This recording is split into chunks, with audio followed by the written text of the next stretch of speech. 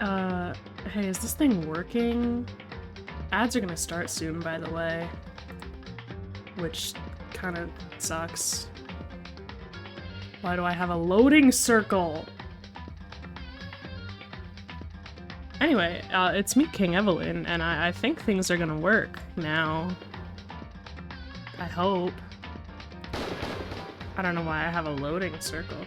Music is a little loud. Yeah, well, it's the title screen. It's what it do. Yeah, I don't... Why does Tuesday hate me? On God? Like, what did I do to Tuesday? Also, just to let you know, before I started the stream twice, my computer also crashed twice, fully, so... yeah, I don't know. I'm sure everything's gonna be fine. Sorry about the ads I've forced you to sit through today.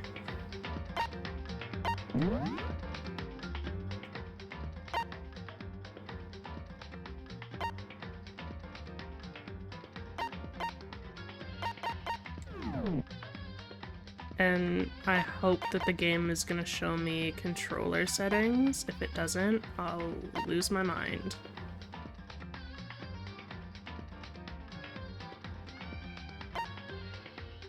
Tuesday.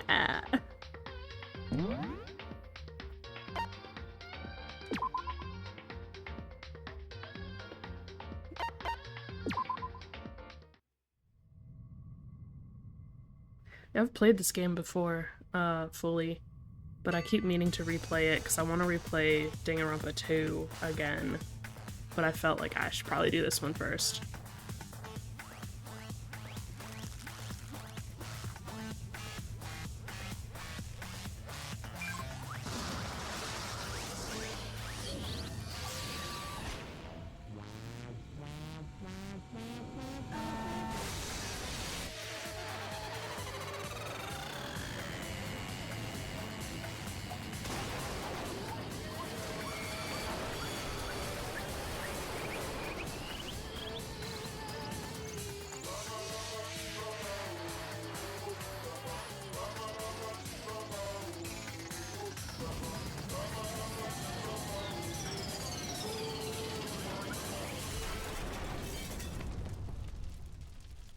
Has this game always started like this?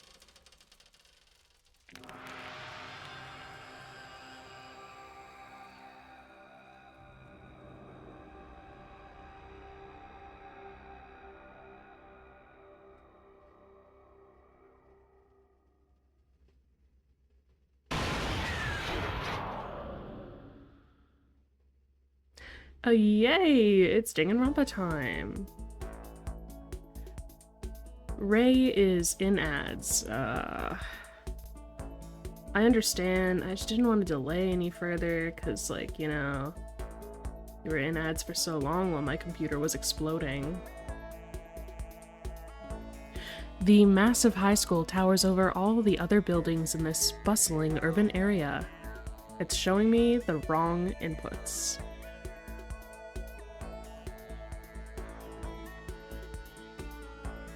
Okay.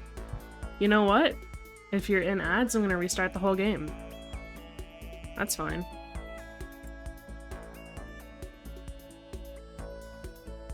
Everything's gonna be fine. You're in ads anyway, so don't worry about it.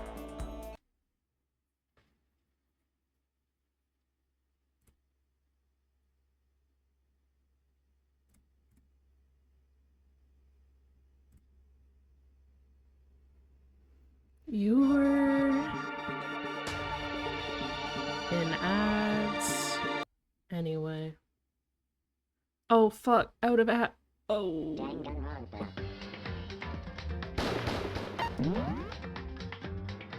I decided because you were in ads that I would just restart the whole game.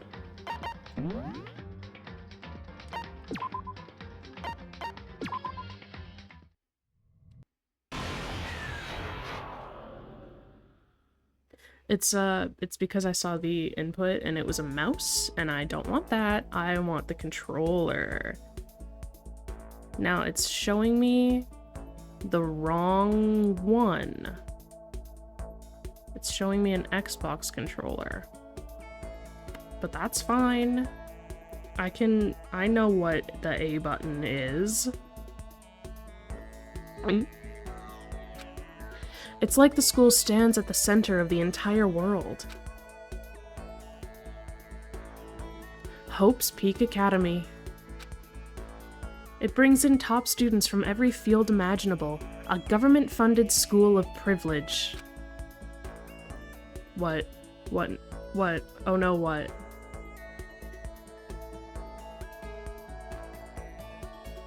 What are you oh-noing?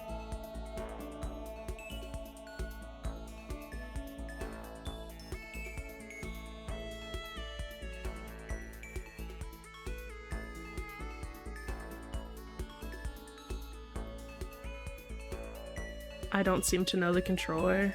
Xbox? Yeah, I'll figure it out.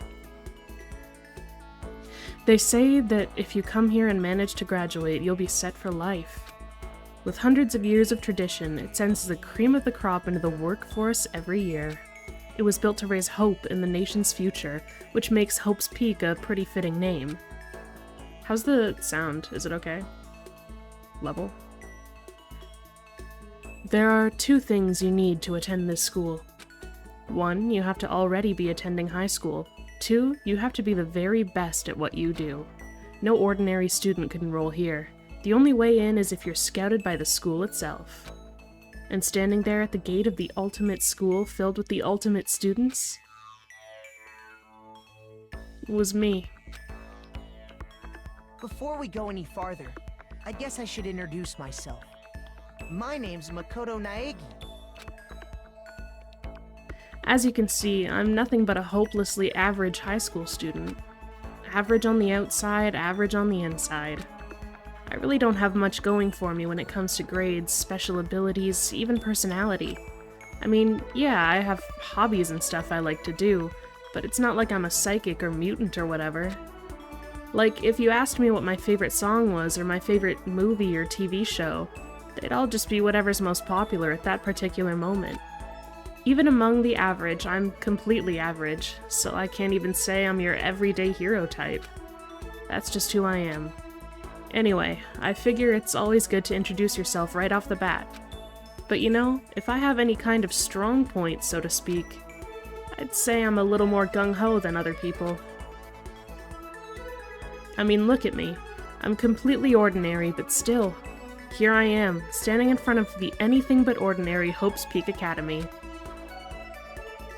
I still can't believe I'm standing here. I wonder if someone like me can survive in a place like this. It's got this overwhelming presence, like it's trying to swallow me whole. But it's no wonder I would feel that way. What you have to understand is...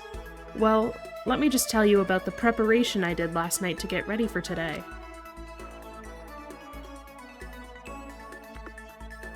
Hope's Peak only invites those students who are the truly elite in their field. It's such a popular topic, there are threads online dedicated to talking about the school's attendees. So to prepare, I looked up some of those threads, and all I saw was talk about ultimate students who are way beyond your average high schooler. For example, one incoming student is the ultimate pop sensation. I guess she's a high school girl who's also the lead singer for a pop group famous all over the country. There's also the ultimate baseball star. He was the cleanup hitter for the National High School Champs. Pro teams already have their eyes on him.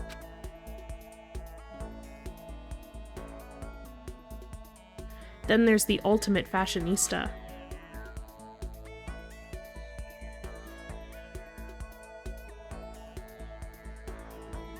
She's been on the cover of tons of fashion magazines. She's what every high school girl wants to be. Oh, and they mentioned the ultimate biker gang leader too. The scary thing is, he's the de facto leader of every biker gang in Japan. Gangs everywhere love the guy. On top of that, there's the ultimate martial artist, the ultimate fanfic creator, the ultimate gambler, the ultimate swimming pro, the ultimate programmer, the ultimate clairvoyant, and then some. Reading that made me realize how totally powerless I was. It was the country's finest, top to bottom. I felt like a tame little house cat who'd wandered into a pride of lions. But still, there was something I couldn't stop thinking about. You see, there were a few students who I couldn't find any info on, no matter how much I looked. With all those ultimate students, I'm the only one without any kind of worthwhile talent. But then, what about those other new students who didn't seem to pop up anywhere? Could they be just average students like me, without any talent or anything? That thought was kind of encouraging. I mean, I know I don't have much in the way of personality, but beyond that, there's an even bigger issue.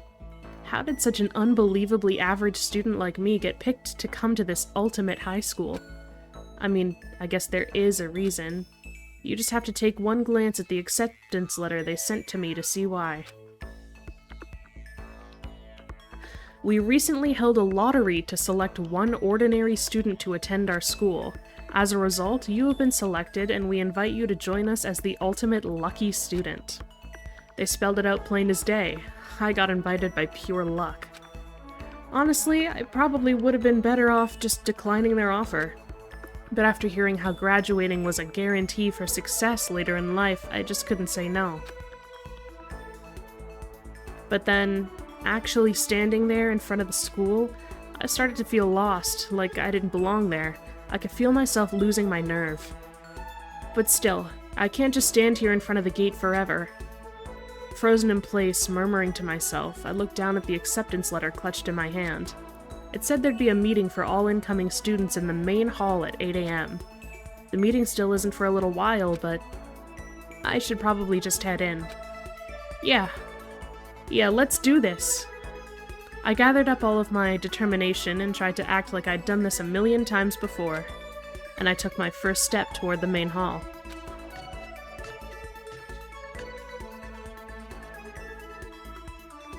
This is where we're supposed to meet, right? I guess I'm the first one here. There's a really elegant clock over in the corner. It says it's 7:10 a.m. The meeting doesn't start until 8 o'clock, so there's still a full 50 minutes left. It makes sense nobody else would be here yet. I was so wound up I got here way too early. I have plenty of time before the meeting. Just standing around waiting isn't exactly... I should take a look around the school. Maybe that'll help me calm down a little. I am a student here now, so there shouldn't be any problem with me having a look around, right? It'll help me kill some time, if nothing else. Trying to play it cool, I took my first step into Hope's Peak Academy. It was also my first step towards starting a new life at a new school. At least, that's what I was hoping for.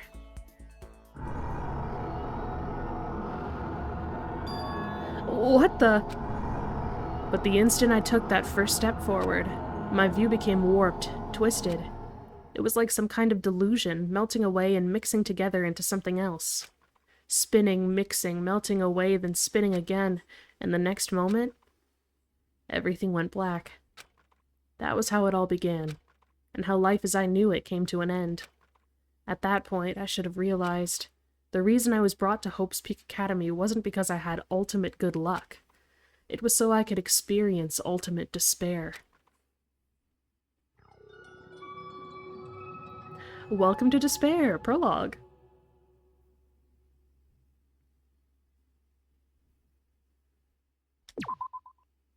Okay, as we do, my streaming slot is gonna be slot 3.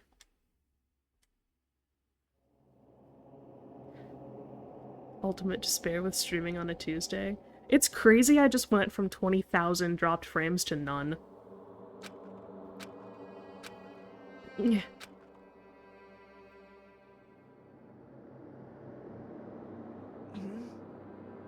What? Where am I? I woke up with my head resting on top of a hard wooden desk. My body feels heavy. It's pretty normal for me to zonk off in the middle of some boring class or whatever, but what was I doing asleep here just now? This isn't a classroom I've ever been in before. What the heck is going on?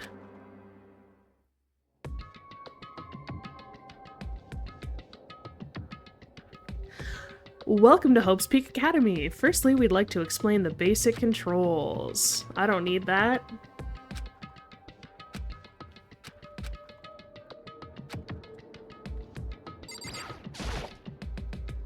That's the desk I fell asleep on.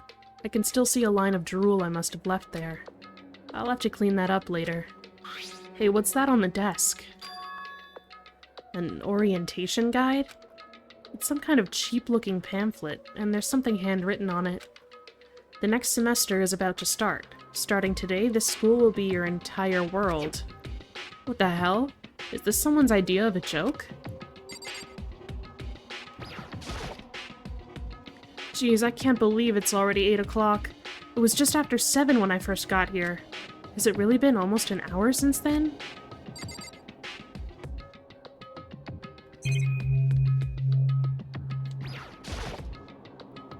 Is that a surveillance camera?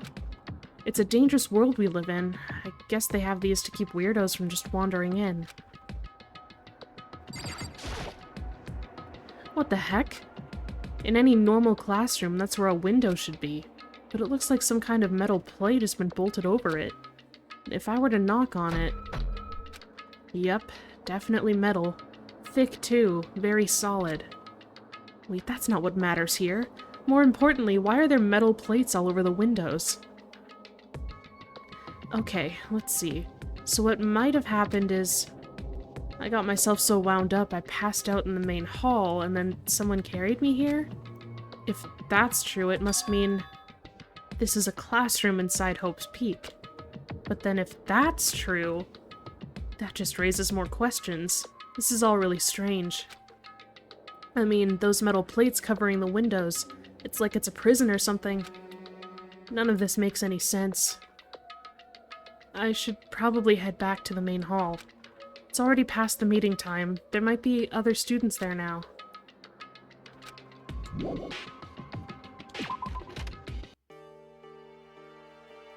Geez, this hallway is kind of weird too. This is getting stranger by the second. I honestly have no idea what's going on. Well, for now I'll just head to the main hall. Bah.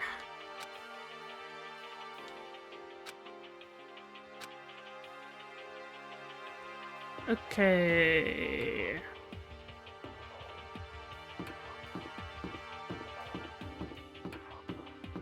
I've been told that sometimes I play these like walking 3D parts like a maniac and it's hard to watch. I hope that's not the case for you. By the time I got back to the main hall, everyone else was already there. Whoa, hey! Another new kid? Huh? Then you guys are all... Yeah, we're all new here. Today's supposed to be our first day of class. So, counting him, that makes 15. Seems like a good cutoff point, but I wonder if this is everyone. Ray, I think it is your end that's buffering. I don't have any dropped frames. Standing before me were the ultimate students that had been handpicked by the school. I looked around at everyone who'd gathered there, taking in their faces one at a time. Maybe I was just imagining it, but I swear I could feel a kind of aura coming from each of them.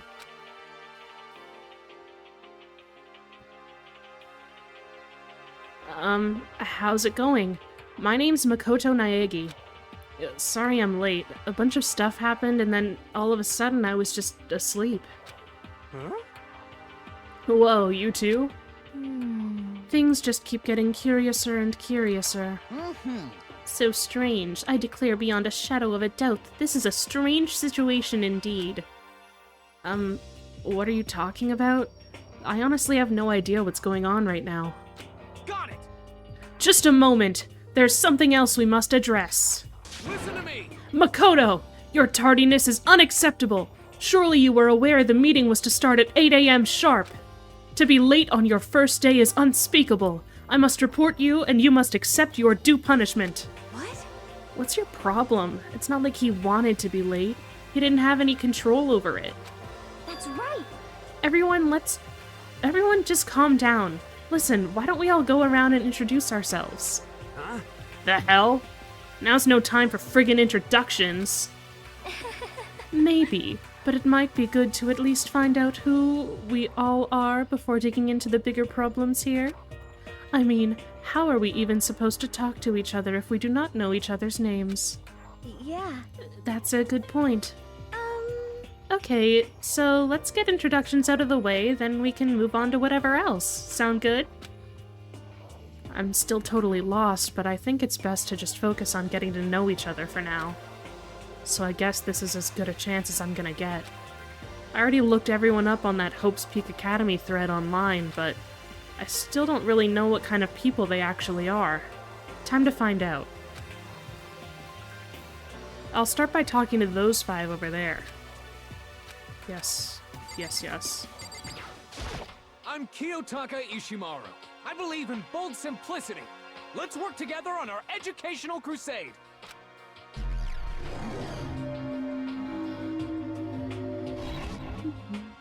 So that's Kiyotaka. According to what I saw about him on that thread, he went to a famous private school and won top honors every year. He's basically a flawless honor student. He's also known for the work he's done with his community's Public Morals Committee. They say he respects rules above all else, earning him the title of Ultimate Moral Compass. Anyway, you can call me Taka. You said your name was Makoto Naegi, right? That's a good name, a strong name. You should thank your parents for giving you such an excellent name. You hear me? And to keep that name from losing its value, you must devote yourself every single day. Got it! Life is worth putting every ounce of effort into it, right? Right. This guy is kind of annoying. Not that you'll remember my name anyway, but I'm Toko Fukawa.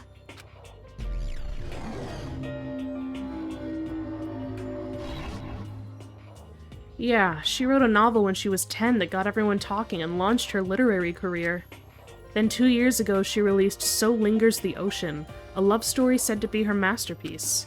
The book was such a hit with women that fishermen quickly shot to the top of every hottest men poll. Despite her age, she's won countless literary prizes and all her books are instant bestsellers, which is why she's come to be known as the ultimate writing prodigy. What else would you call such a young and talented author? But I figured she'd be a lovey-dovey type, what with her masterpiece being a romance and all. What's your problem? What? It's not polite to stare, you know. What the heck? Stop staring at me like I'm some filthy creature! Filthy creature? No, I just thought... I know what you just thought. You just thought you've never seen such an ugly woman. You just thought it was so funny. No, that's not what I was thinking at all. I'm telling you! Don't bother trying to lie to me! I know it's true, otherwise I know you can't stand looking at me. Anyway... Whatever. I don't really care. I'm used to it. Wow, talk about an inferiority complex. I was way off about what a successful author would be like. Hi, I'm Sayaka Mizono. I look forward to getting to know you.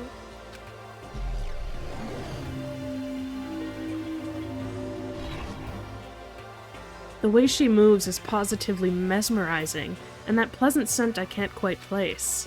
Sayaka Mizono. When I saw her name in that thread online, frankly, I was pretty surprised. She's in a pop group famous all across the country. In fact, she's their lead singer. As the ultimate pop sensation, she's in high demand to appear on TV and in magazines everywhere. But actually, that's not the only reason I was so surprised to find out she'd be going to this school. I'm sure she doesn't remember, but... well, never mind. No matter how you slice it, she's really beautiful, almost like a doll or something. I'm not a doll, you know. I'm alive! Huh? Did you hear me? I'm psychic. Huh? Kidding! I just have really good intuition. She's a sharp one. Hey, By any chance... Now what? huh? Yeah, it must be. I'm sure of it. Hey, Makoto, did... Just hold on. Jeez, you guys! How long do you plan to waste our valuable time with this ridiculous back and forth? Sorry. Just got carried away, I guess. You hear me? Self-introductions are for introducing yourself, not bumbling through a bunch of idle chit-chat. You're right. Sorry. Sorry, Makoto. We can talk about this later. It sounded like Sayaka really had something she wanted to say. But it's not like we'll never see each other again. Like she said, we can talk later. Yo, the name's Leon Kuwata. What's up?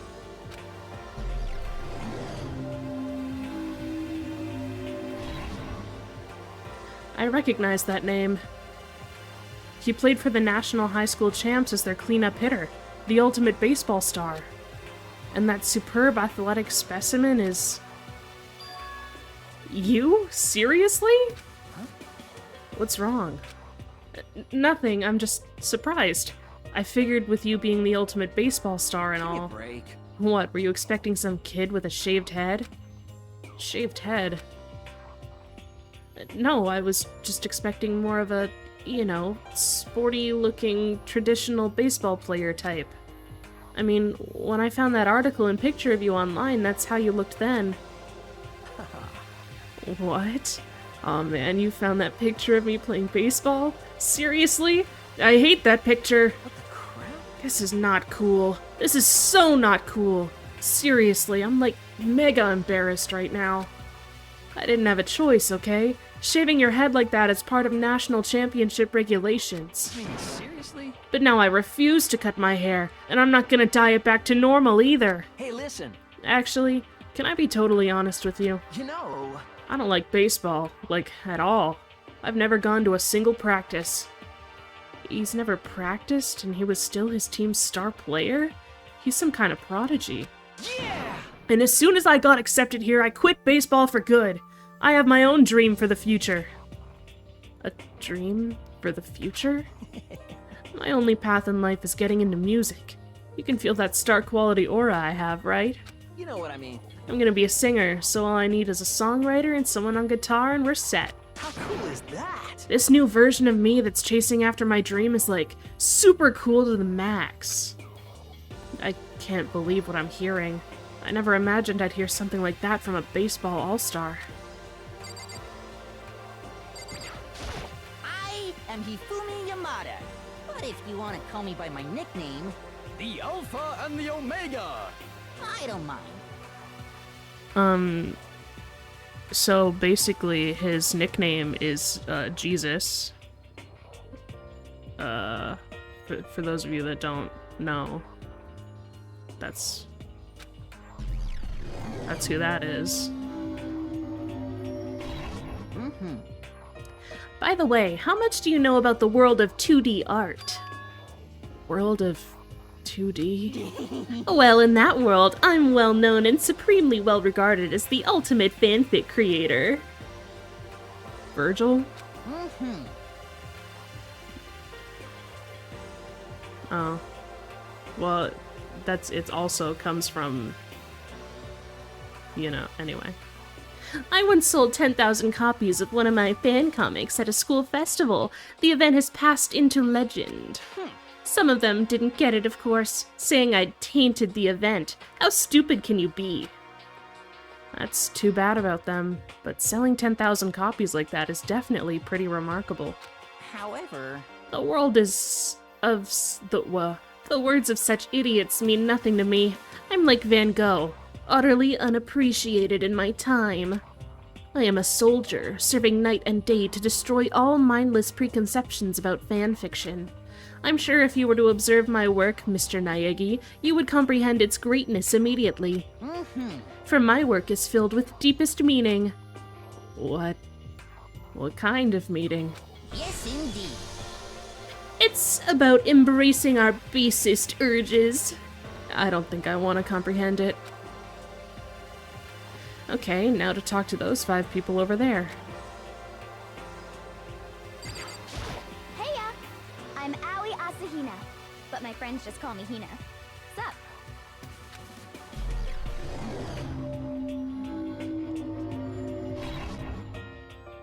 Aoi Asahina. She's been breaking records in every competition she's been in since elementary school. She's even been chosen as an upcoming Olympic cadet. She is without a doubt the ultimate swimming pro. The combination of her ability, appearance, and, proportions has been widely discussed online. So, what was your name again? Sorry, totally forgot. Makoto Naegi. Oh yeah, I knew it was something like that. No, not something like that. It is that. You got it. Sure, you got it. Here, I'll hammer it into my brain right now. Yeah. Makoto Naegi. Makoto Naegi. She just kept repeating my name and moving her finger across her palm like she was writing something. What are you doing? Huh? You don't know? If you want to remember someone's name, you gotta write it on your hand 3 times. I've never heard that before in my life. Hey, by the way, how do you spell your last name? You spell it exactly like it sounds. Well, I have no idea. I'll just figure it out later and write it down. Okay. Anyway, glad to meet ya. Sure, same here. Well, one thing I learned is she's totally easygoing and bursting with energy. Hello, nice to meet you. I'm Chihiro Fujisaki.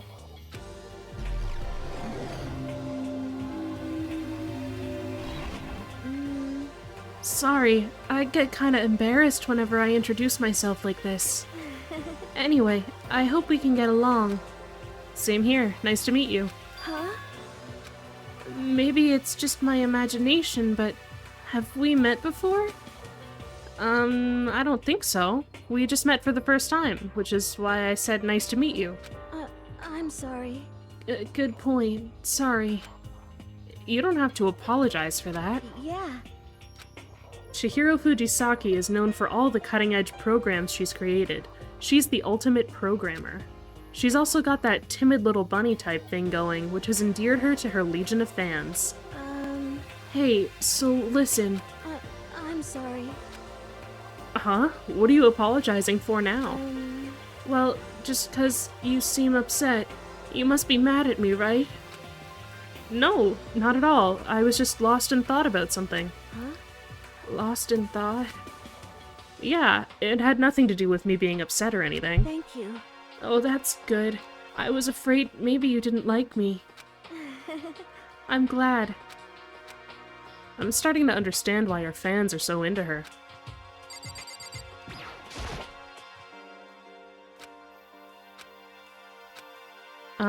Can I ask you your name? My name is Kyoko Kirigiri.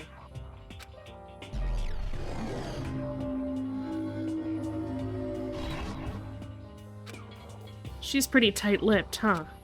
Oh, but you know, her name didn't show up anywhere in that Hope's Peak Academy thread.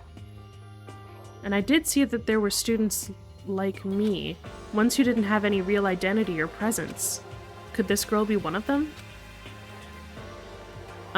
So what are you doing at this school? What? What's that supposed to mean? No, I just meant getting invited here means you're some kind of ultimate something, right? So what ultimate something are you? That doesn't matter. Why should I tell you? Huh? Well, I guess you don't have to tell me. No, I don't have to tell you, so I'm not going to. Nothing about her turned up online, so I was thinking maybe she got picked by chance like me, but... Her face is like an iron mask. If she doesn't want to tell me anything, no point in asking. Hi, I'm Junko Enoshima. Charmed, I'm sure.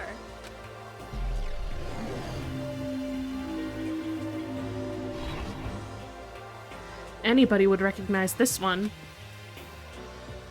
She's got more charm and presence than any high school girl in the country. She's the ultimate fashionista. I've seen her on tons of magazine covers, but I feel like that doesn't quite match up to reality. What? Come on. Oh, are you talking about my cover photos and junk? Oh, well, of course! Those are totally photoshopped. Photoshopped? Yeah, you know, edited to hell and back? With, like, computers and junk? Oh, so they aren't real. What can we do? Come on, don't act so surprised. You're gonna make me all depressed. Totally.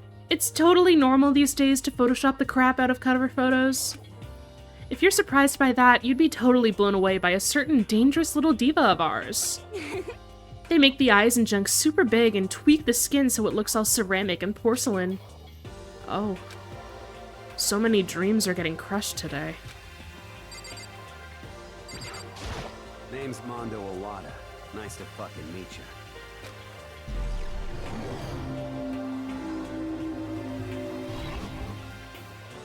Mondo Owada, huh? Which means... he's the current leader of the largest biker gang in Japan. He's earned respect, even awe, from every gang in the country. He's the ultimate biker gang leader. Nice to meet you too. Yo. Hell yeah. I'd better be careful around him. One wrong word and I could wake up at the bottom of the sea. Those 4 over there are the only ones left. I am Sakura Ogami.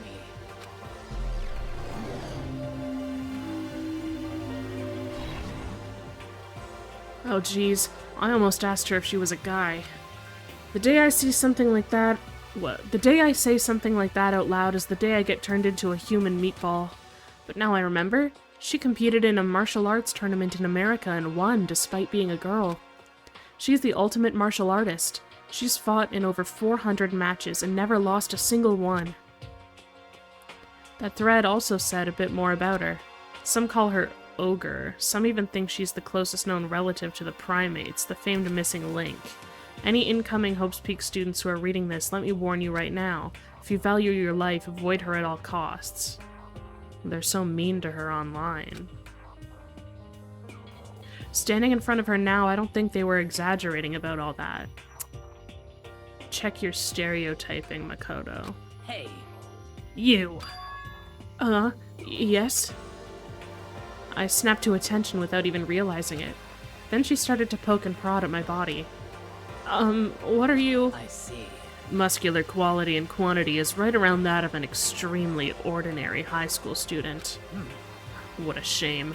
You're not at all fit to act as my training partner. I'm not so sure that's such a shame for me. Name's Byakuya Togami.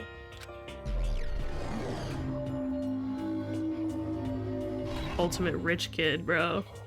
Hi, nice to meet you. That's the most half-assed introduction I've ever heard. But there isn't really anything I can do about it. Even among the ultimate students, this one is special. Byakuya Togami. He's the heir apparent of his family's massive financial conglomerate. He's already started managing business operations and his own personal assets are, well, vast. His title of ultimate affluent progeny is completely accurate. He's the definition of exceptional.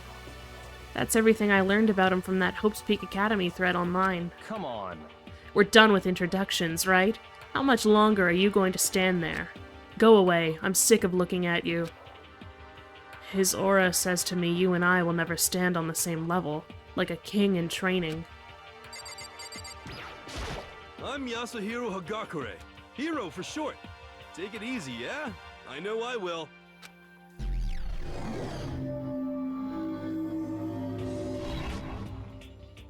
Yasuhiro Hagakure, known as Supernova in the psychic community, the trend-setting ultimate clairvoyant. Honestly, I don't really get all that fortune-telling stuff. It's pretty much beyond me. Still, I can't help wondering if there's any truth to it. Could it be... Okay, I give up. Huh? What happened? We're serious. I saw it. I looked right at it. Seriously, I totally saw it. Saw what? A guardian angel with a crazy perm chasing after Bigfoot running off with a skyfish in its mouth. And that guardian angel is your guardian angel. Nah, I'm just kidding. But hey, we should grab some brewskis sometime and get real deep into Lemuria and its civilization. What? We're not allowed to drink? We're in high school. You know? Oh, I'm actually 21. I've been held back a few times, see, and, well, it's a long story. A few times? Yeah, I bet that is a long story. I do not think we have been introduced. I am Celestia Ludenberg.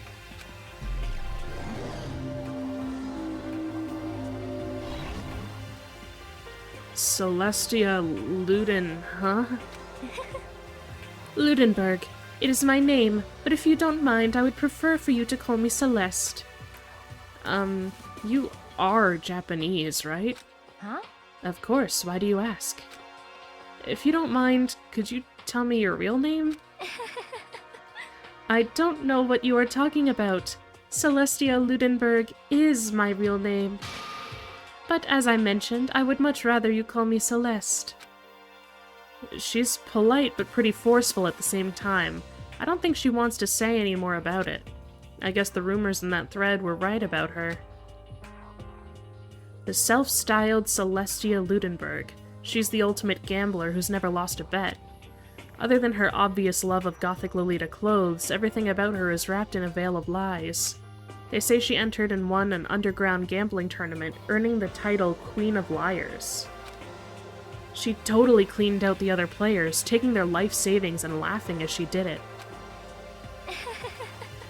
I look forward to getting to know you better. That smile is beyond deceptive. I'd better watch myself around her.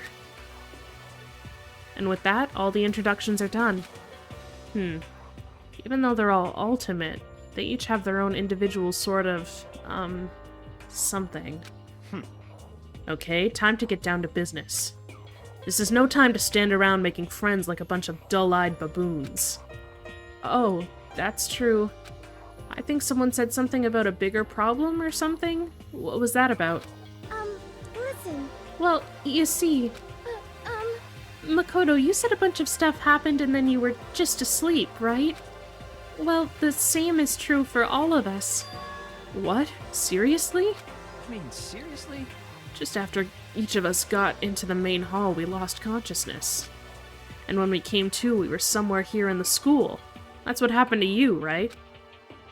But that's just weird, that every one of us would get knocked out like that. Piece of shit! Exactly! That's why we're all freaking out! And that's not the only thing. You saw where all the windows in the classrooms and hallways were, right? But instead of normal glass windows, it was a bunch of big metal plates! What's that about? Are you for real? Plus, all my stuff's missing. Even my cell phone. Yeah, you're right.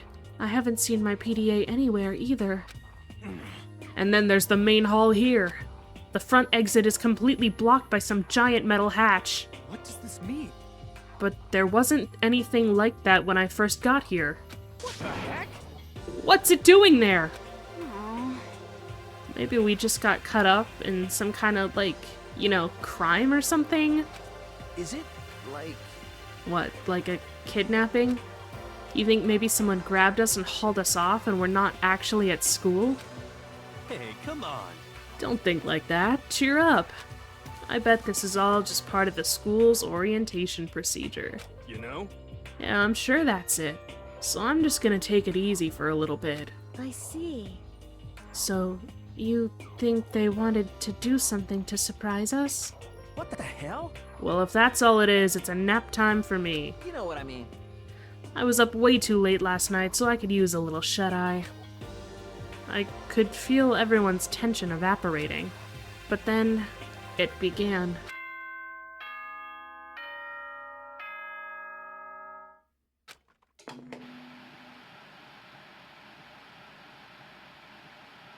Whoa! Testing. Mic check 1, 2. This is a test of the school broadcast system. There he is. Am I on? Can everyone hear me? Okay, well then. The voice seemed totally out of place. It was so playful, so completely unconcerned. I couldn't help but feel a deep, unnerving dread at the sound of it. It was like hearing someone laugh at the scene of an accident. To all incoming students, I would like to begin the entrance ceremony at... right now! Please make your way to the gymnasium at your earliest convenience. That's all. I'll be waiting.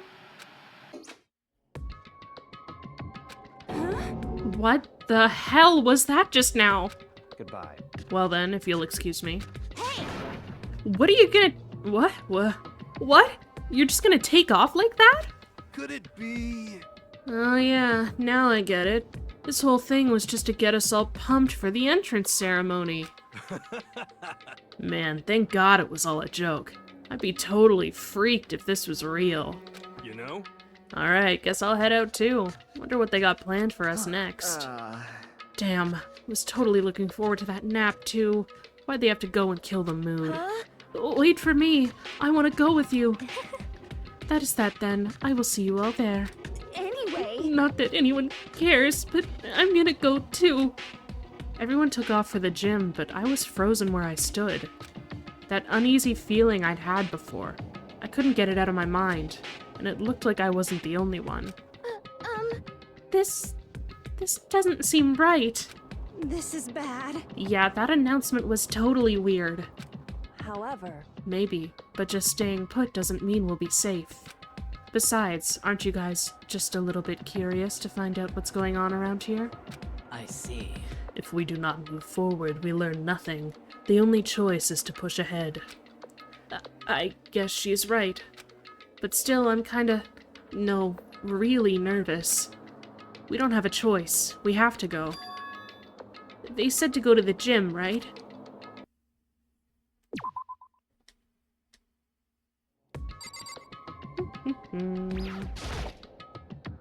Holy cow, what's with this huge metal hatch?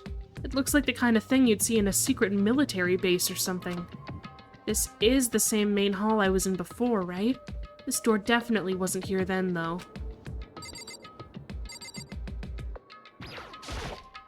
This is bad. What was with that announcement? It was like totally creepy. Shit! What the hell kind of game are they playing?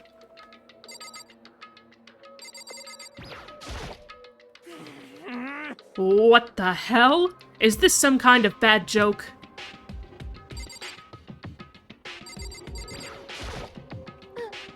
Something weird is going on here, right?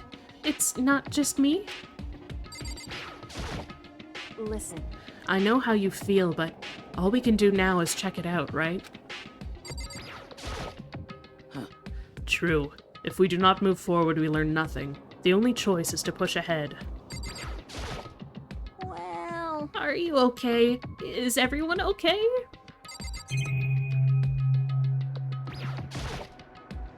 That surveillance camera has what looks like a gun attached to it.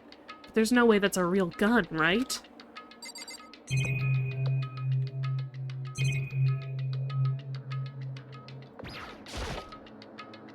A mailbox. There's nothing inside.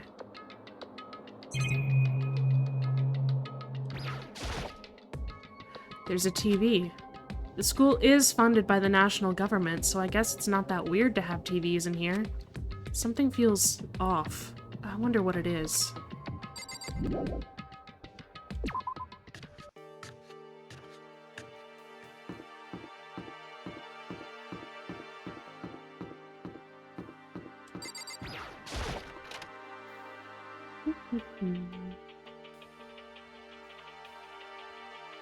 Hey, come on.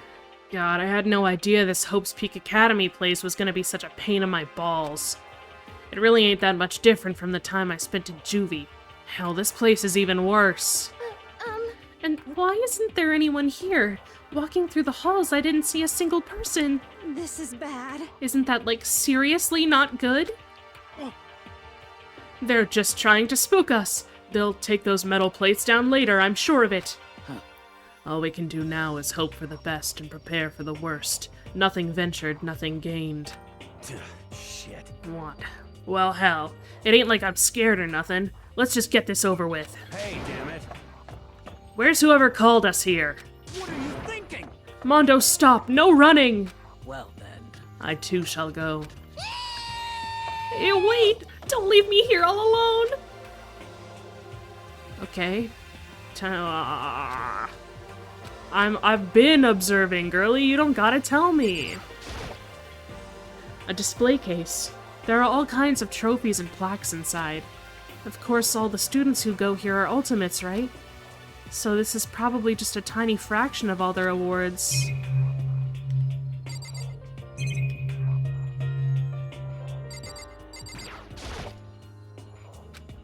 Total silence. For whatever reason, she's the only one managing to stay calm. Or maybe I'm just imagining that. Where are all the other students? Why are we the only ones here? This is bad. I'm totally getting a bad vibe right now. Same thing, cameras, TV. Another surveillance camera.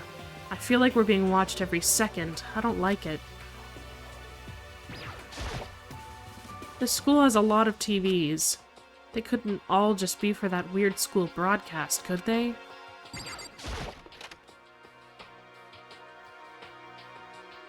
Still filled with uneasy dread, I did what the announcement said and went to the gym. And I saw what was waiting for us there.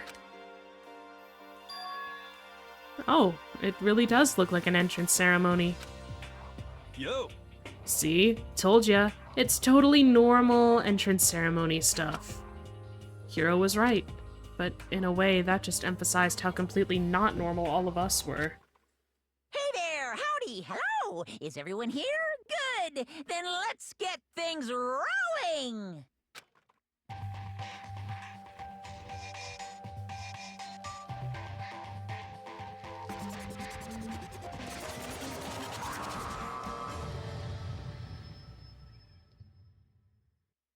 Huh?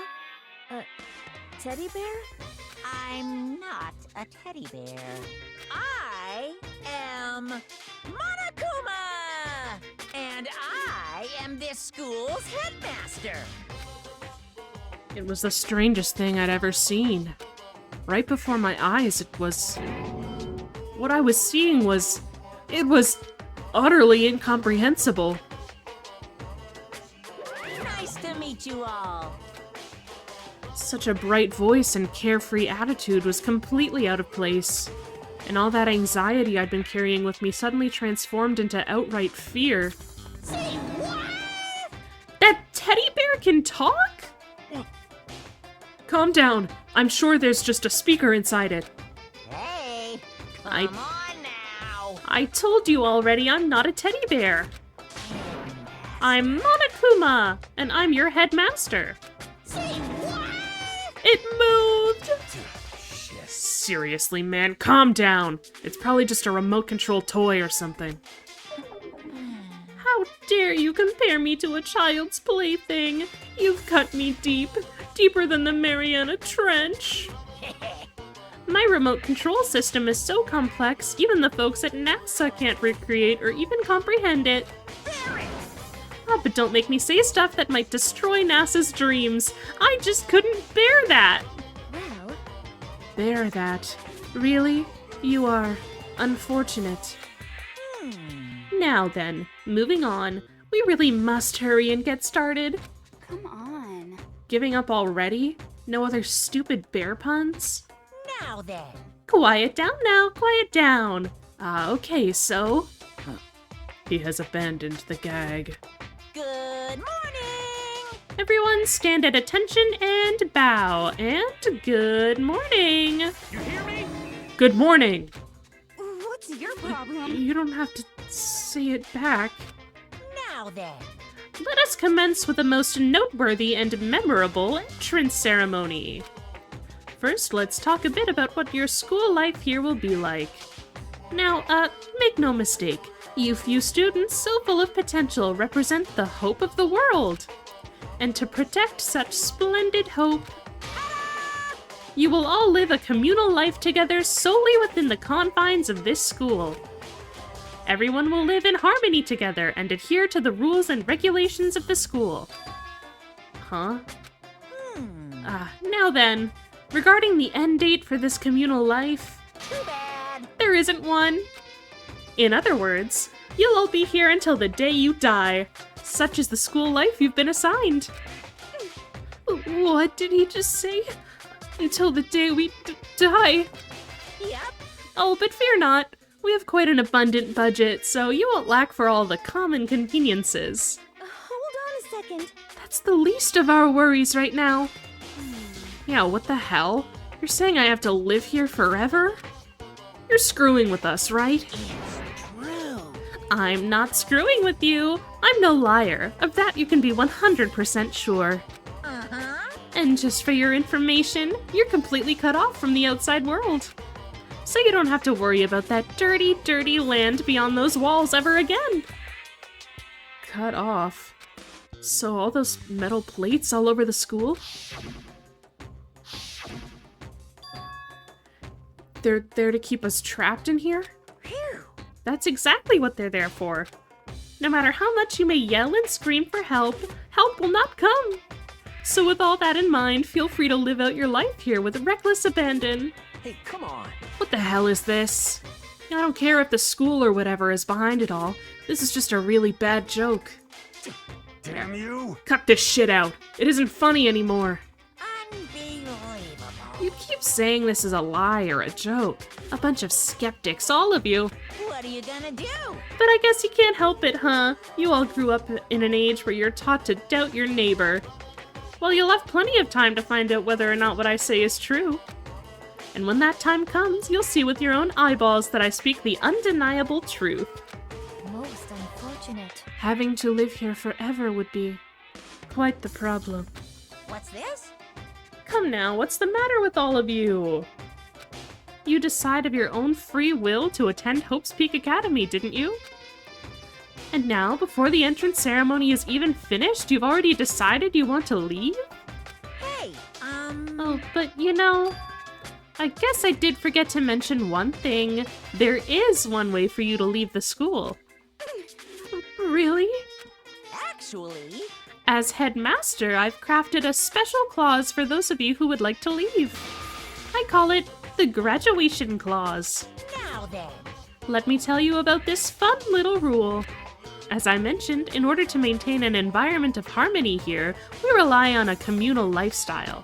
And if someone were to disrupt that harmony, they and they alone would be allowed to leave the school. That, my students, is the graduation clause. What do you mean by disrupt the harmony? Well, you know, if one person were to murder another... Murder? Yes, indeed. Stabbing, strangling, bludgeoning, crushing, hacking, drowning, igniting. How you do it doesn't matter. You must kill someone if you want to leave. It's as simple as that. The rest is up to you. Give it your all to achieve the best outcome in the worst way possible. A chill shot down my spine. You must kill someone if you want to leave? As soon as I heard those words, my blood went cold. I bet that got your brain juices flowing. Beats the heck out of a human catching a salmon, huh? Like I said before, you guys are the hope of the world, but, you know, taking that hope and seeing it get murdered creates a darkened shadow of despair. Extreme! And I just find that so darn exciting. What the hell?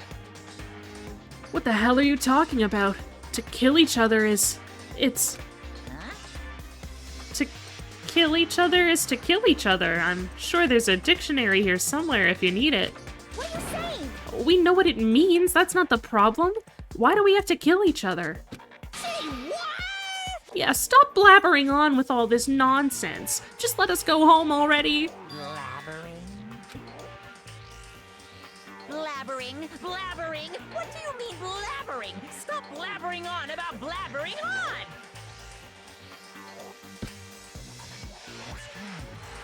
You guys just don't get it, do you? Let us go, let us go. You keep on saying the same thing over and over and over and over. Listen, from this moment on, this school is your home, your life, your world. Got it?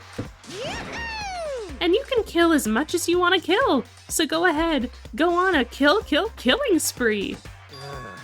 Alright, come on. How long you gonna keep this up? You know? You got us, okay? You scared the hell out of us. So you can go ahead and reveal the trick now. Huh? Reveal the trick? I'm right? Yeah, cause I mean, you know, this is all some kind of trick and all, right? So, like... Dude, shut the hell up and get out of my way! Shoving Hiro aside, Mondo placed himself in front of Monokuma, his voice rumbling like thunder. You're fucking dead. Listen up, asshole. This shit's gone way too far. What the hell kind of joke is this? joke? What, you mean like your hair? You son of a bitch! Bah! Mondo roared out, and then there was a sudden boom. It was the sound of the floorboards as he kicked off and launched himself into the air. He flew at Monokuma fast and straight as a bullet. He'd locked onto his target. Gotcha, you little piece of shit! I don't know if you're a toy or a stuffed animal or whatever the hell. Either way, I'm gonna rip you to fucking shreds! What? Violence against the headmaster is in violation of school regulations! Shut the fuck up! Let me out of here, I swear to Christ! Hey, damn it. What, no smart-ass comeback this time? Piece of shit! Stop that goddamn beeping and say something! Watch out! Get rid of it! Huh? Hurry up and throw it! I don't know if her ferocity stunned him into silence or what, but without a word, he did what he was told. He threw Monokuma, and as soon as he did...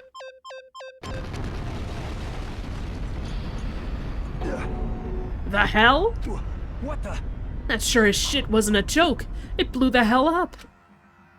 There was a painful ringing in my ears and I could smell gunpowder. Explosions might happen all the time in movies or whatever, but when it's in real life, I'd never seen anything like it. But... You know, this means that the teddy bear's been destroyed, right? Hey! I told you, I'm not a teddy bear! I'm Monokuma! Oh, there's another one? You son of a bitch! You seriously tried to kill me just now! Of course! Well, yes, I was serious about trying to kill you. You did violate one of the school's regulations, after all. I'll let you off with a warning this time, but you better be careful from now on. Any naughty boy or girl who violates my rules won't get off with just a little swat on the butt. This is bad. Hey, so does this mean there's like a bunch more of you around somewhere? Yep. Monokumas have been placed all throughout the school, yes. Plus, don't forget, the surveillance cameras installed everywhere. And if you're caught breaking any rules, well, you all just saw what happened, right? And I won't be so forgiving with my punishment next time, so don't let it happen again. Huh? And that's not even punishment, that's just wrong. Well? Now then, lastly, to commemorate your joyous entry into our school, I have a little something for you. This is our official student handbook. Pretty cool, huh? As you can see, it's fully digital, so naturally we call it the e-handbook. Yes, well, moving on. This handbook is absolutely vital to a healthy school life, so don't lose it. When you start it up, it will display your name. Always make sure you have the right one. Now, this is not your everyday notebook. It has so many more uses than that. Also, it's completely waterproof. Splash it, wash it, drown it, it'll keep on ticking. And thanks to its space-age design, it can withstand an impact force of up to 10 tons. Very resistant. It contains all of our school's regulations, so make sure you review them thoroughly. You guys... You'll hear me say this a lot, but any violation of school regulations will not be tolerated. Shing! Rules restrict, yes, but they also protect. Society, for example, would be utter chaos without laws. Yes, indeed! The same thing applies here, which is why it's crucial we have strict punishments in place for violators. Okay, well, that brings our entrance ceremony to a close. Bye-bye! Please enjoy your abundantly dreary school life, and see ya! And with that, he was gone, leaving us all in a state of shock. So, guys, how would you define what we just experienced? What the crap? How? Why? I don't understand any of this. We have to live here forever? Or kill? What? What just happened? Calm down. Everyone, we need to just calm down. First, let's just take a second to summarize everything we just heard. Based on what Monokuma said, we essentially have two choices. Choice number one is that we each stay here living a communal life together until the day we die. And the other choice is... Indeed. If we want to get out of here alive, we have to kill someone, right? But killing someone, that's... Oh, we were abducted out of nowhere and stuffed into this place meant to look like a school? And now we're supposed to start killing each other? This is... I wish he wouldn't shriek so much. This is just... What is this? Ridiculous. A lie is what it is. All these ridiculous things we've heard. This all has to be fake. Right now, it doesn't really matter if it's real or fake. What matters is... So, in other words... Is there anyone here who's seriously considering all this? To that, nobody had a response. Keeping quiet myself, I looked around at the others. They all stared at one another, trying to gauge each other's thoughts. I could almost taste the hostility. And that's when it hit me. I realized the true terror hidden within the rules Monokuma had laid out. You must kill someone if you want to leave. Those words had planted vicious thoughts deep within each of us. Each of us became suspicious of everybody else. We were forced to wonder, is someone going to betray us? And that was how my new school life began. This school, which had come out of nowhere to raise my hopes so high, it's not a school of hope. It's a school of despair.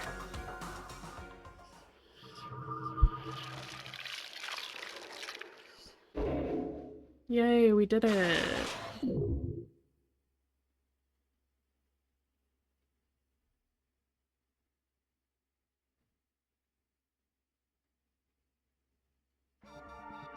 Part of the game, oh, you guys can see it too. It's like jittering up there.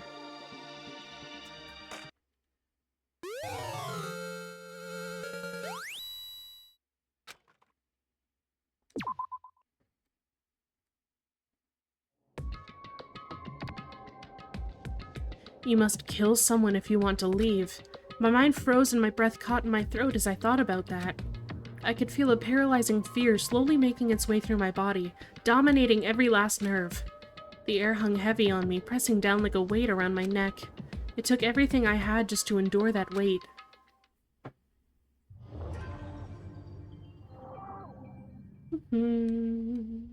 Chapter 1 to survive.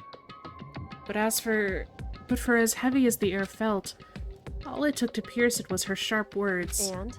So, what are you going to do now? Hey. Just stand around glaring at each other? Her pointed comment was directed at everyone in the room.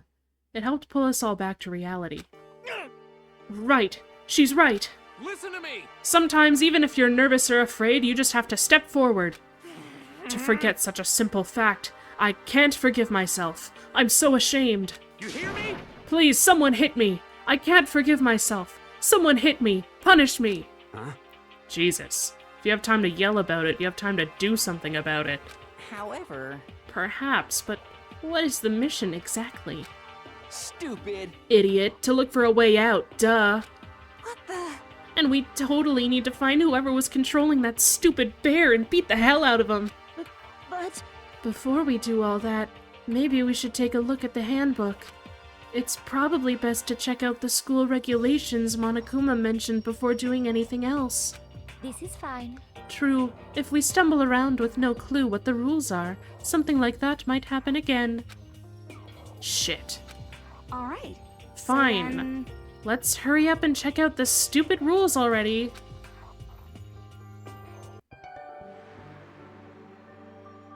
Whoa, it's me. It's my handbook.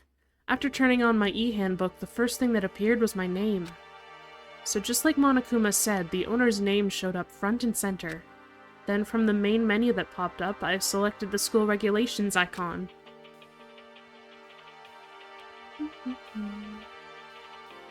An itemized list appeared on screen. It was the school regulations. In other words, the rules being imposed on all of us. Students may reside only within the school. Leaving campus is an unacceptable use of time. Nighttime is from 10 p.m. to 7 a.m.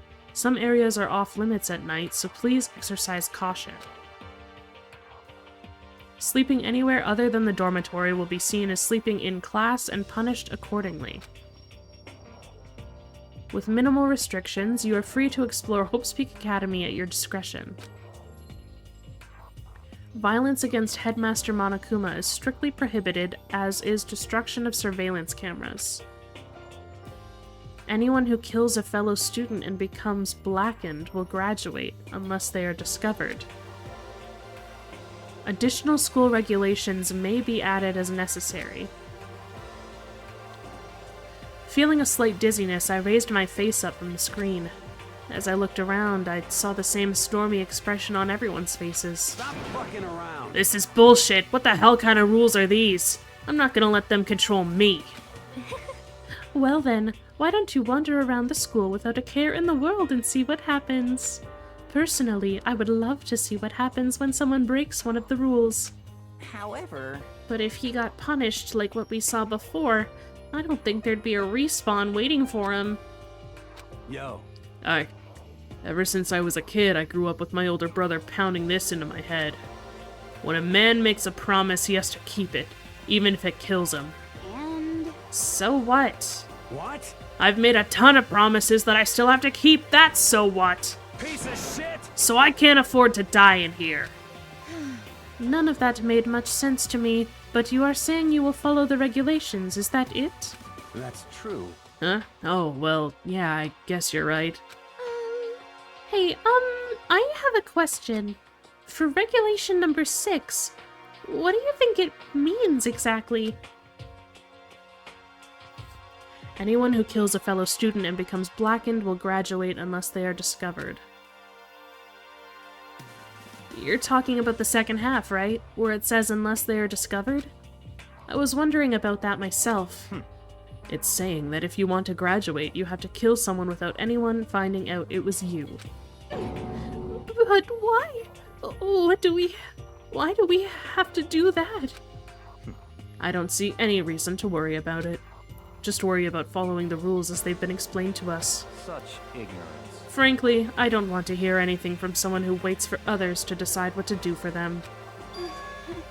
Don't jab at me. Give me a break. More like a full-on stab. Well, for now, let's forget all that silly junk about murderers or whatever. Okay.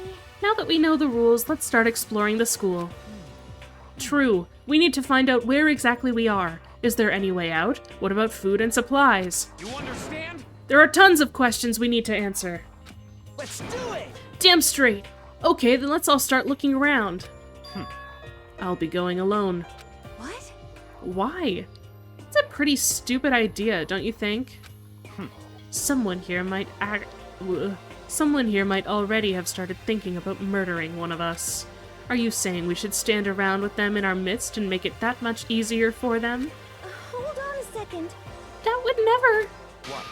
Don't bother saying it couldn't happen. You can't deny the possibility. That's why you all seized up with fear when that graduation rule was made clear to you. Am I wrong? So I'm simply acting in accordance with what I think is best for me. Just hold on. Like hell, I'm gonna let you run off and do whatever you want. What? Out of my way, Plankton. What? What the fuck's that supposed to mean? Such ignorance. One tiny bit of plankton drifting across the ocean. So minuscule, so insignificant they couldn't possibly have any kind of influence on the boundless ocean. You're fucking dead. I'm gonna kick your ass. Stop it. We shouldn't fight. What? The fuck you just say? You some kind of goody-goody little bitch? You wanna throw down? Who do you think you are talking to me like that? You think you're my fucking dad or something? No, I wasn't. You son of a bitch. Fuck you! He punched me. And I flew back in a heap. It was like something straight out of a comic book. I didn't even see the punch coming. It was just suddenly right there in my face. One second I was standing there, the next I was soaring through the air. Now that I think about it, maybe I'd kind of forgotten the kind of people I'd been trapped here with. My common sense had just stopped functioning.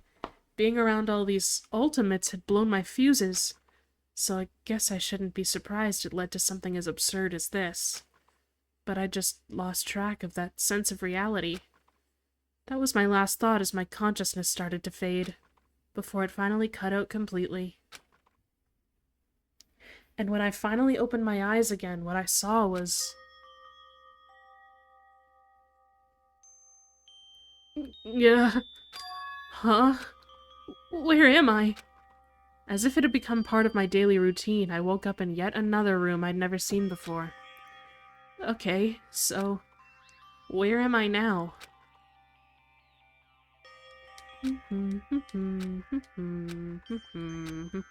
Yep.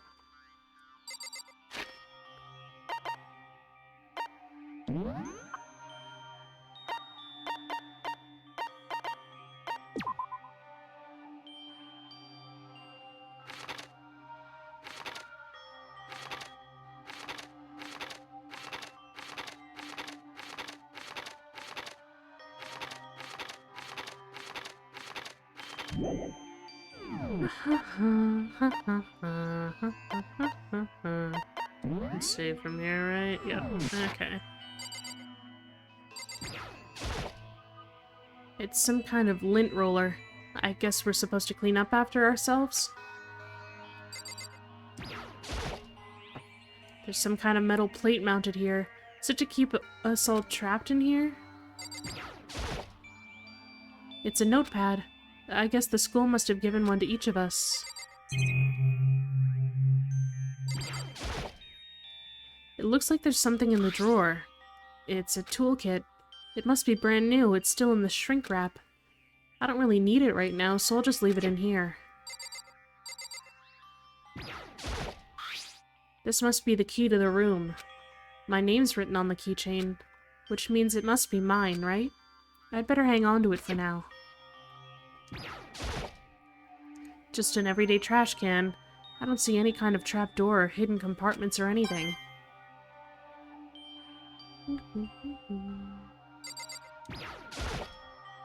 Some kind of monitor. Ugh. There's a piece of paper hanging up on the wall which says, "Announcement from Headmaster Monokuma. Each room's lock has been designed to completely protect against tampering or lockpicking. Remaking an individual room key is quite troublesome, so please make sure not to lose yours. Your room comes furnished with a shower, but please note that the water is turned off at nighttime. Also, the bathrooms in the girls' room include a lock of their own. Finally, we've prepared a small gift for each of you. For the girls, a sewing kit, and for the boys, a toolkit. The sewing kit includes a map of the body's vital organs. One stab will do the job, girls. For the boys, we believe a strong blow to the head with any of the tools should be ample. Don't think, just feel, and let us all enjoy ourselves." I crumpled up the sheet of paper and threw it in the trash. This would appear to be the bathroom. Huh? It's not opening. I guess it's locked. And that was everything. Looks like this door leads outside. It's locked. So some of the rooms have locks, huh? I think I'm starting to understand. This room must be... Sleeping anywhere other than the dormitory will be seen as sleeping in class and punished accordingly. This is my assigned dorm room. Someone must have carried me here after I fell unconscious. So that answers that question. The next question is, what's everyone else up to right now? There's only one way to find out, and that's to get out of here.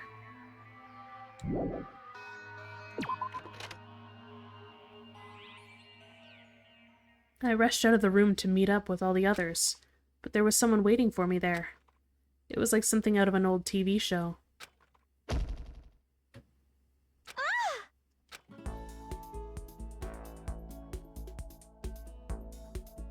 Oh, Sayaka? Sorry. Are you okay? I'm fine. I hope you're okay. Sorry about that. She had an embarrassed smile on her face. I stood up slowly. Are you okay, Sayaka? Are you hurt? You make it sound worse than it is. I'm completely fine. I know how I look, but I've actually built some pretty good muscle jumping up and down on stage. That's good then. But are you okay? You know, from when Mondo hit you? That's true. I got knocked out right there in front of everyone. I guess I've revealed my lack of cool right from the beginning. Makoto. Oh, I'm fine. Nothing wrong here. That's good. I was kind of worried. Thanks. By the way, what are you doing here? Actually, I came to get you. You came to get me? Listen. Well, if you really are feeling better, I was hoping you could come to the dining hall? The dining hall? You see. After you got knocked out, everyone decided to go and do their own thing. We decided it would be more effective if we split up to investigate. So we agreed to get together later on and talk about what we'd each found. So does that mean it's almost time to get back together? If that's what's going on, then of course I'll go with you. That's good. I'll go on ahead and meet you at the dining hall then. There's everyone's rooms.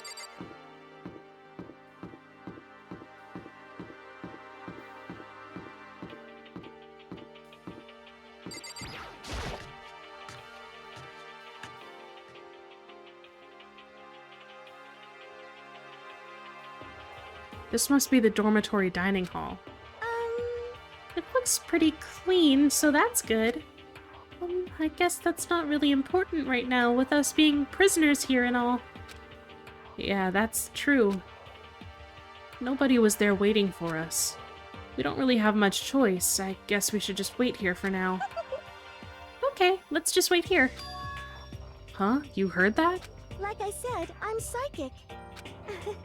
Come on, I'm just kidding. Seriously, I just have amazing intuition. Is it really just intuition? It's kind of sudden, I know, but here comes a tutorial. Purple words. Steal the purple words. Review. I forgot the first game did this. They didn't do this further on. Hey, Oh, hey, fuck. I forgot. Oh, God. Hey, Makoto. Something.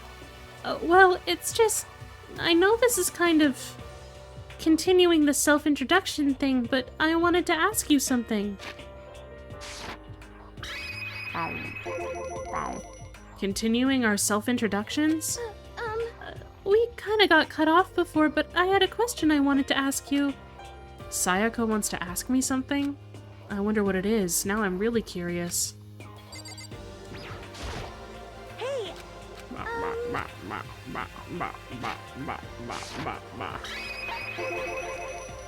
What did you want to ask me?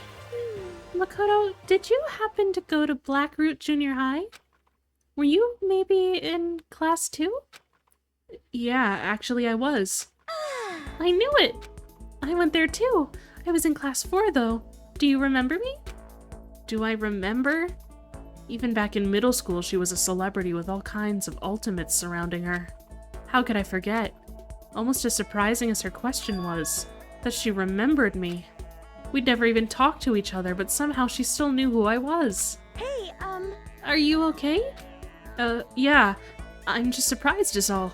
I wouldn't have thought you'd remember me. We went to the same school for 3 years, of course I remember. Well, that's true, but there were tons of students in our grade, right? Plus, I've never been the type of person to ever really stand out. I'm average at everything, and all my hobbies are totally normal. Even normal would call me boring. What are you talking about? You're so strange. So strange, that's... She started giggling even louder. That somehow mysterious smile of hers made my heart grow calmer.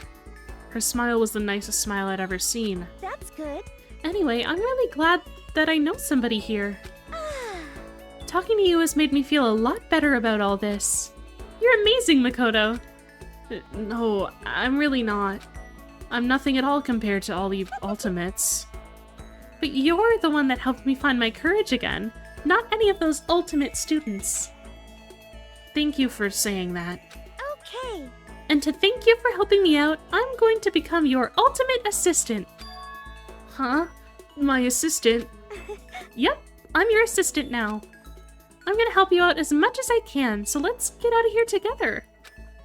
When she says things like that, it just gets me pumped up.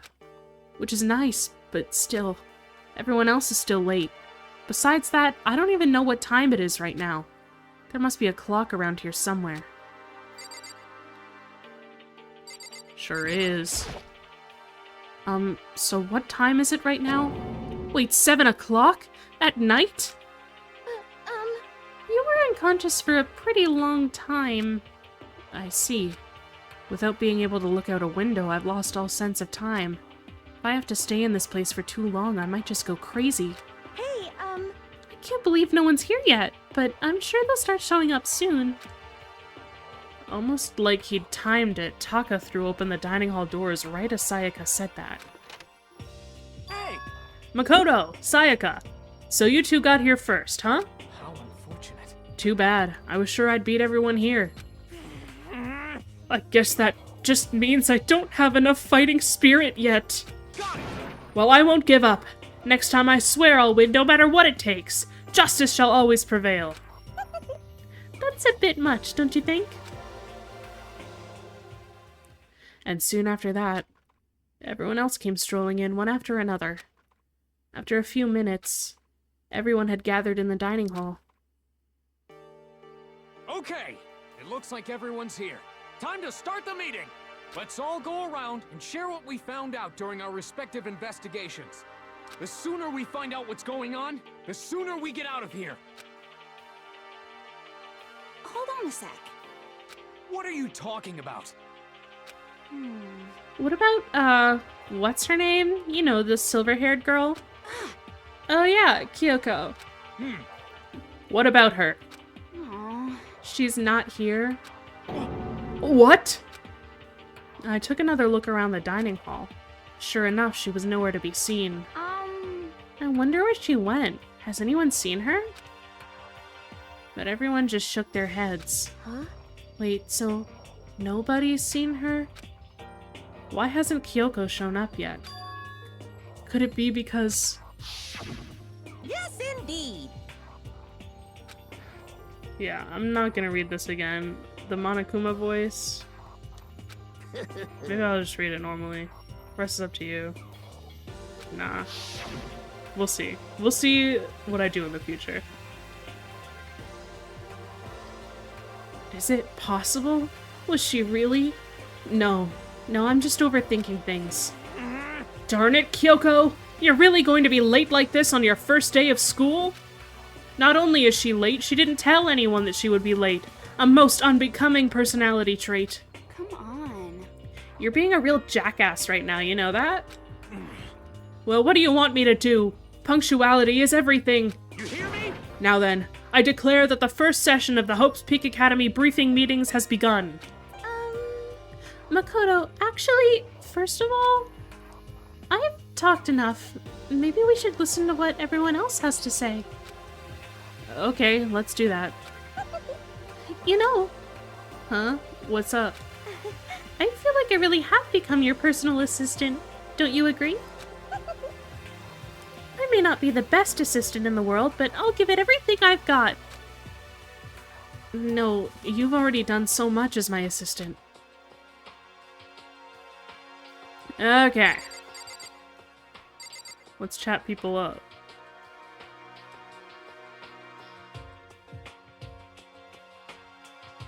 Never mind, let's chat only Sayaka up. Okay, so since you're in the dark about all this, let me lay out what's been going on. Everyone split up to investigate different parts of the building, but Byakuya and Taka each went off on their own, and so did Kyoko. I wanted to try and find some clue as to who's responsible for imprisoning us here. But unfortunately, I made no such discoveries. That's all from me. Really? That's it? If I'd uncovered anything, naturally I would have had more to say. But I didn't, so I didn't. Fuck. I gotta read better. Right, understood.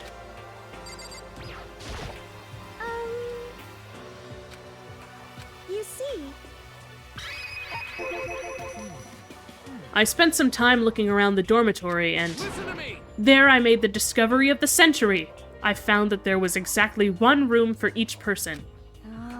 Well, yeah, I figured that out before anything else. Yeah. Each door already has a nameplate on it, so I guess all the rooms have been assigned already.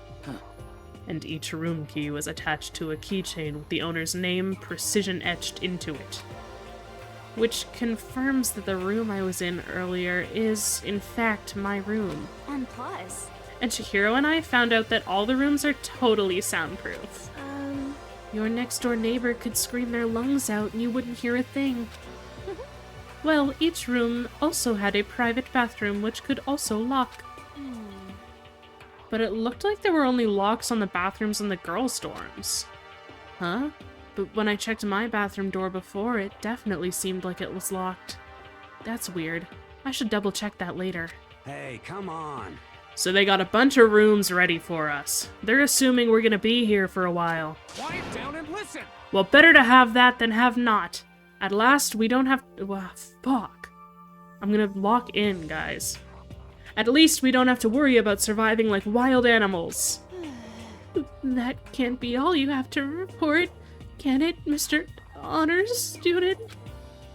Got it! That's all for my report. Let's move on to whoever's next. You see... Byaki and Togo, looks like Leon, Hiro, Junko, and Chihiro all grouped up together. We went up and down the school, double-checking the windows in all the hallways and classes. We wanted to see if we could get any of those metal plates to come off. And what happened was... nothing. Not a damn thing.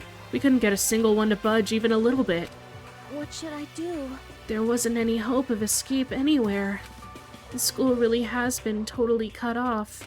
This is bad. This sucks. Bad, bad, bad, bad. It really sucks. What the hell are we gonna do? Hey, come on. Goddamn, calm down. You're starting to make me nervous. You see... The same goes for Hina, Sakura, and Mondo. Celeste, Toko, and Hifumi were left over, so they joined up. We thought that maybe we could find some way to communicate with the outside, so we went looking all over. Sorry. But we didn't find a thing, sorry. Yo. I went back to the main hall, thinking maybe we could do something about that giant hunk of metal. What? But even with Sakura and me both, it wouldn't budge. We hit it with desks and chairs and nothing. It was hard as, like, metal. Yes, indeed. Well, yes, it is metal. Anyway, if we're gonna get out of here, it's not gonna be through here. There. I feel like I could just cry, but no, I have to hold it in. I have to manage my hydration. So then... I shall tell you what happened next. It has nothing to do with communicating with the outside world, but it's still worth worrying about. In both the school and dorm areas, there was a set of stairs leading up to another floor. But... There were gates there, and we couldn't find any way to open them, so we couldn't check it out. In other words, at this point, we are only able to search the first floor. However... We can further assume that there is potentially something above the second floor as well. And if that's the case, there is at least a chance it may lead to a way out. You see... let's see... If I am being honest, I can't quite say we acted as one. Rather, we did nothing as one. We spent the entire time in the gym. Most unfortunate. Honestly, we are not exactly the types to go running around a school like a gaggle of junior detectives. What the hell's wrong with you? What the hell were you thinking, just sitting around the gym the whole time? Well, it's not like any of you invited me along. Nobody said, hey, come with us. I blame you for leaving me out. It's your fault. What the... If you wanted to go with someone, you should have just said something. Forget it. Like I'd want to go anywhere with a dirty slut like you. Slut? Your mind is as thin as your body. You make me sick to my stomach. Are you for real? I don't even know how to react. How can you say something so awful to someone you just met? Hey, come on. Alright guys, everybody just calm down, okay? All this stress is bad for your skin, you know. Yeah, it sounds like you two are so close. Now you're fighting like sisters. I don't think that's what's going on, Sayaka. Hey, So that's what they have to say, huh? Then I guess I'm the only one left. I went and had a look around the dining hall. I found a fridge in the back of the kitchen and it was overflowing with all kinds of stuff. That's good. I guess we don't have to worry about food at least. Sure, for now. But even with all that, there are 15 of us. How long can the food last? You can just eat sesame seeds or something. Huh? What am I, a parakeet? I don't think we have to worry about it. All the food gets restocked automatically each day. At least, that's what Monokuma said. You saw him? Okay. Yeah, he came out of nowhere while I was checking the fridge. He told me that, then disappeared again. It was so fast. I can't believe someone could have been moving him around with a remote control. That's... A weaponized toy that can just appear from nowhere. I can't tell if we're supposed to be afraid or not. But was everything okay? He didn't try to, like, eat you or anything.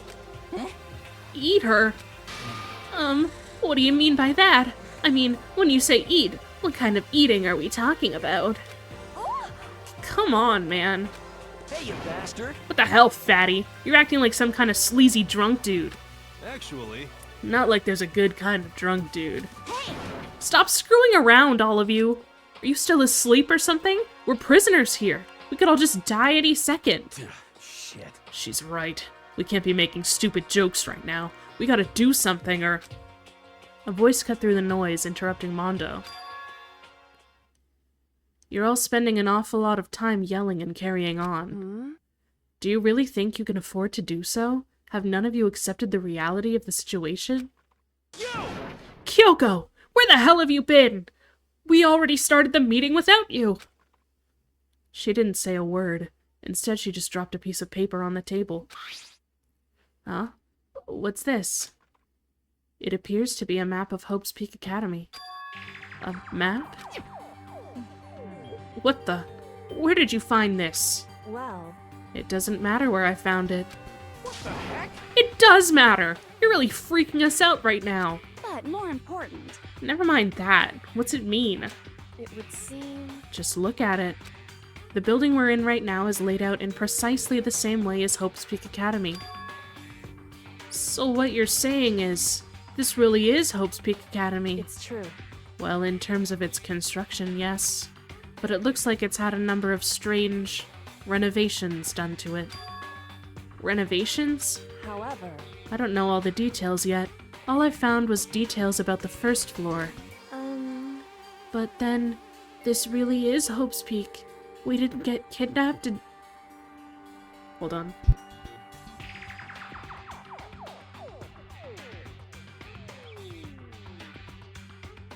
Get renovated, indeed. We didn't get kidnapped and taken to some other place? So stupid, it's not even possible. This is where the country's future elite are supposed to come and learn? But... If this really is Hope's Peak, where are all the other students? Hey, come on, guys. Let's just stop talking about all this, negative stuff.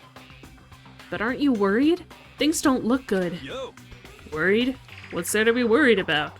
I mean, this is all planned out, right? The people in charge of Hope's Peak put this all together, right? Man, if I got stressed every time something like this happened, I'd have ectoplasm shooting out my mouth. You know? Good things come to those who wait, right? So we just gotta chill and everything will work itself out. What's your problem? Why are you laughing? What's so funny? I am just happy, that is all. It seems splitting up to investigate was a good idea after all. Haven't you been listening? Looking around was a total waste of time. We didn't find a way out. Didn't find who's behind this. We still have no idea what's going on. Oh. Huh? Is it not crystal clear to you what is going on? Are you okay with this? It is perfectly obvious that we have been imprisoned in some secret location with no way out. None of us had any response to that. We didn't want to accept that reality, but it was staring us right in the face. You didn't have to go and say that. I was trying to not think about it. No way out. We're trapped here. What are we supposed to do? It's very simple. If you want to leave, you just have to kill. Stop it! Don't even joke about that. Everyone just calm down, please. We need to stop and think about what to do from here. Seems like... There's gotta be something we can do. All we can do is adapt. Adapt to living our lives here from now on. That's... Live here? Are you saying we should just accept it? Do you understand? A lack of adaptability is a lack of survivability. Survival is not based on who is the strongest or the smartest. It comes down to who can adapt. Actually... As someone who has come out on top more than once, I have a suggestion. What? What do you mean? We all understand that we are trapped here, which means we will be spending the night. However, you all remember the rules regarding nighttime, right? Nighttime. 10 to 7. Sleep in your rooms. Let's see... So regarding this nighttime, I think we need to add a rule of our own. What do you mean? Going out at nighttime should be prohibited altogether.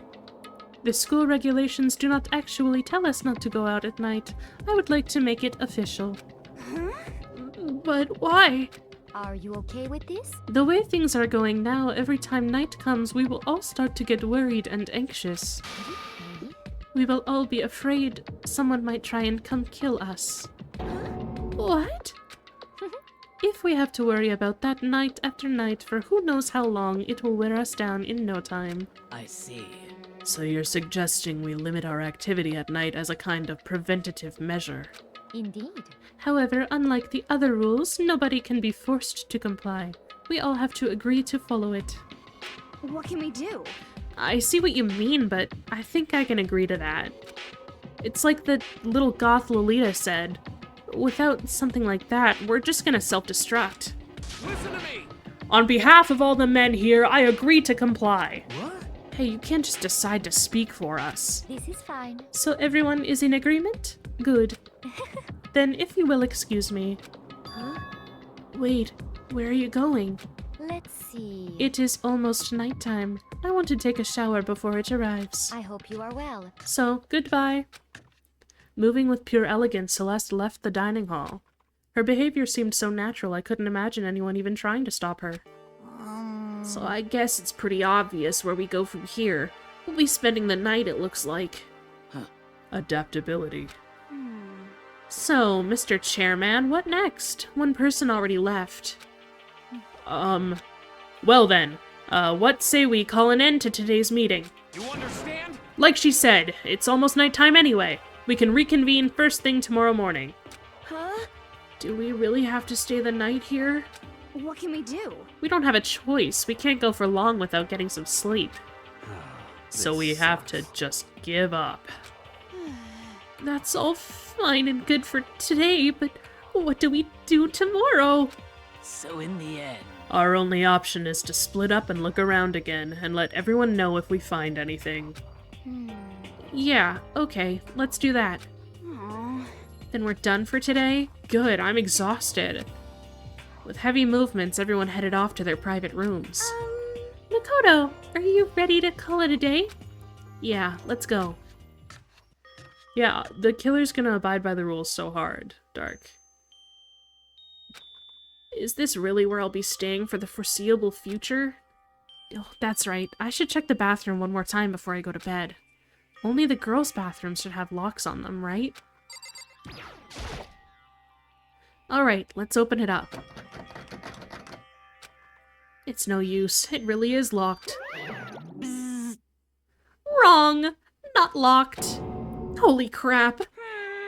Jeez, talk about an overreaction. It's like you just saw a ghost or something. Like some kind of robot bear ghost. What are you doing here? Makoto Naegi! This is super duper majorly bad. So bad it's almost magical. Ultra magical awful awful attack. In point of fact, I acknowledge that the bathroom in your room has a problem with the door frame. Wait, so the reason it won't open isn't because it's locked? The door just doesn't fit? Hey, Didn't you see the notice? What, can't you read? The bathrooms in the boys' room don't have locks. I mean, a lock on a boys' bathroom is kind of pointless, don't you think? Well, it's not that it's pointless, I guess, but I'm no expert on the birds and the bees and all that. Listen up! Anyway, there's a little trick to opening this particular ill-fitting door. And that's what I'm here to teach you. Okay, ready? So you just gotta turn the doorknob, then lift up while you pull. Yes, indeed! Go ahead, give it a try. Turn the knob and lift the door up while I pull. When I did that, the door opened without a problem. See? It opened right up! Isn't that crazy, though? Your door's the only one that doesn't quite fit. You're supposed to be the ultimate lucky student, right? But looks like you're not lucky at all. Bye-bye! Anyway, I simply don't feel like being here anymore. Bye! Hey, wait! Damn it.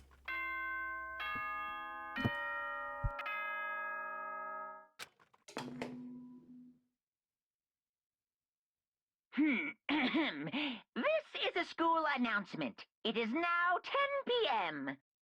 As such, it is officially nighttime. Soon the doors to the dining hall will be locked, and entry at that point is strictly prohibited. Okay then. Sweet dreams, everyone. Good night. Sleep tight. Don't let the bed bugs bite. Looks like it's nighttime. We all promised we wouldn't leave our rooms now. All I can do now is try and get some sleep. While still mumbling to myself, I collapsed into bed. My eyes closed almost immediately. It's not that I was ready for bed exactly. I was just utterly exhausted. It was as if I'd spent an entire day staring at a TV watching movies, or like some kind of illusion where I'd been tossed into a made-up fantastical world. Yeah, that feels about right. There's no easy way to just accept the situation we've suddenly been dropped into. So this is how the curtain closed on my first day at Hope's Peak Academy. Soon enough, I was asleep. Would it be too much to hope that when I woke up, I'd realize it was all a dream? It's kind of lame as far as endings go, but I'd be fine with that. Actually, that would be for the best.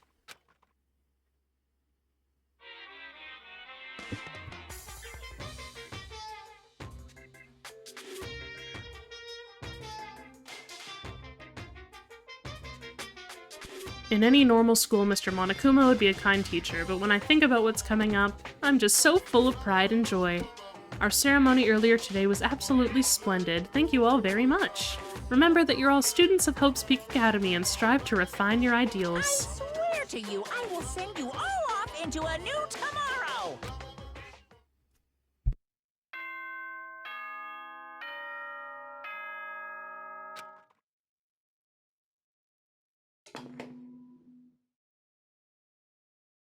Good morning, everyone! It is now 7 a.m., and nighttime is officially over. Time to rise and shine! Get ready to greet another beautiful day!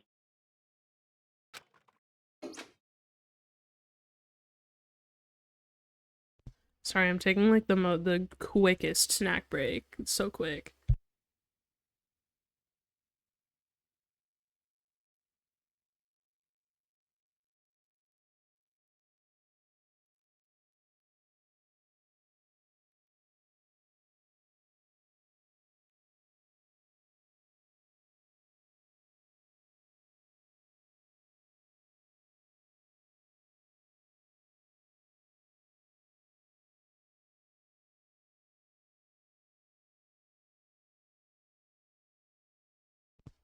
The snack was 2 mini Twix bars, like Halloween kid sized.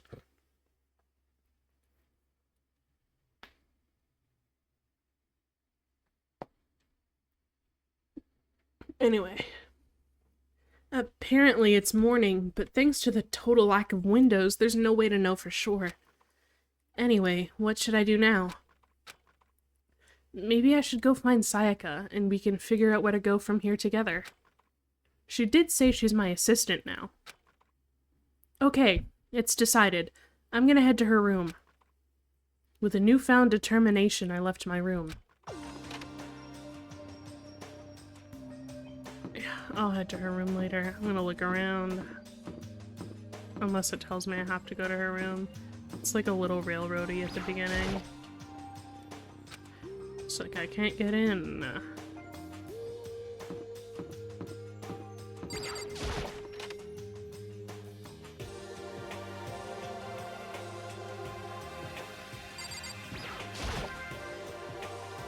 Washing machine, not surprising, there we go. That's why I'm looking around, by the way. I'm trying to get those coins. I was actually trying to see the magazine, thank you. Stop clicking. I swear to God, if you click that washing machine one more time. Magazines. Hey, man. Good morning. What are you up to? I'm doing my laundry. This is the laundry room, right? Are you feeling okay, Hiro? You look totally beat. Actually... No, I'm fine. Just tired. Spent all last night trying to contact the spirit world to figure out why this is all happening to me. It took all the mental juice I had, too, but it turns out I failed. Sounds like something the ultimate clairvoyant would get into. Actually, is that really fortune-telling?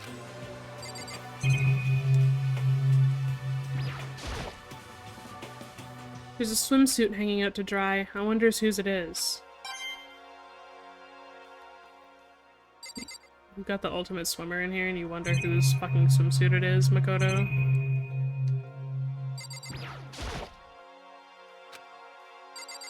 So I'm just gonna go washing machine by washing machine and hope one of them gives me money. Or did I already get all the money from it? Oh.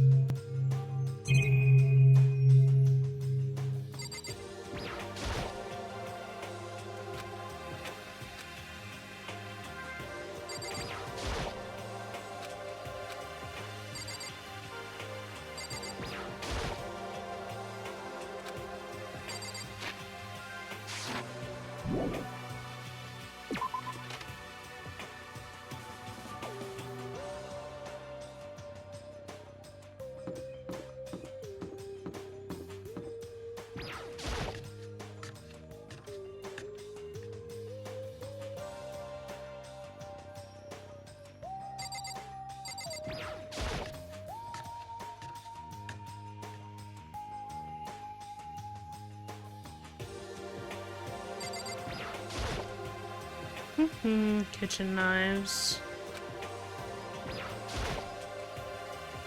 Vegetables.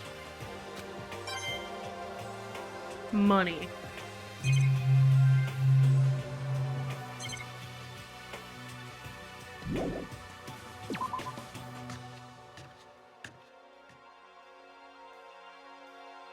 Talk to Byakuya. Good morning, Byakuya. Huh? Did you not hear me? Hey, Byakuya! Good morning! Stop talking. Once is enough. Huh? I don't have time to play with you. I'm only here to get breakfast. I have neither need nor desire to talk to you. Now withdraw. So he did hear me, he just didn't respond. Good morning, Kyoko. Morning. This doesn't seem to be going anywhere. What? Did you need something? No, nothing in particular. Right. Well then. She left. Kyoko seems kind of, how should I put it, taciturn? Or maybe she just plays things cool. Talk to Chihiro. Makoto. Oh, good morning, Makoto. Good morning, Chihiro. You know, we're standing here exchanging morning greetings, but we can't even look out the window to see if it really is morning. Yeah, true. Sorry if that was kind of weird. You don't have to apologize. I'm sorry. She looks really sad. I feel like I did something wrong.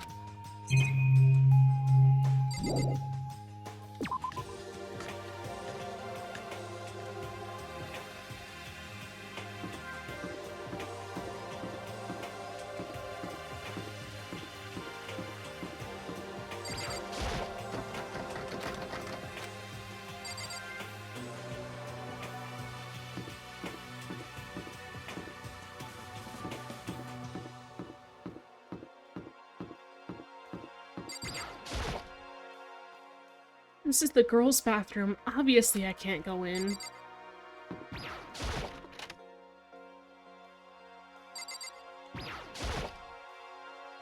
It's a fish tank. There's a bunch of little fish swimming around inside. Money.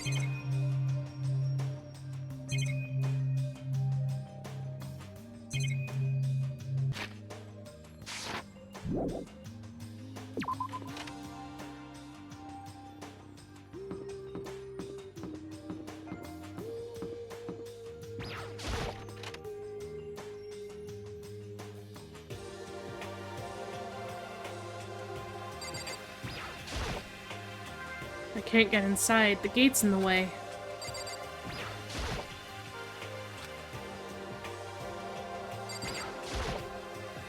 There's a hatch on the floor. The door won't budge. It must be locked. Money.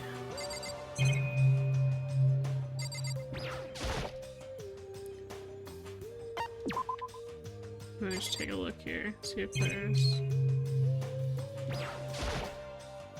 It looks like some kind of switch. I wonder what it does. What it does is give me money. It's what I think it does.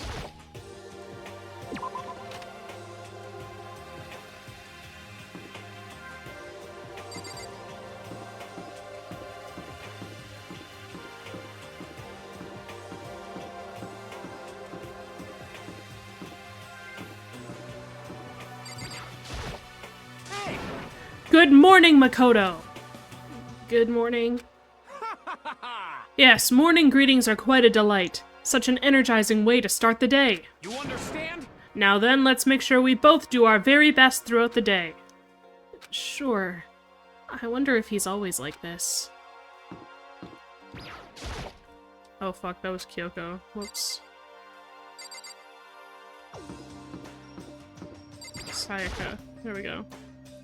There's a doorbell next to the door. I guess I should use that. Hello? Good morning, Sayaka. Hi, Makoto. Perfect timing. Huh? Listen. I have a favor to ask. A favor? I was just getting ready to head out.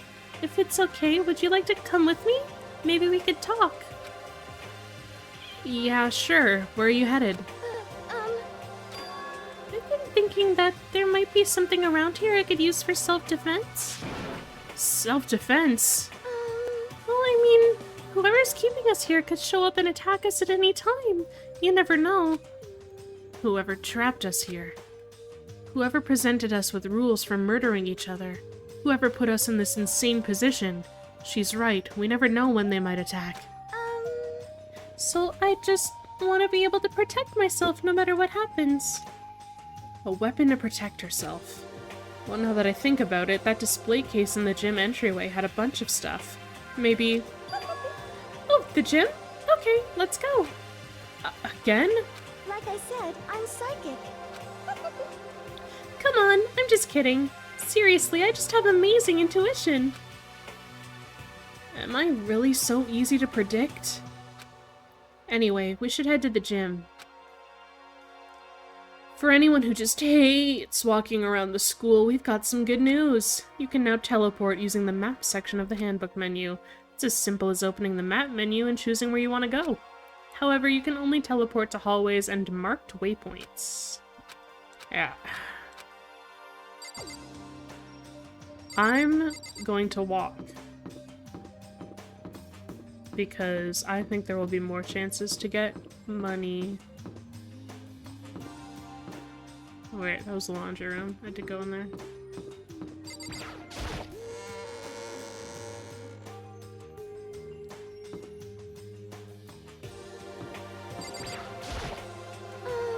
Makoto? If you're looking for the door to the gym, this isn't it. Right. I knew that. It's just that I wanted to collect money. I don't know if you know.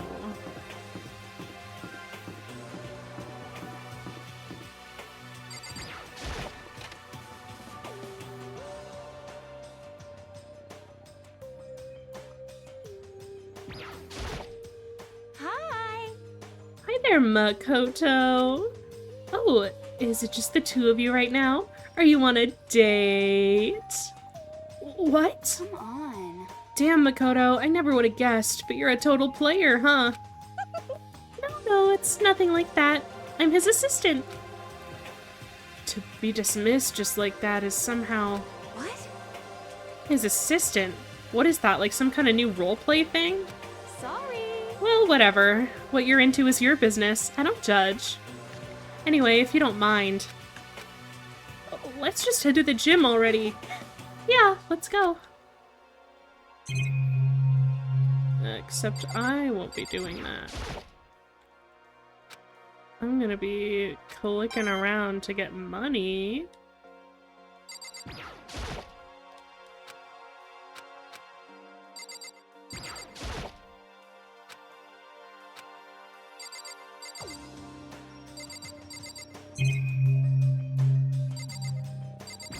I wanted one more, whatever.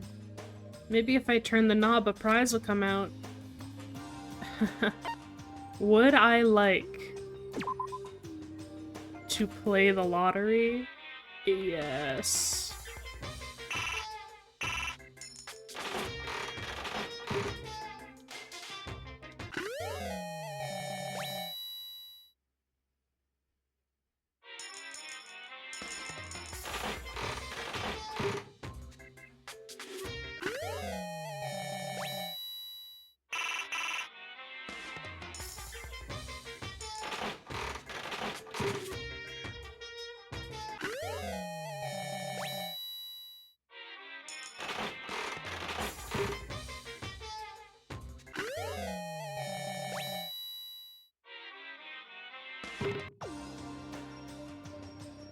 I should probably get going.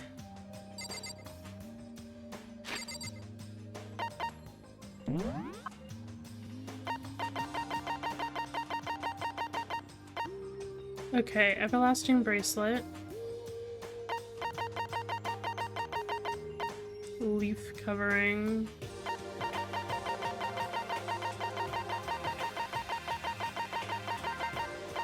Crystal skull.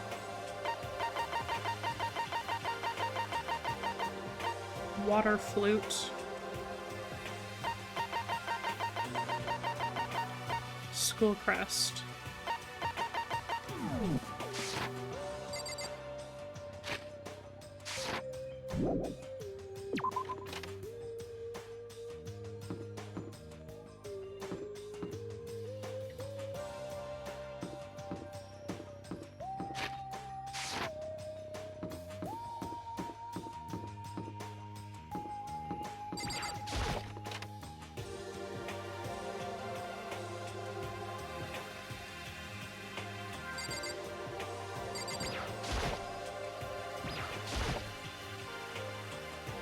All kinds of stuff. Helmet of some sort. Money. Sword. Replica covered in gold coating. But that stuff gets all over your hands. Wow, you're right. Your hands are totally gold. Even just for self-defense, I think it's a little... Well, it's still better than nothing, I guess. Hey, You should take it with you. It might help liven up your room a little. You think so? But I guess you better be careful taking it back. You should wrap it in newspaper or something. And just like that, it's been decided. I don't see anything I could really use for self-defense. Hey, don't worry about it. It's not like you need it right away anyway. Plus, if anything were to happen, when the time comes, I'll protect you. You'll protect me? Thank you for saying that. If I've got you on my side, I guess I don't need a weapon after all. Sayaka giggled as she said that. That mysterious smile. I can tell it comes from the heart. It makes me feel at ease. When I look at her, I honestly feel like I can do anything. Okay, we can stop looking for a weapon then, but as long as we're here, let's hang out a little bit more. Actually, I wasn't done trying to get coins from random objects, so if you don't mind. Gold statue of Buddha. A plaque commemorating some kind of championship. Terracotta clay figures. Money!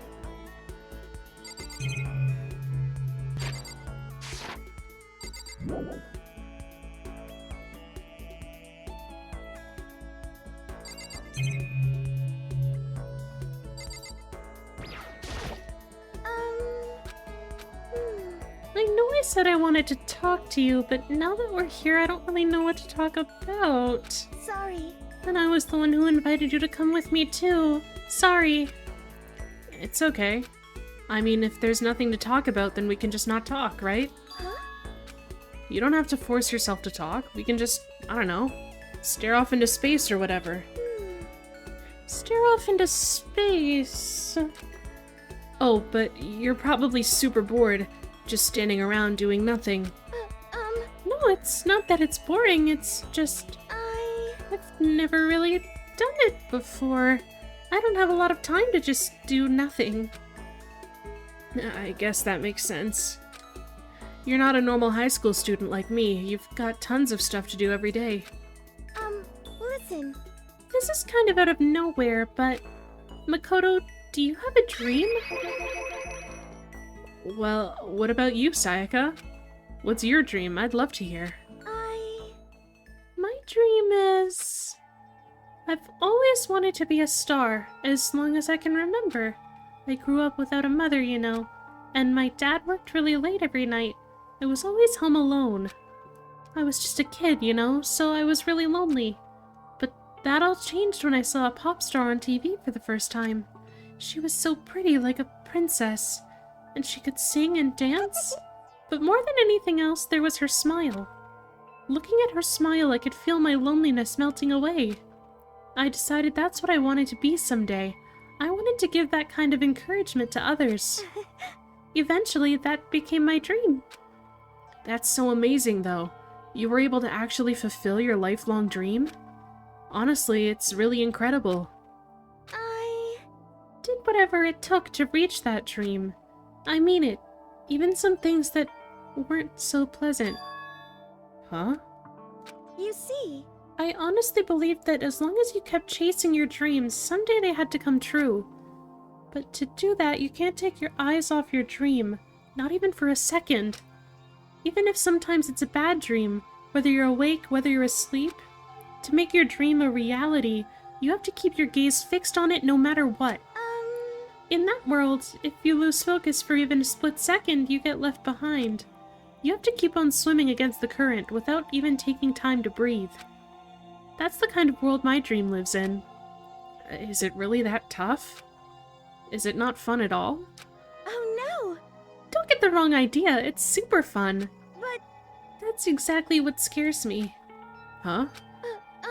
I enjoy every single day I wake up and get to do what I do. Everyone in our group is amazing. We're rivals in a way, but they all mean so much to me. We've been performing together since we were young, so they're all like family to me. Without them, I would have given up on my dream a long time ago. To work together and fulfill our dreams together has brought me so much happiness. But that's why... That's the thing that scares me the most. If the world gets tired of us, then what happens? What happens to us? Then the dream dies, those wonderful days come to an end, and everyone goes their separate ways. Sayaka. She's trembling. She must be terrified. She worked so hard, sacrificed so much to get to where she is. She must be terrified of losing it. You see... So that's the reason I decided to come to Hope's Peak. Huh? What do you mean? Well, they say if you graduate from here, success is basically guaranteed. Which means I could keep on performing with my best friends forever and ever. At least, that's what I thought. I really did believe that, but now we're trapped here with no way out. They're probably waiting for me. While I'm in here, the world out there is forgetting about me. Minute by minute, we're all disappearing. But still, Sayaka? Why? I can't afford to be stuck here! This was the first time I'd heard her cry out from deep within herself. She sounds desperate. But I can understand why she'd feel that way. Trapped here this way, the dream she put so much effort into is on the verge of disappearing forever. And that isn't something that can be fixed with a few kind words. The weight she's carrying, I can't even imagine it. Sorry. I'm sorry. I didn't mean to complain. I kinda killed the mood, huh? No, not at all. Sorry. I'm really sorry. Sayaka. Actually, are you hungry? Before we head back, why don't we go to the dining hall and get some food? So...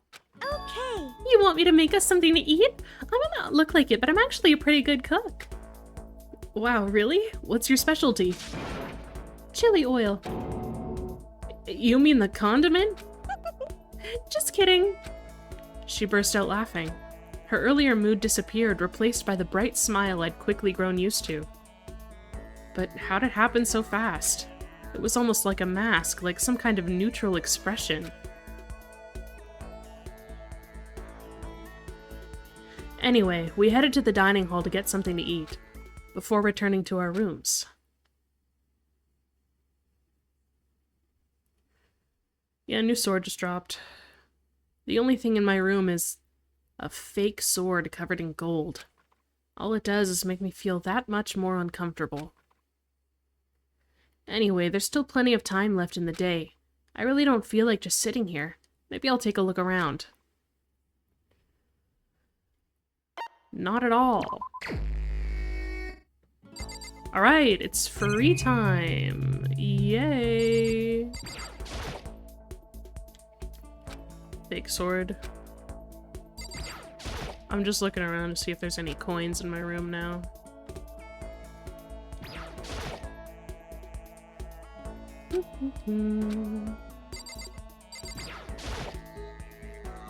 Coins, please. Coins. Okay, fine. I don't need coins anyway. Who needs money? Not me.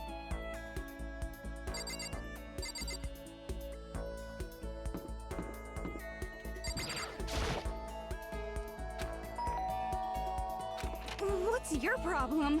What are you doing here? Why do I have to go through all this?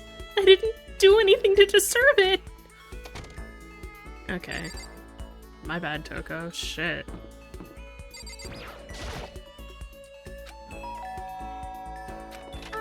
Listen. You know, Makoto, I'm so anxious, I really am afraid. Should I talk to Sayaka for a while? Yeah. Are you going to try and cheer me up? Sorry. Sorry for making you take time out of your day like this. I did my best to comfort Sayaka. Sayaka and I grew a little closer today. Yeah, I'll give her a present. Do we think she'll like the... Let me... See, this is how I play this game, by the way. I gotta go Google what presents does Sayaka like.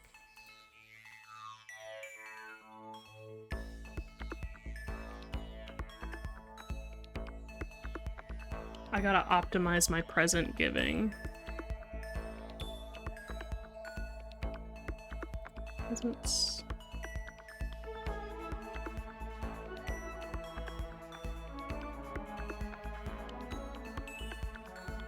Okay. Good. Looks like she likes the bracelet. To receive something so wonderful makes me happy, but... I'm so happy. To get it from you, Makoto, I can't begin to describe the feeling. Seeing Sayaka so pleased with something I gave her makes me happy. Makoto? Do you think you could make time for the two of us to talk? What's wrong? Why are you being so formal? Well, it's just... I guess that was kind of formal, but... It's just because I know I can count on you. Huh? Having you by my side really makes me feel a lot better. If you weren't here with me, I just don't know what I'd do. I'd be lost. But that's why... I hate that we had to meet again under such awful conditions, but I'm relieved you're with me. Sayaka. Standing here face to face and hearing her say that, it's nice, but kind of embarrassing at the same time. I know how you feel. You being here is what saved me. Really? Thank you for the flattery. That smile. That mysterious smile that softens my heart. I really wasn't flattering her. That smile saved me. But it's kind of strange, you know. I never thought I'd get a chance to really talk to you like this. All through middle school, you never talked to me. In fact, you never even looked at me. It's because you were like a celebrity. I couldn't just go around staring at you. Wait, how do you know I never looked at you? Hey, Because I looked at you all the time. Huh? I was always looking for an opportunity to talk to you. You wanted to talk to me? But... Since I always had so many people around me, we ended up graduating without saying a word. That was one of my biggest regrets. But why me? Do you remember our first year of junior high? That huge bird wandered into the school pond. Actually, now that I think about it, I do sort of remember something like that. It was like out of a fairy tale. The turtle once every 1,000,000 years. That bird once every 1,000. A huge bird wandered into the school pond during our first year of junior high. I think it might have been...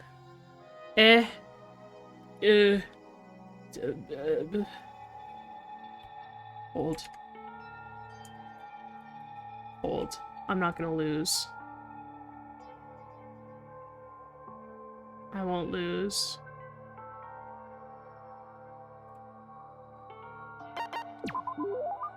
It was a crane. It just walked right into the pond. Okay. That's right. That's what it was. It was so big, the teacher had no idea what to do. But you led it into the forest behind the school. You helped it find its way out. Well, only because I was already in charge of taking care of the animals at school. They made me do it. You see... I should have said thank you then, but is it okay if I do it now? Thank me? I'm that crane, you see. I've come to return the favor. Here, let me make you a cloak. Just kidding. Yeah, I kind of figured. But... Honestly, though, I was so impressed. That's why I always wanted to talk to you, even just once. I never imagined this would be how I got my chance. Yeah, if we'd met again at a train station somewhere downtown, that'd make for a nice dramatic reunion. But instead, it's this weird school. Maybe, but still. I'm sure you'll help me find my way out. Just like that crane, you'll save me. You see... It's just intuition, I know, but I still believe it. I'm going to save her? I'll do my best, I promise that. I'll make sure it's more than just intuition. If there's anything I can do, I'm going to do it. I believe in you. Besides, my intuition always turns out to be right. Like I said, I'm psychic. Kidding. She laughed out loud as she said it. The closer we get, the stronger that smile of hers makes me. I was glad to feel that way. Sayaka's report card has been updated based on your experience with her. You just unlocked the skill Melodious Voice. Give yourself a pat on the back, you've earned it. Once we were all done, I headed back to my room for a little while.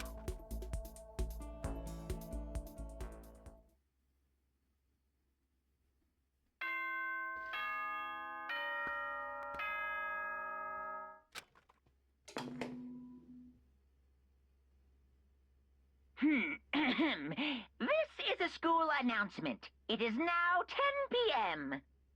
As such, it is officially nighttime.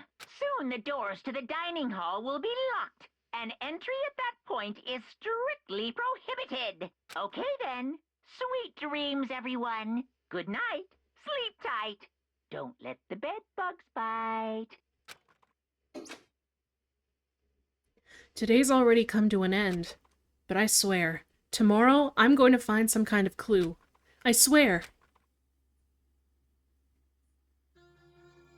As my eyelids began to slide closed, the conversation I'd had with Sayaka that morning began to replay. In a way, it's almost frustrating. Even if I understand where her desperation is coming from, I can't share in it. The pressure she's under is way different from anything a normal high schooler like me goes through.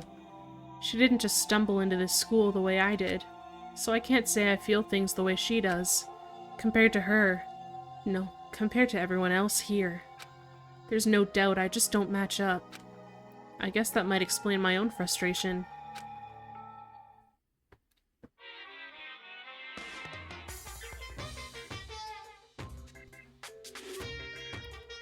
Ahem, so I'm sure that you've noticed the killing game has begun, but there's still room for a little laughter. It seems our newest students, already so filled with despair, still have some hope to escape. So when will it begin? When will their hope begin to die? Is it time yet? Is it time? Heart-pounding excitement!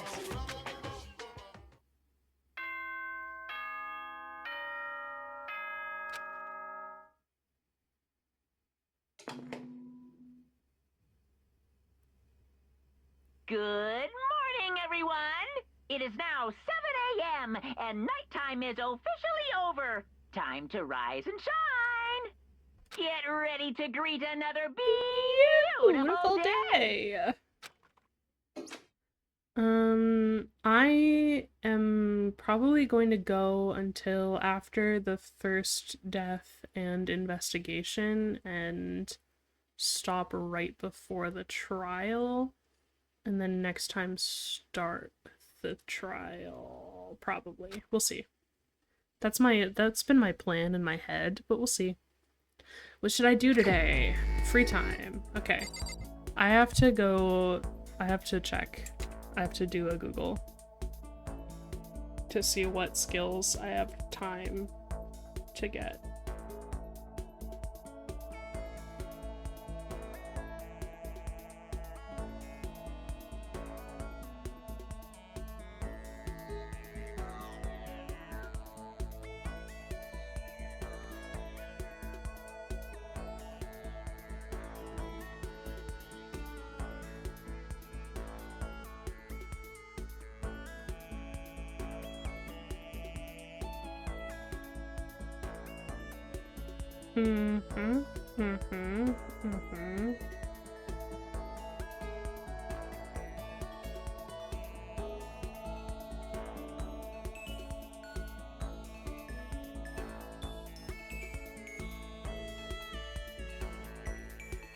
Wow, have I never done that? That's crazy.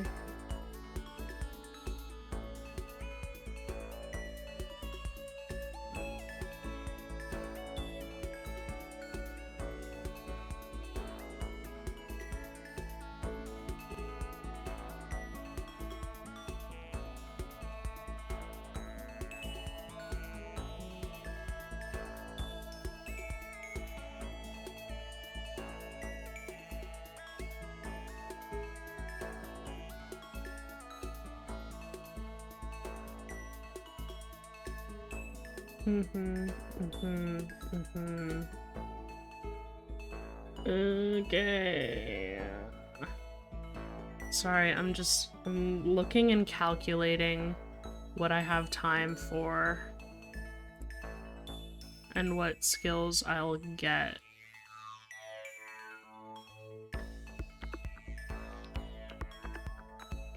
Downshift reduces your aim speed.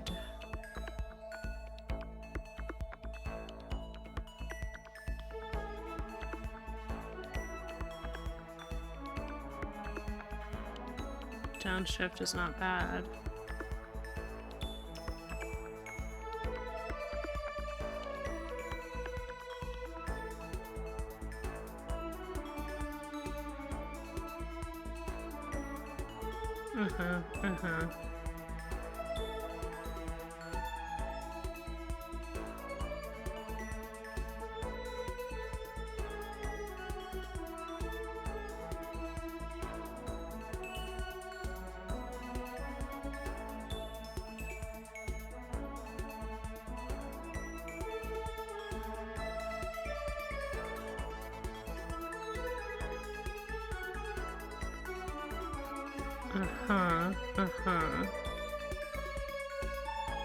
So I could do Byakuya next time if that's the first.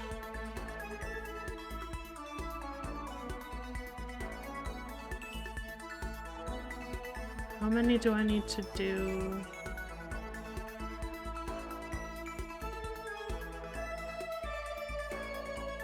To get downshift?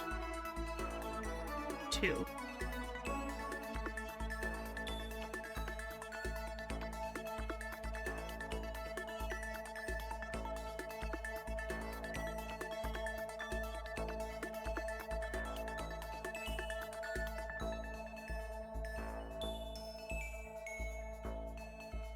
To do 2. I have 5 chances. Okay. We're going to hang out with Sayaka. Again.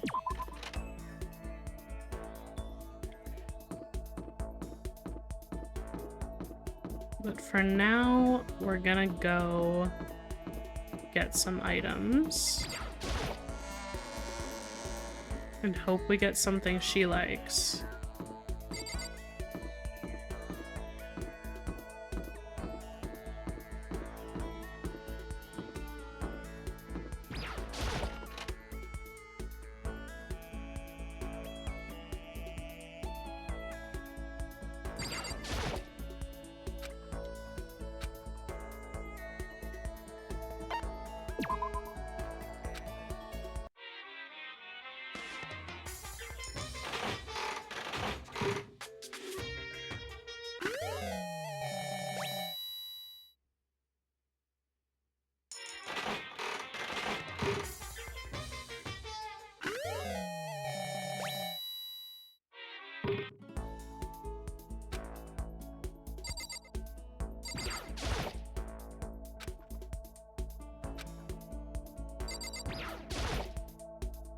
Please give me coins.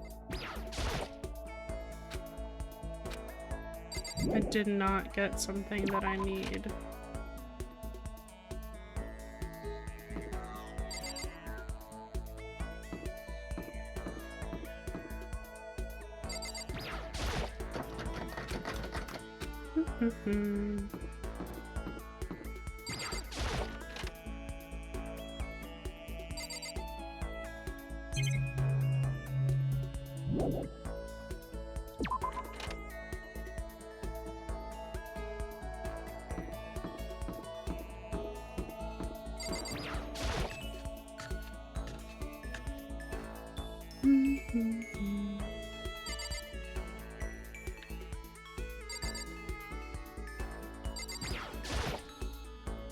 Entrance being blocked. I know all that.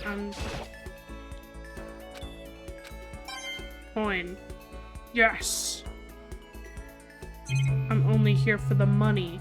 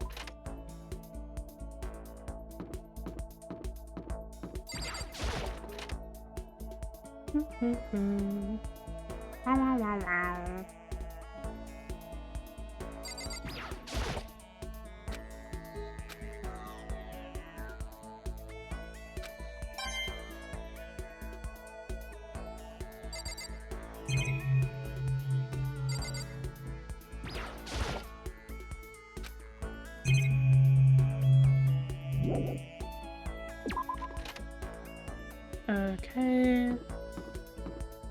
Do one more roll in here.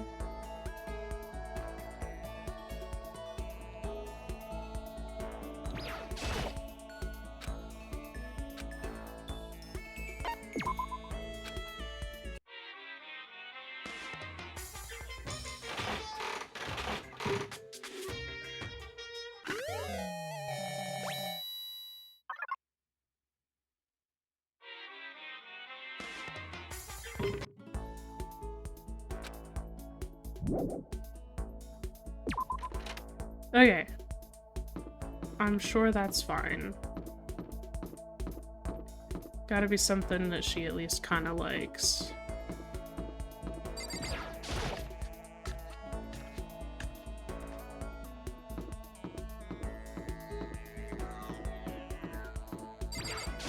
You see? Makoto, you wanted me? Just kidding. Should I talk to Sayaka for a while? Yeah. You want to talk for a bit? Sure, that sounds nice. I spent time chatting with Sayaka. Sayaka and I grew a little closer today. Yeah. What would I like to give her? No.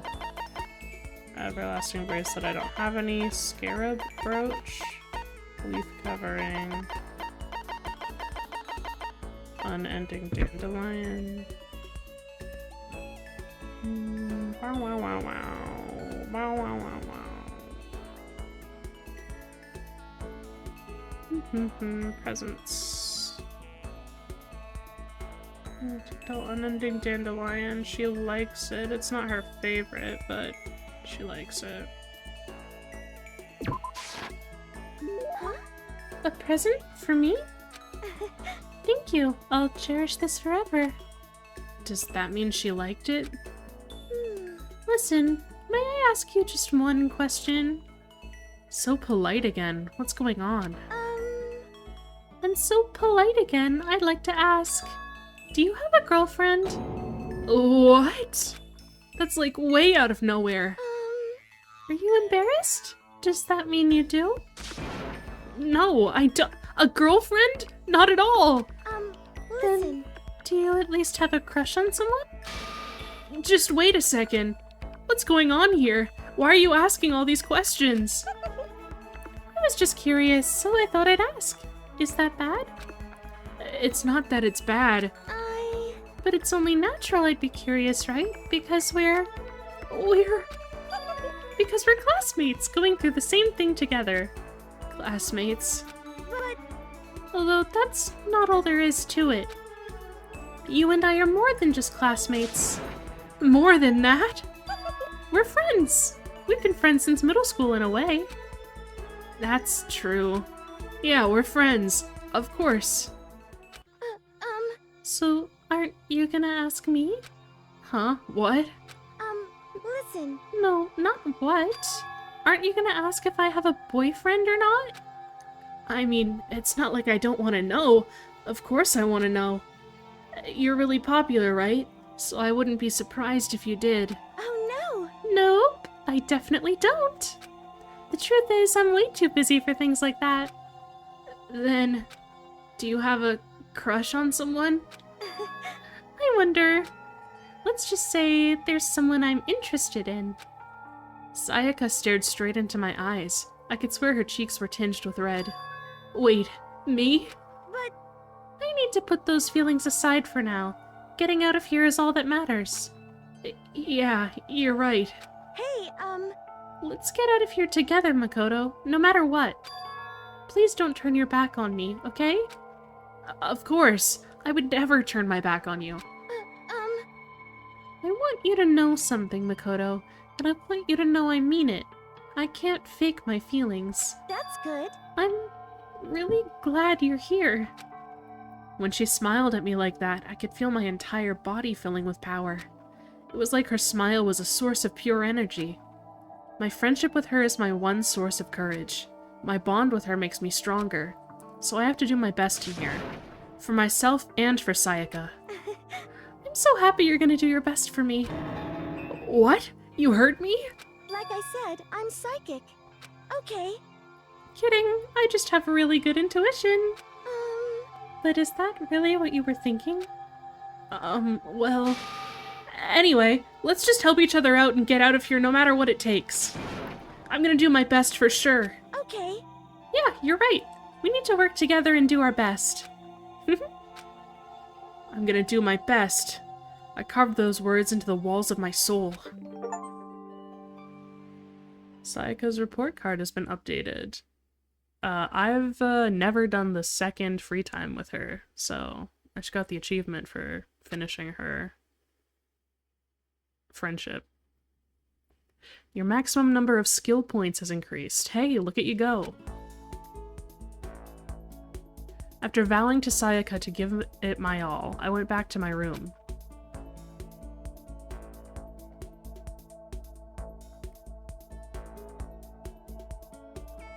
There's still lots of time left in the day. I really don't feel like just sitting here. Maybe I'll take a look around.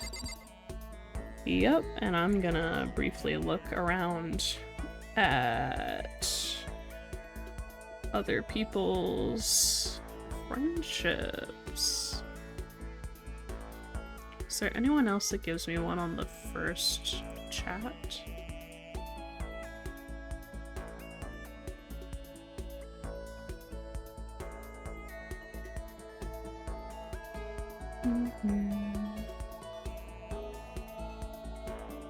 Okay, I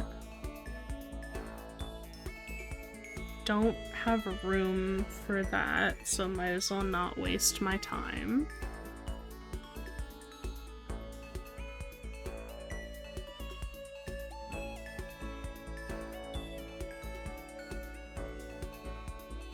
I gotta think of what presents I have also.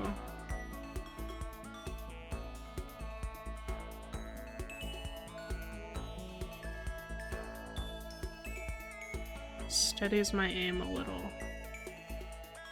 And I have that. Okay, we're gonna find Byakuya. And we're gonna talk to Byakuya. He's gonna steady my bullet aiming.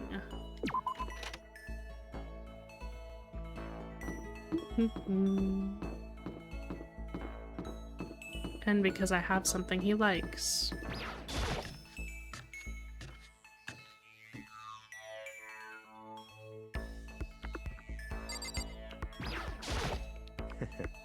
So the only way to get out of here is to kill someone. Interesting. Should I hang out with Byakuya for a while?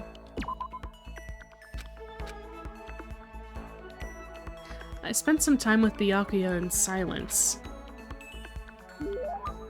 Byakuya and I grew a little closer today. Yes, I'll give you a present. He likes the scarab brooch. I see. Now this is a rare moment. Coming from a noble family, I've never been exposed to such vulgarity. Interesting. I think I'll keep it.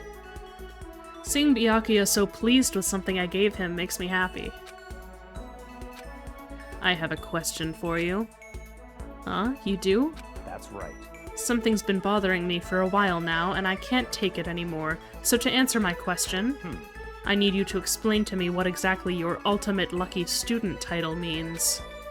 Oh, well, I don't totally get it myself, but what I do know is that I was picked at random from a pool of normal students. So in other words...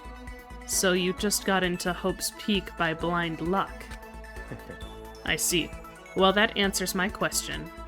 What was the question? How a commoner like you with absolutely no unique talents or abilities could get into this school. Oh, I forgot to mention boring. How a boring, untalented, utterly generic commoner got in. Boring? Generic? Did you really have to list all of that off? Naturally. But it's the truth. Maybe compared to you, the ultimate affluent progeny and all, but even I... You seem to think it's merely an issue of title, but make no mistake. My lineage, intelligence, figure, athletic ability, they are all ultimate. In other words... Which is to say, I am the ultimate perfection. Feel free to begin calling me that, in fact. He's really taking this to the extreme. You, who have nothing, I, who have everything, we are living proof that all men are not created equal. You have my pity, Makoto. Life can be very cruel indeed. And because I pity you so much, perhaps someday I'll allow you to hear my tale of glory. Consider it a blessing, a gift from me to you, to allow you to bask in my glory. Having finished this mean-spirited lecture, Byakuya left me standing there in silence. I learned one thing about Byakuya today. Anytime I talk to him, I need to be prepared for extreme psychological trauma. Byakuya's report card has been updated.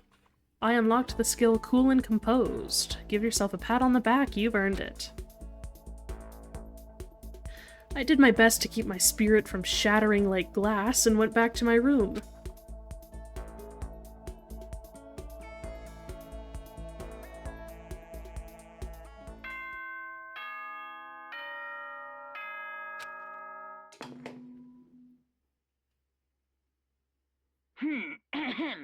This is a school announcement. It is now 10 p.m.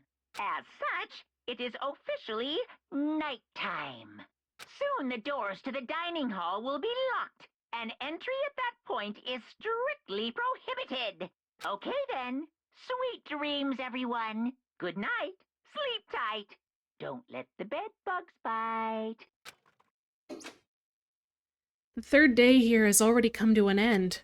When will I... No, we... When are we gonna get out of here? I laid on my bed and stared blankly at the ceiling, and before I knew it, I'd fallen into an uneasy sleep.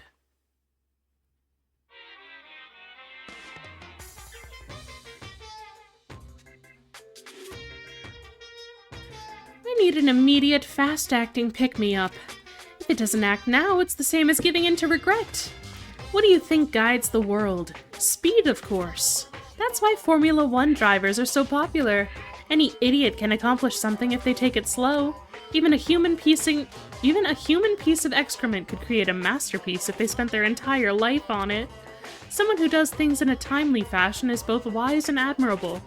Straight is better than a curve or an angle. Freestyle is better than the backstroke or breaststroke. Drive-through is better than sit-down. A Sunday comic artist is smarter than a graphic novelist. What I'm saying is, speed is the gold standard of the standard world. Which is why I said I need that pick-me-up.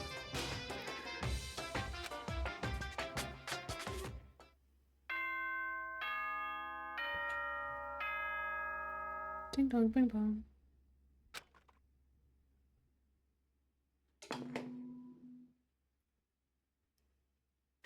Good morning, everyone! It is now 7 a.m. and nighttime is officially over. Time to rise and shine! Get ready to greet another beautiful day!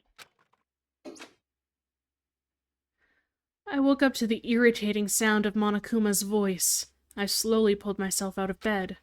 Ugh. Another night of restless sleep. Day after day, I can feel the fatigue piling up. As soon as the thought had crossed my mind, the sound of the doorbell forced its way into my room.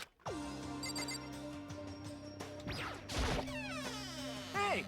A fantastic morning, isn't it? Taka? Now then, if you'll pardon the interruption. Without waiting for a reply, Taka barged into my room. What's up, Taka? No matter how intensely the stormy seas may batter me, I will not fall as long as my feet are firmly planted. You agree, right? I'm not sure I understand. Without a doubt. And if you can't do it alone, just find someone to support you, and you can support them back. You hear me? That's how you can overcome any storm. I was thinking about it last night, and I decided we all need to really come together. And that was when I realized, every morning from now on, after the morning announcement, everyone should have breakfast together. Quiet down and listen! And now is the beginning of that fateful day. Please head to the dining hall at your earliest convenience. Got it! That's all for now. I have to go let everyone else know the good news. Taka didn't even wait for a reply. He turned and left before I could say a thing. Well, I guess I'd better head to the dining hall. Any coins in here? Any loose coins now in my room? None. Not a single one. Well, fuck my life, I guess.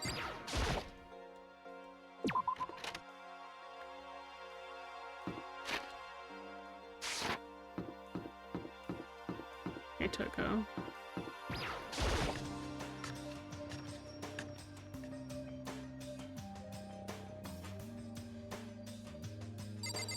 Okay, Taka. Listen to me! Okay, looks like everyone's here. So then let's begin our very first breakfast meeting. Quiet down and listen! I like that I've decided to sit next to the guy that punched my lights out the other day. That's nice. Everyone, thank you for making time in your busy schedules to come together. I didn't make time for shit, you dragged me here. I know, I already mentioned this earlier, but in order to get out of here, it is essential that we all cooperate with each other. And the first step is this breakfast meeting, to allow us to become friends and build trust. So from now on, let's all meet here in the dining hall every morning after the morning announcement. Now then, let's eat! You want me to eat breakfast with other people? I've never done that before. I'm not sure. I mean, seriously? It's been a while for me too. But more important. Well, anyway, did anyone happen to come up with any clues? Silence echoed throughout the dining hall. Seriously? Nothing at all? Hey! Anything. It can be about how to get out or who's doing this. Nobody has anything? Are you okay with this? You are going to die. Huh? Do you understand? If you can't stop yourself from showing weakness in front of others, you will die. Stop it! Oh, what the hell? Don't even freaking joke about that! I am not joking. Adaptability is survivability. Did I not say so? So you'd better hurry up and adapt to your new life here. What the hell is this? Have you gone completely insane? Adapt to my new life here? Do you have any idea what you're saying? What? Yeah, sounds like the girl wants to live here. And hell, more power to her. But shit. Piece of shit! No way in hell am I living here. I'm getting out of here. I don't give a shit. Sure, feel free. Okay, so nobody has any clues. What the heck? One thing I can tell you is who's behind all this. Someone who's totally weird and messed up. Why else would we be trapped in here in the first place? Hey, listen. Well, sure, it could be something like that, but for right now, actual clues are... What's up? If you think in terms of people who are really abnormal or bizarre, don't you think maybe the person responsible for all this could be a certain murderous fiend? A murderous fiend? Chihiro, do you have some idea who might be behind all this? Well, maybe. I mean, I can't really be certain, but... Certainty is not a concern right now. I'll allow whatever remarks you may have. You know? Okay, well, have you guys heard of Genocide Jack? You mean that serial killer that's been in the news and all over the internet? The monstrous villain who's murdered scores of victims in brutally bizarre fashion. The word bloodlust was left at each murder scene written in the victim's own blood. Whoever it is, he's like a ghost. He strikes without warning and disappears without trace. And on the internet they started calling him Genocide Jack. That about covers it, I think. They say he's claimed over 1,000 victims. That's just an urban legend though, right? I mean, even like 10 people would be totally insane. Anyway, whoever Genocide Jack really is, he's obviously some kind of super crazy killer. Huh? And if he really is this ultimate psycho, I wouldn't be surprised if he put together something like this. But... like I said, I can't be certain. I don't have any evidence or anything, it's just a thought. Hey, hold on. But if they're the killer, isn't that like a killer of a problem for us? Yeah. It's okay. Everything's absolutely, positively, 100% without a doubt gonna be okay. 'Cause help's gonna be here soon, I'm sure of it. Help? 'Cause, I mean... We've been stuck in here a few days already, right? Nobody's been able to contact us, so I'm sure they're getting worried. I bet they called the police already. What's this? The police? You're putting your faith in the police? Bastard! What are you doing here? You guys? Seriously? Do you not understand what role the police exist to fill? All they're good for is being a foil, playing against a villain or anti-hero or evil organization. The bad guys come along and destroy them, and that shows just how badass they really are. Are you sure you want to rely on such an unreliable group of losers? I mean, come on! If you really, really want to get out of here, all you gotta do is kill. What the hell? Why the hell are you laughing? You know? I'm just impressed at the total commitment to this whole act. Come on. You're still going on about that? You're fucking dead. So, Mr. Serial Killer Psycho Freak Bastard, what the hell do you want? Huh? Mr. Serial Killer Psycho Freak Bastard, huh? That's a pretty long name. German, maybe? Hey, come on. We know who you really are. Maybe if I ignore him, he'll just go away. You son of a bitch. Hey, don't ignore me, asshole. Okay. Let's get back to business. Your life here has already begun, and a couple days have gone by and nobody's killing anybody. I thought all you kids were lazy and selfish, and here you are working together, but I'm totally bored.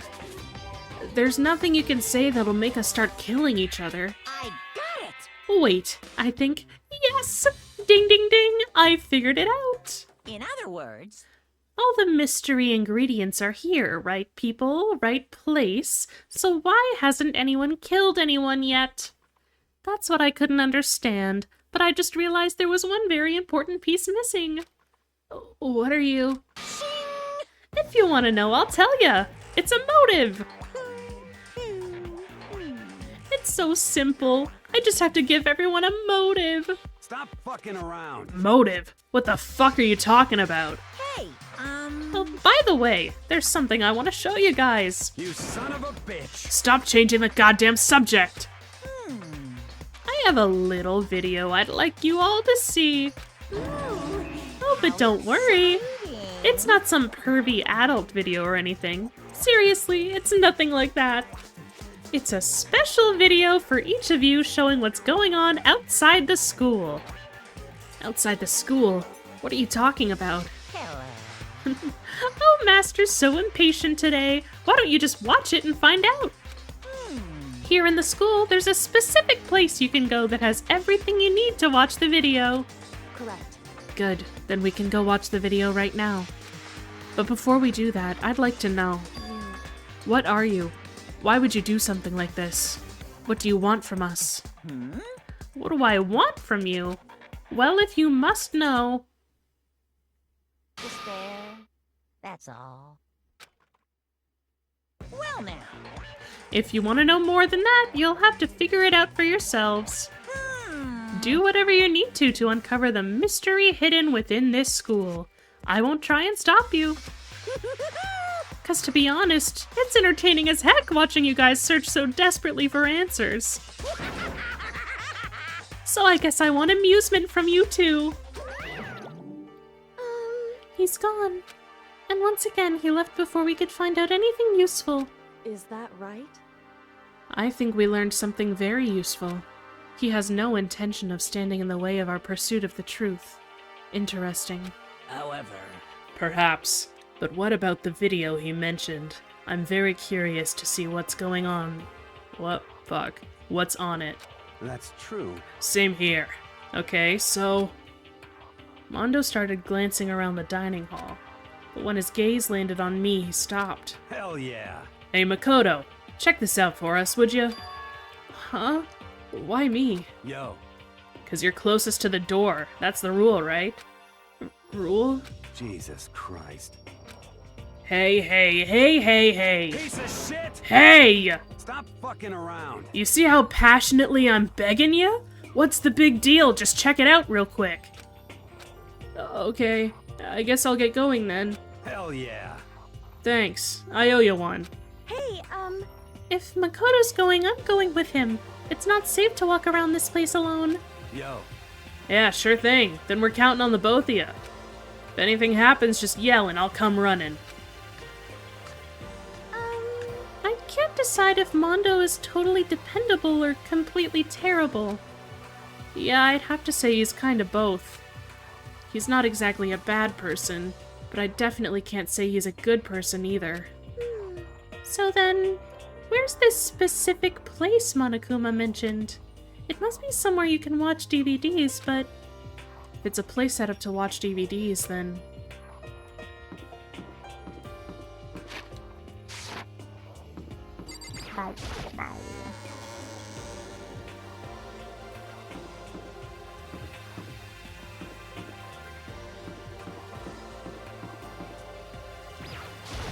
Yeah, maybe I'll stop running around like a maniac in the future.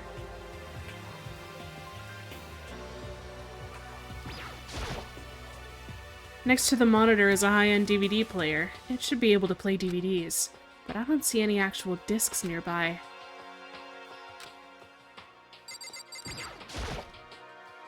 Huh? There's something inside this cardboard box. It's a bunch of DVDs, and each one has a label on it with someone's name. This must be the video for each of us he mentioned. Hold on a second. I'd better go tell everyone. She just ran off. I didn't follow after her, I just stood right there where I was. The DVDs in front of me had robbed me of all awareness. I was rooted in place. I think I see something. It's the cardboard box the DVDs were in. You think I see something? Maybe I'll just watch mine real quick before everyone else gets here. I sorted through the DVDs I'd found in the box and found the one with my name on it. Then I slid it into the expensive-looking player. I sat down and stared intently at the darkened screen, and then...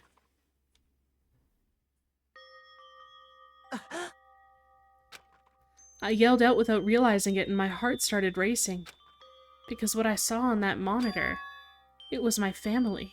You getting picked to attend Hope's Peak Academy is like a dream come true. Make sure you do your best. I'm so proud of you, son.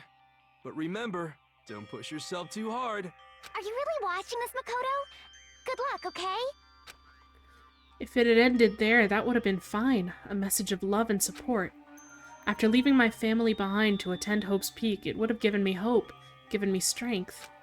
If this was a normal school, I would have been happy, if a little embarrassed. With my family's support to rely on, I would have been motivated to do even better. But here, now, it was totally different. I wasn't living an ordinary school life, so I had a pretty strong feeling that the video wasn't going to end there. I hated having that feeling, but it turned out I was absolutely right.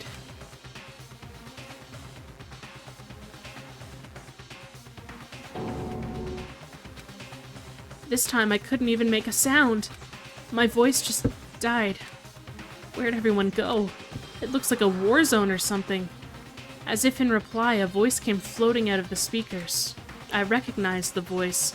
Of course, it was him. Makoto Naegi, accepted into Hope's Peak Academy, and his family, who supported such a lucky boy. But it seems like something's happened to this family's well-being. Oh boy, this is bad. What could have possibly happened to this family's well-being? Look for the answer after graduation. What is this? What happened to everyone? I started trembling.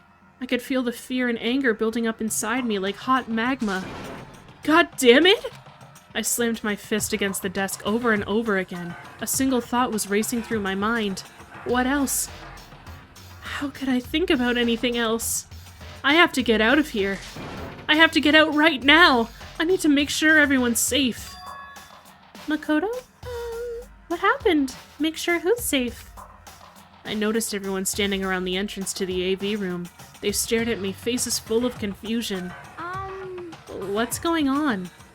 Without a word, I pointed to the cardboard box. Is it, like... Is that what Monokuma was talking about? What does this mean? What's on them? They all gathered around the box, and each of them grabbed the DVD with their name on it. One by one, they each rushed to a monitor. It didn't take long for them to react. What the fuck? This can't be real, right? It has to be fake, right? Hey, hold on. Yeah, no way it's real. No way. I can't take it anymore. I can't take this anymore. Let me out of here. As soon as I saw their reactions, I knew. They'd all seen something like what I'd seen. Nobody even bothered trying to hide their fear and confusion. Except for her. Even now, she was totally calm. I see. So this is what he meant by motive. He wants to fuel our desire to leave so that we're more likely to start killing each other. Yes, indeed. It is the classic prisoner's dilemma. Let me use an example. Imagine 2 countries are on the brink of war, but both countries want peace and each commits to scaling back their forces as a sign of good faith. But there's a chance that one country may betray the other, so each country fears lowering their guard. The result is that neither scales back their forces and they both end up betraying each other. Do you understand? In other words, the fear of invisible treachery becomes the greatest enemy of stability. That kind of sounds like us right now. Everyone says they'll work together, but in our hearts we're all afraid someone might betray us. Don't put those awful thoughts in our head. That's exactly what they want us to do. Huh? You can say that, but maybe you're thinking that once everyone drops their guard, you can just... What? Hey. This is exactly what Monokuma, or whoever's behind this, wants. They want us to fight, don't you see? Yeah, you're right. We all need to calm down. So then. Okay then, maybe we should start by all just talking. Maybe if we all just talk about what we saw, that'll help get everything out of our system. Besides, I think we're all super curious, right? I wonder what was in everyone's video. I'd be lying if I said I wasn't curious. Hey, Sayaka. What was in your video, Sayaka? What's your problem? What's wrong? Just hurry up and tell us. Sayaka? I gently placed my hand on her shoulder. Stop it! She pushed my hand away and suddenly ran off. Sayaka? That's enough. Let her go. I can't do that. I have to go make sure she's okay. I hate romantic comedies like this. I don't care what happens to her personally. What? That's because you're totally thoughtless. I'm really worried. Then why don't you go do whatever you think you have to? We don't have to stick around together, right? I hope you are well. Speaking of which, I have my own things to take care of. Goodbye. Everyone went their separate ways, but I don't have time to worry about them right now. I have to go find Sayaka. Okay.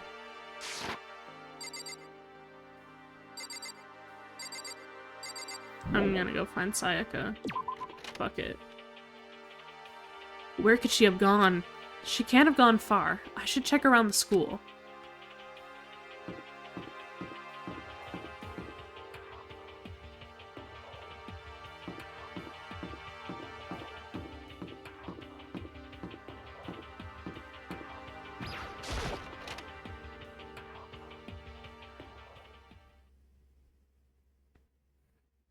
Hey, Sayaka.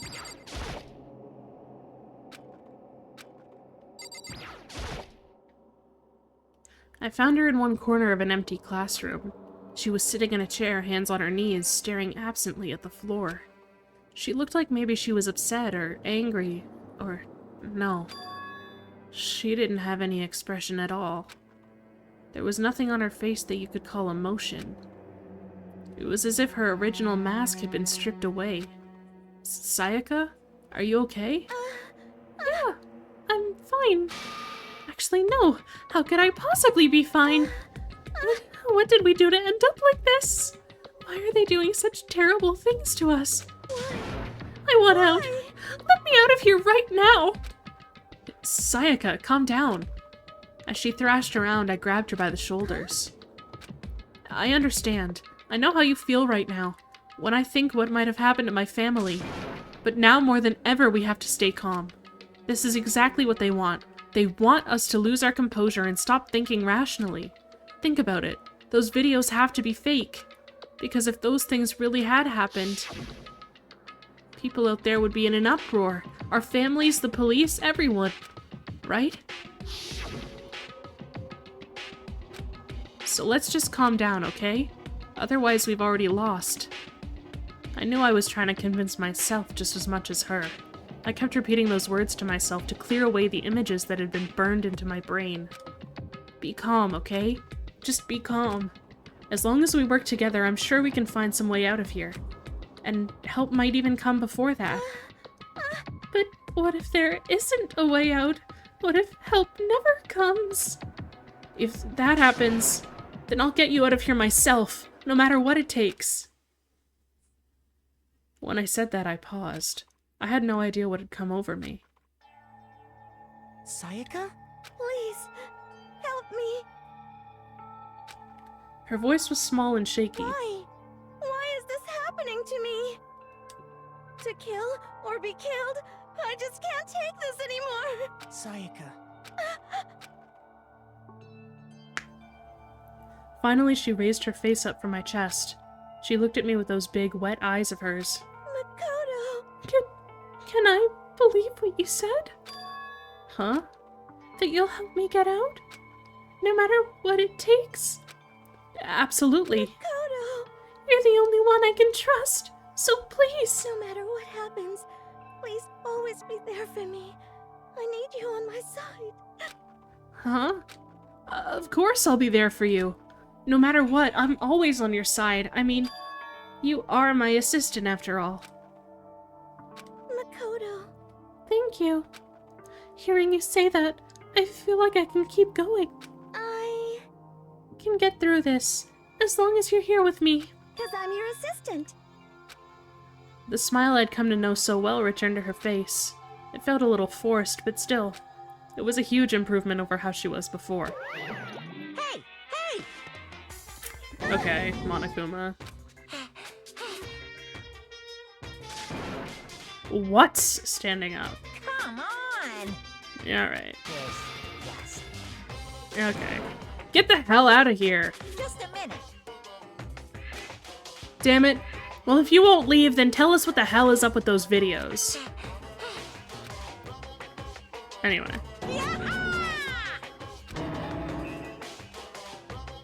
My honest, innocent stuffing is about to come gushing out. I balled up my fist, took aim, and swung as hard as I could. I had never put so much energy into a single motion before in my life. I leaned back, channeling all my power, and let go with everything I had. Ugh! Are you okay? If I hadn't avoided your punch, you would have just violated school regulations. Hey. But boy, are you slow! I could have downed $1,000 full-course dinner in the time it took you to finish your swing. Your speed, agility, alertness, passion, boldness, sense of despair, antagonization, it's all lacking. What the heck was that just now? He just wanted to mess with us. Well, for now, you wanna just head back? Yeah. Monokuma had come along and swiftly destroyed the good mood we just created. Sayaka and I headed back to the dorms. You should get some rest, Sayaka. You still look pretty shaken. Sorry. For making you worry about me. You're right, I'm gonna lay down for a bit. With a nod and a small bow, she disappeared into her room. Now on my own, I headed off to tell everyone that Sayaka was okay. Once that was done, I decided to go back to my room. It was hard to think after watching that deranged video. I needed some rest of my own.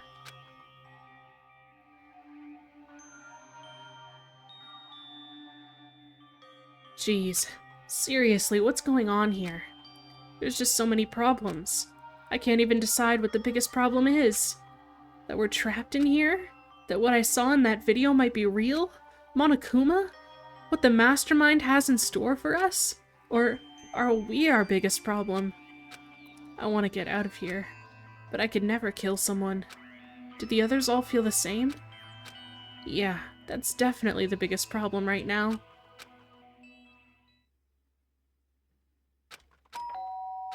Huh? When I opened my eyes, they darted immediately to the clock. It's almost 10 o'clock. I fell asleep without even realizing it. Nighttime's about to start. So how come someone's here? Sorry. To come by so late. Sayaka?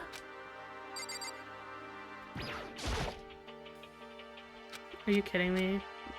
Just went right through her. Sayaka? What are you doing out so late? That's when I noticed. Her body was trembling. Is everything okay? It was so strange. Sorry to bother you, but something really weird just happened. Something weird? Makoto. Just a little while ago, I was laying down in my room, and all of a sudden, my door started rattling and shaking. Her voice sounded like all the air had been squeezed out of her lungs. Just hearing her talk made me tense up. I was so scared. It was like someone was trying to force the door open. My door was locked, so they couldn't get in, of course, but they started shaking the door harder and harder. I was so scared I couldn't even move. So what happened? After a while, it just stopped. I let some time go by, then I got up and opened the door to check outside. Makoto. But there was nobody there. Someone tried to force their way into your room? But who would do something like that? I mean... It's not like I'm suspicious of anyone here, but still, it makes me nervous. What if something like that happened in the middle of the night? What would I do then? You don't have to worry about that, right? I mean, we can't go outside during nighttime. But... That's just a promise we made, right?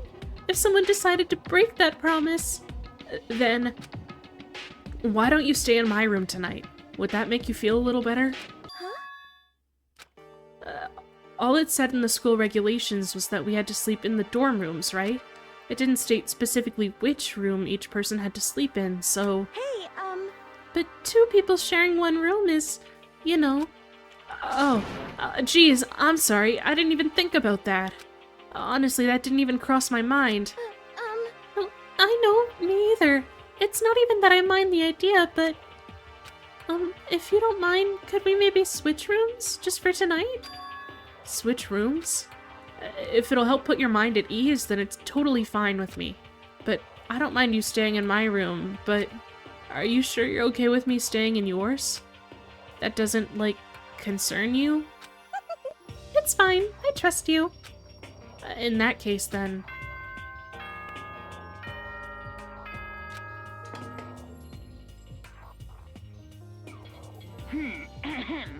This is a school announcement. It is now 10 p.m.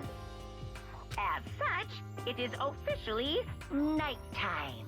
Soon the doors to the dining hall will be locked, and entry at that point is strictly prohibited. Okay then. Sweet dreams, everyone. Good night. Sleep tight. Don't let the bed bug bite. Oh man, it's already nighttime. Okay, so it's settled. I'll head to your room right now. Oh, if we're gonna trade rooms, we better trade keys, too. That's right! We'll have to trade keys. Again. Like I said, I'm psychic. Huh? Hey, aren't you gonna say you were just kidding? What if I wasn't just kidding? Something resembling a smile had made its way to her face. Thank goodness. It looks like she's already started to get back to normal. Okay, we better trade keys then. Okay. Yep, let's do it! We exchanged keys, and when I looked back up at her again, there was another worried expression there. Makoto, please be careful. If someone comes to the door, don't open it no matter what. I won't. The same goes for you, Sayaka. No matter who it is, don't open your door for anyone. Even if I'm sure it's you, I absolutely won't open it. Otherwise, what's the point of even switching? Oh, by the way, just so you know, my bathroom door tends to get stuck. There's a little trick to opening it. You have to turn the knob, then lift up on the door while you pull it out. Just do that and the door should open no problem. Okay, but the showers don't work during nighttime anyway, right? Oh, that's right. I totally forgot. But I guess I might use it when I get up in the morning, so thank you. Okay, well, I better get going. See you tomorrow, Sayaka. Hey, And about what I said before. When I said I was psychic, it really was a joke. Honestly, I'm just very perceptive. Yeah, I know. Good night, then. See you in the morning. Sayaka gave me one last parting smile, and I headed off to my room. I looked around as soon as I got out into the hall.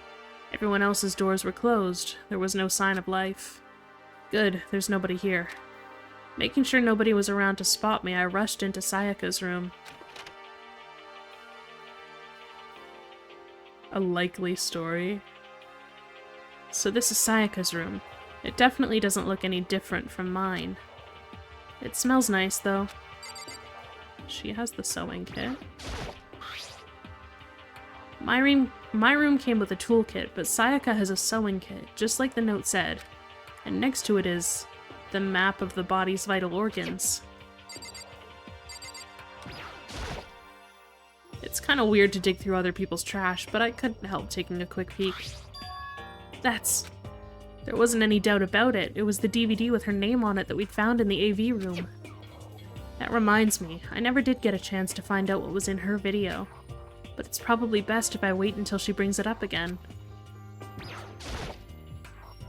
I remember right, all the girls' private bathrooms have locks on them.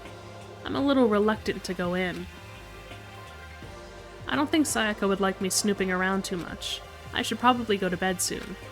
As I lowered myself onto Sayaka's bed, a pleasant fragrance enveloped me. Sayaka's scent. Maybe it'll bring me some sweet dreams.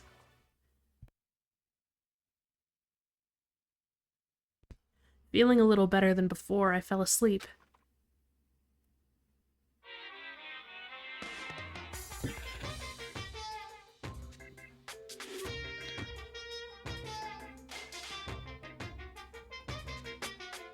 Imagine you're in a big spaceship in the middle of an intergalactic adventure.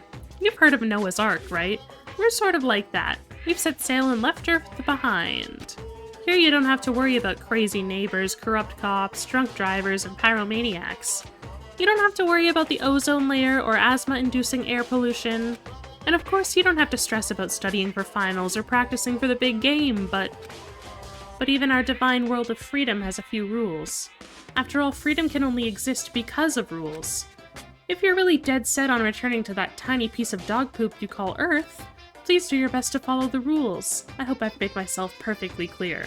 So then, let's everyone do our best to follow these new guidelines and live happily ever after together!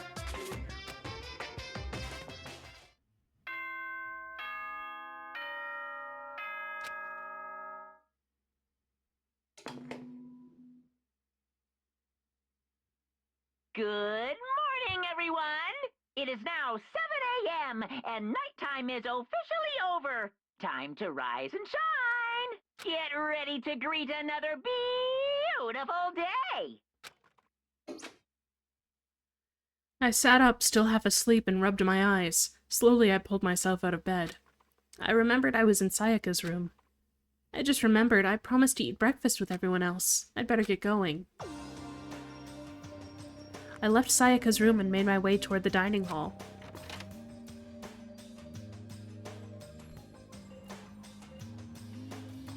A few people had already gathered at the dining hall by the time I got there. Hello, Makoto, and good morning! Can you believe it? I was the very first one here this morning. Good morning.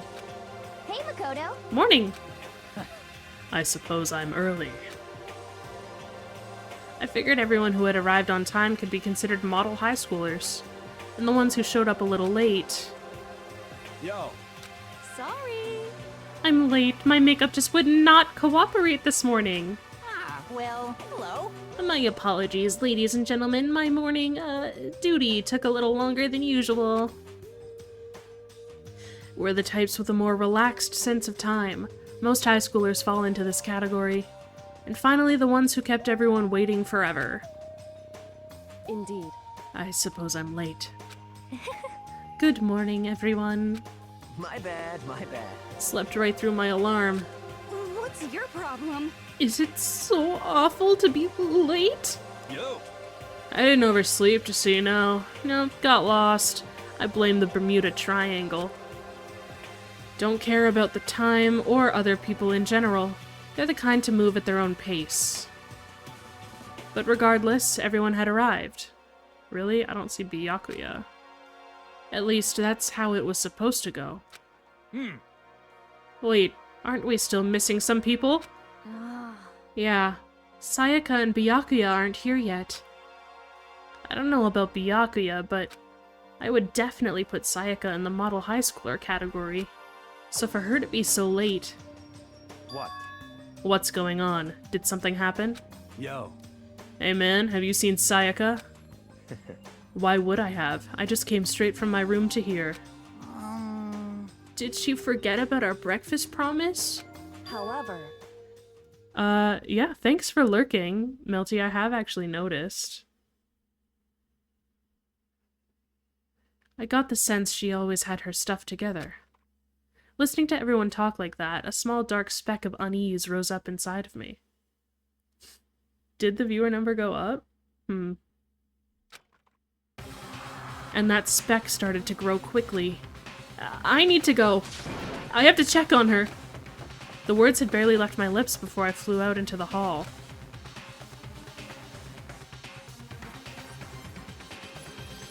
Where I headed first was my room, where I'd let Sayaka stay for a single night, where she was supposed to be safe. But over the course of that one night, the room had been completely transformed. What the hell?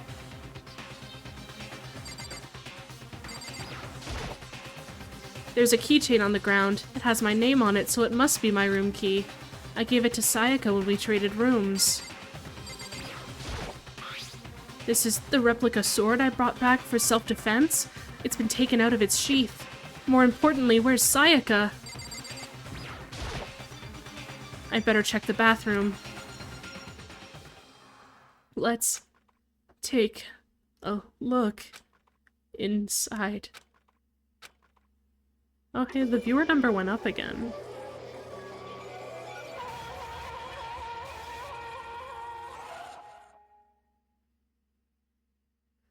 It took me a second to realize that I was screaming. What I saw dug its way through my eyes and buried itself in my brain. And then... everything went black. Dark, you've been texting. You've been sending... You've been putting chats in there. When I opened my eyes, I found myself staring at a huge ceiling. It was a ceiling I remembered seeing before, and when I sat up, I saw someone looking at me. Again, it was someone I'd seen before.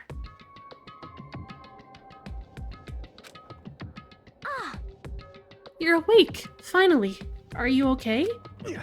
Now's not the time for sleeping. Get your ass up! Huh? You were unconscious, dude. I had to carry you back here. Well, it's no surprise, considering what happened. What happened?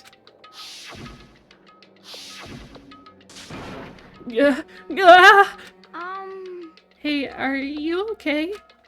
So, it wasn't a dream? What I saw, it was real? That's right, it really did happen. Sayaka is dead. A deep, dark despair worked its way through my body and then exploded out of me. I shot up and took off running. Hey, where do you think you're going? I have to see for myself. I have to see if Sayaka is... Just give up. You can check once, twice, 1,000 times. Sayaka is completely and irrevocably dead. No, I have to see it for myself. What? Listen to us, man. What do you think's gonna happen if you go out there? Well, what good is it gonna do just sitting around here? I mean, why are we all hanging out in the gym at a time like this? Our friend, Sayaka, she's dead. Dead. When I said that, it finally hit me. I realized she really was gone. Calm down. None of us want to be here right now either. Then why? Shouldn't it be obvious? Monokuma told us to come here. Well, hold on. Don't talk like that. We all protested it. I mean, we remember the terrible price Sayaka had to pay. But So... I'm the one who convinced them to come. Right now we need to do whatever he says. We're his prisoners, right? It's not a good idea to defy him without reason. Correct. We don't need to make any more sacrifices than we already have. Why should we listen to anything he has to say? It's so obvious he's the one who killed Sayaka. Wrong. I would never do that. If you could believe anything, you can believe that. He's here again. Hey, Unless someone violates a school regulation, I absolutely will not interfere. I can promise you, I won't do anything that goes against the purpose of your school life here. Listen up! I'm famous at safari parks throughout the world for following the Bear ×1 rule. But... Then, who did it? Who killed her? Come on! You already know the answer. The one who killed her is one of you. Nobody had a reply for that. One of us killed Sayaka? Don't be stupid, that's... What? What's the matter? You guys all look like you're about to see a dove get shot up with a Gatling gun. Don't you remember what I told you when this all began? One of you decided to kill Sayaka so you could graduate. Someone's just following the rules. There's nothing wrong with that. Well... You're lying, right? Of course he's lying. I'm telling you, he killed her. Wrong. Sorry, one of you is a bona fide killer. If they wanted to, the one who did it could testify to that little fact. What? Without thinking, I looked around at everyone. They all had the same look on their faces. Everyone looked at each other with a combination of fear, suspicion, and confusion.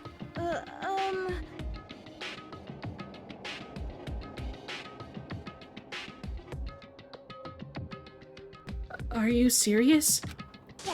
What is this? Someone killed someone? It is amazing what some people are capable of. Just hold on. Hey, hold on. Don't just assume he's telling the truth. Stop talking. That's enough. Before we do anything else, I'd like to confirm something with the stuffed animal here. If one of us really did kill her, that person gets to graduate from the school, right? Huh? Come on. Don't play dumb. That's what you said, isn't it? If you kill someone, you get to leave.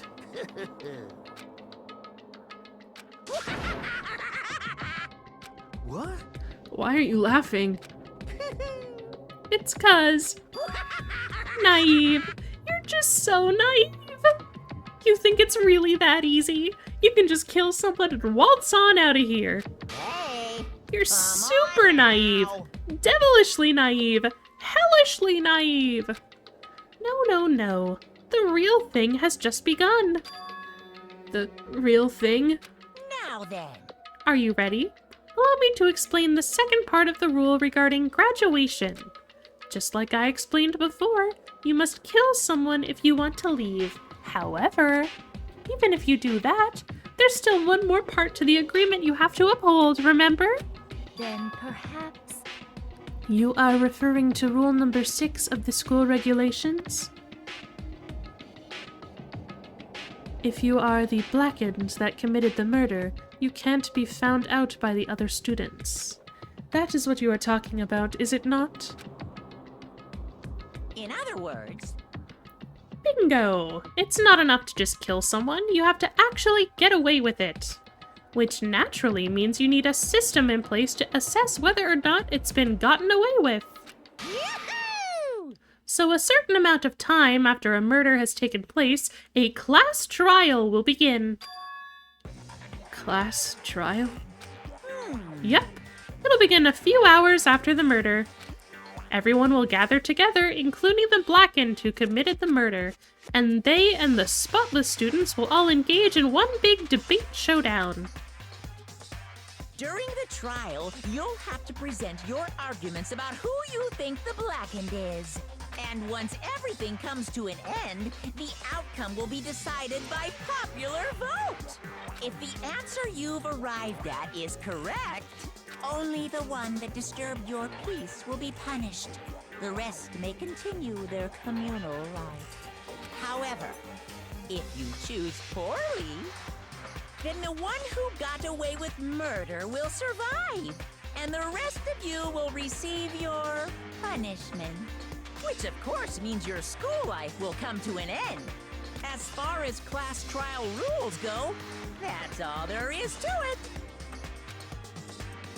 Well, what exactly is this punishment you keep talking about? To put it simply, execution! Execution? What? And by execution, you mean... Execution is execution. Execution! Electric chair. Bzz, bzz, poison gas. Torn apart like a paper plane in a hurricane. So to make sure I understand, if we get the culprit right, then only they die. But if we get it wrong, all the rest of us get executed? Well done. What a smart little chimpanzee you are. Look at you implying you didn't do it without actually saying it. So it's basically what the outside world calls a lay judge system, or an inquisition type thing. Which means you'll be deciding who you think the killer is. But judge carefully, because all your lives are on the line. Okay, let me just add the rule I just described to your handbook. Make sure to keep it in mind. Hey! Wait, hold on a second. The hell are you talking about? You're freaking insane, you know that? What the? A class trial? What the hell is that? I don't want anything to do with it. What's this? Stop it! What do you mean, why not? Why do I have to waste my time trying to figure out who murdered someone? What? Are you saying you're not gonna participate in the trial? Only punishment awaits such blasphemy. What the hell are you talking about? What? Punishment? I might, I don't know, throw you in a deep, dark, scary prison or something. Shut the hell up! Say whatever you want, I'm not gonna be part of this. I don't believe it! Don't be so selfish. Stop it! You're the one being selfish. Kill whoever you want, it's got nothing to do with me. The evil standing here before me. I'm trembling with fear. But I won't give in to such evil. It's my style to stick it out and resist till the very end. If you really want to get out of here, you'll have to go through me first. As he said that, he came charging at us, although it was more of a waddle. But then... Are you enjoying yourself now? Are you? Huh? Violence against Headmaster Monokuma is not allowed. You violated a school regulation. I invoke the mighty summon spell. Help! To me, godly spear, Gungnir!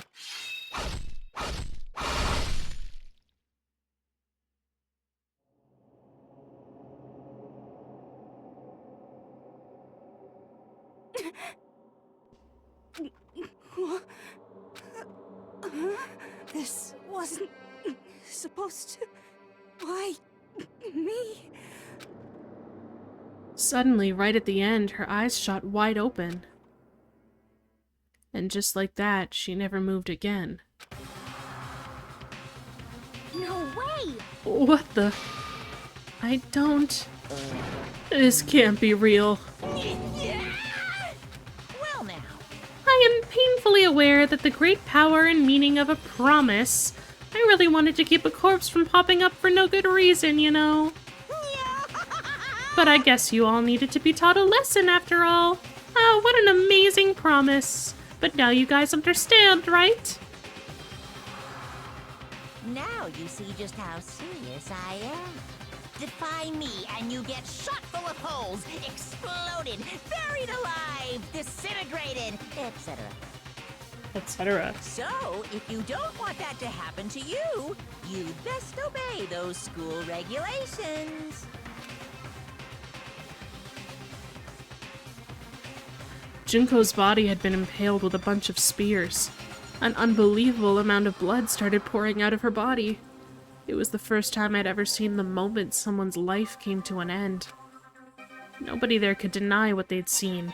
Junko, who until just a second ago had been our friend, was dead. She'd died. She'd been murdered. In simple terms, it was the death of a human being. Hey, It's really not all that shocking. She just died, that's all. Just went and died. It's no more remarkable than the inevitable demise of the entire human race. It's just as natural as the eventual end of the world itself. This isn't some superhero comic, so it's not like when you die you didn't really die. This is reality. Why? Did you have to kill her? Didn't you say you would put her in prison or something? I changed my mind. I knew it. No, you've been wanting to kill this entire time. say what? Kill this entire time? Don't be silly, you can't kill time. Or are you being metaphorical? Are you saying I wanted to waste time this whole time? Come on, what do you take me for? I'm Monokuma! Well now. Anyway, none of that matters right now. I have something I'd like to give you to help you in your search for the Blackened. This little file has all the information I've gathered about the death in question. I like to call it... The Monokuma file! I mean, naturally you guys aren't experts at this kind of thing, so you can only do so much with a corpse. So instead, I've gathered up everything I know about the circumstances and cause of death. What's that? How do I know the cause of death, you ask? Because the surveillance cameras picked up the whole thing. I got to see it all go down. So then... You know who killed Sayaka? Of course I do. If I didn't, I couldn't possibly pass a fair and accurate judgment during the trial, now could I? Correct. That's a good point. The judge has to be able to make the proper decision. That's... somehow comforting. Well? Now then, please put your full effort behind your investigation. After all, you don't have any choice but to give it your best shot. Seriously, you don't have a choice. Okay, we'll meet up for the class trial in a little while. And with that, Monokuma disappeared once again. He left us stunned and confused. He left us at a total loss. He left us with Junko's dead body growing colder right in front of us.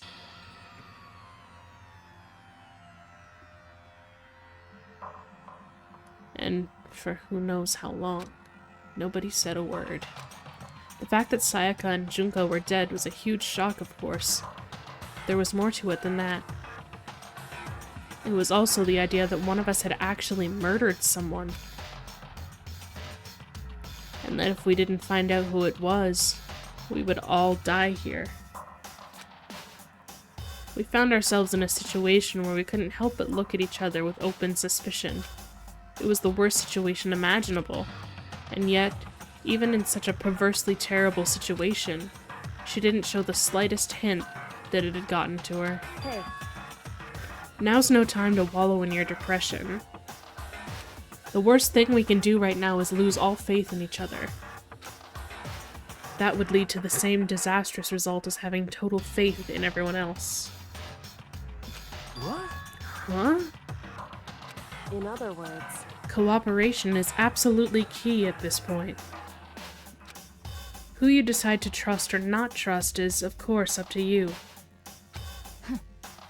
Continuing to think about and talk about the deceased certainly isn't going to— fuck, that's Celeste. Continuing to think about and talk about the deceased certainly isn't going to help anything. What the heck? Saying stuff like that is just— how many times have I told you? Anyone who can't adapt will die. Death is the only thing awaiting those who are unable or unwilling to adapt. If that happens, you only have yourself to blame. That's terrible! What an awful thing to say, especially after what's happened. Just a second.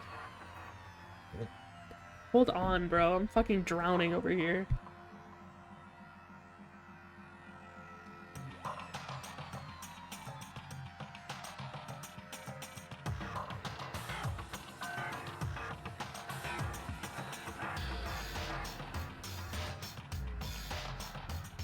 Right now, exposing the killer is the most important thing.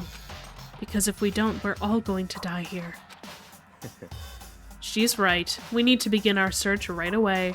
Of course. Either way, we can't run away from the situation, so we have no choice but to move forward. What the heck? We just have to do it, I guess. What other choice do we have? No way in hell am I letting someone kill me. Alright, damn it, let's do this. We just have to do it. Everyone kept repeating that sentiment. They were using it like a mantra to give themselves strength. But they're right. We just have to do this. No matter how much we don't want to, we have no choice. If that's what it takes to survive, then that's what we have to do. On top of that, there was something I needed to find out. I had to know why Sayaka had to die. Why she had to be the one. I'm terrified to find out, but still, I have to know. Otherwise, I knew I'd never be able to accept her death. Which is why I don't have any choice. I have to do this.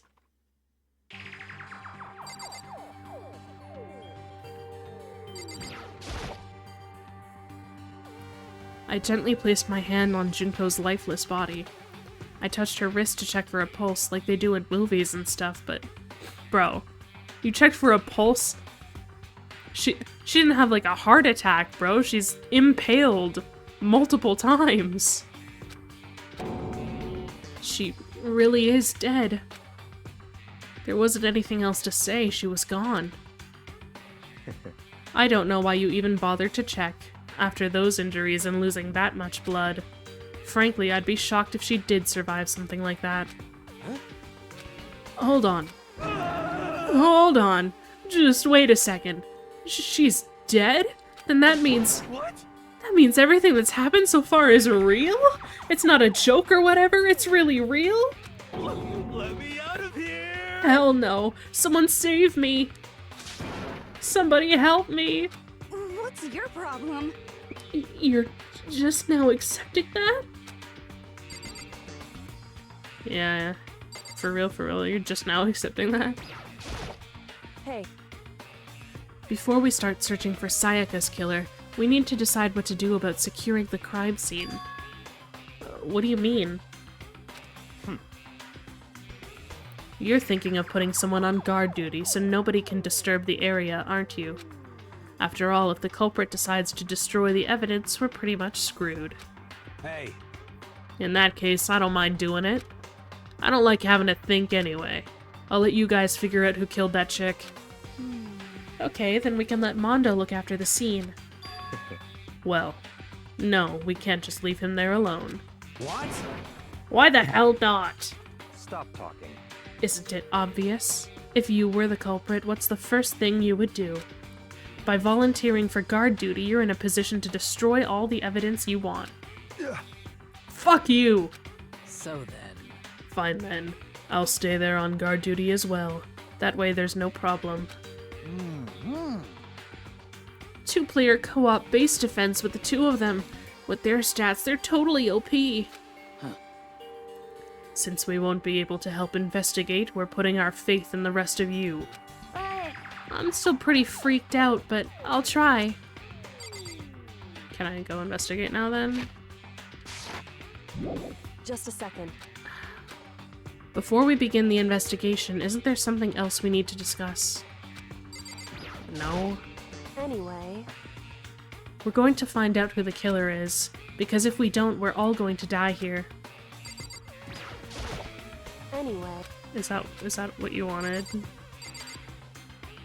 Do I have to talk to everyone? Just a sec. Huh? Is this really happening? Don't fuck with me. Screw that piece of shit bear.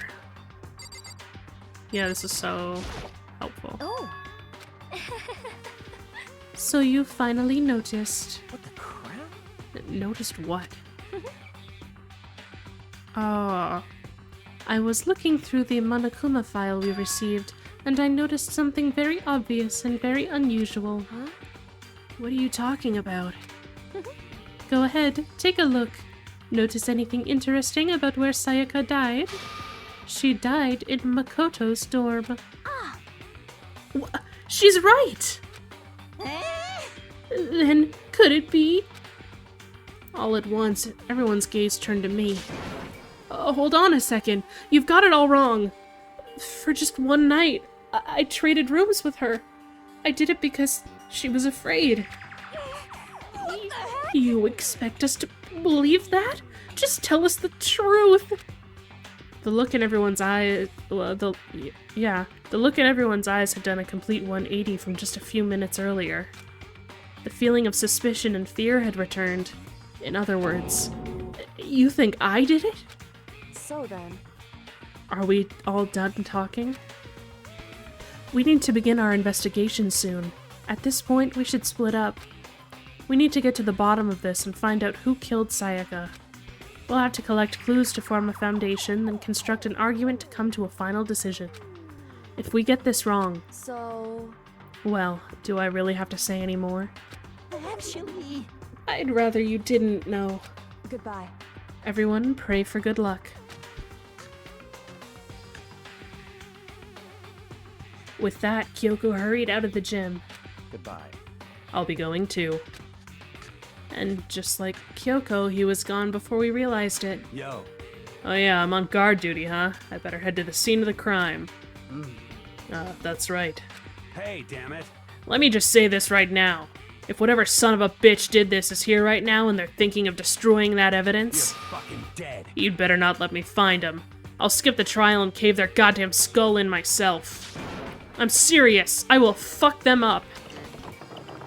Letting his deadly words hang in the air, he and Sakura ran off. So, But, I mean, we're not detectives or anything, you know? We're gonna investigate a murder? How do we even do something like that? Anyway... We don't really have to do anything in particular. We already know who killed Sayaka. What are you implying? This is very suspicious. It was you. I'm telling you, it wasn't me. Don't come any closer. Are you gonna kill me next? So, Well, I guess it wouldn't hurt to give it a shot. I'm not sure that Makoto's guilty yet. That's true. We may as well at least check, just to check. Even if I wanted to, I couldn't help investigate. Why not? I'm not good with blood. All it takes is one glimpse and I black out. Oh yeah? Well, whatever. I don't think anyone was expecting much from you anyway. Alright, I guess I better get going. Wait! Don't go yet! You have to hear me out! But it was pointless. Everyone had already left. And their parting looks at me had still been filled with suspicion. Does everyone really think I'm the killer? How did it turn out like this? Seriously, they've got it all wrong. Why do they have to suspect me? I have to do something. Otherwise, everyone will... Execution is... execution. Execution! Hey man, they have to suspect you because it's in your room. Poison gas! Torn apart like a paper plane in a hurricane! I can't let that happen. I can't let things turn out the way Monokuma wants. All I have to do is find out who really did it. Who really killed Sayaka. I guess I should look through the Monokuma file we got before. The victim was Sayaka Maizono. The time of death is estimated to be around 1:30 a.m. The body was discovered in Makoto's room in the dormitory. All evidence suggests that the death took place in the bathroom. The cause of death was a stab wound to the abdomen. There was also an injury to her right wrist. Specifically, the wrist appears to have suffered a fracture. We have no choice but to push forward if we want to find out what happened. Somehow I have to find out the truth, so that we can all survive. And for Sayaka, I have to find out how she was killed.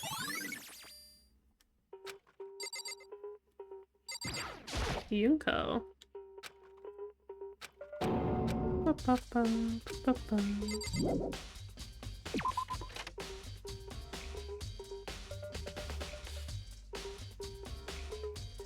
Now, here's the part where... First of all, I should head to the scene of the crime, my room. I won't make any progress without investigating there. So I know everything that's supposed to go into this trial, so I don't remember if it, like, tells me where to go for all of it. So I headed to my room where Sayaka's corpse still remained. I'd better examine the state of my room a little closer. That might reveal something new. Toolkit is still inside the drawer. I don't see any evidence that it's been used at all. Which makes sense, I guess. I mean, it's mine and I haven't had any reason to open it. I can't even imagine a situation where I'd need a toolkit like this. Yo. Hey, seriously. Oh, Mondo. What? We ain't exactly in the mood to be building fucking furniture, right? So you haven't used yours either, then? What? Not just me. What? Nobody's busted theirs out yet, far as I know. Actually, we were talking about it yesterday. By the way... None of the guys have opened their toolkits yet, cause, like, why the hell would we?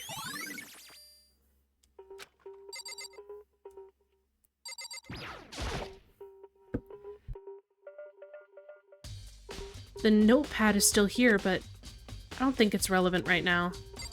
Oh. There are gouges in the bed, like someone attacked it. What the hell happened here? Huh? Looking at the lint roller, it looks like there's way less than there was before. Did Sayaka see how dirty my room was and decide to clean up a little?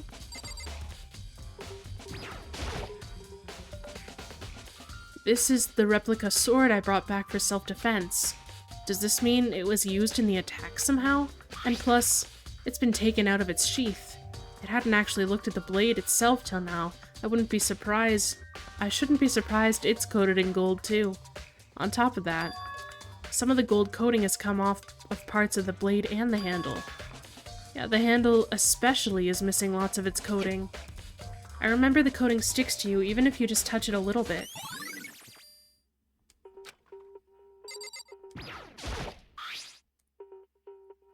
There's a key on the ground. It has my name on it, so this must be my room key. If I remember correctly. When we switched rooms, we switched keys, too. So Sayaka would have had the key here in my room for the entire time. But wait, if that's true, then how did the killer get into the room in the first place? Could Sayaka have forgotten to lock the door? No, that seems impossible. The same goes for you, Sayaka. No matter who it is, don't open your door for anyone. Even if I'm sure it's you, I absolutely won't open it. Yeah. After saying that, there's no way she would have forgotten to lock it or opened it for any reason. Well, maybe she dropped the keys somewhere and someone else grabbed it or something. No, that's not possible either. Sayaka was in here when we switched rooms, and with how scared she was, she wouldn't have gone walking around, so she couldn't have dropped it. So how did the killer...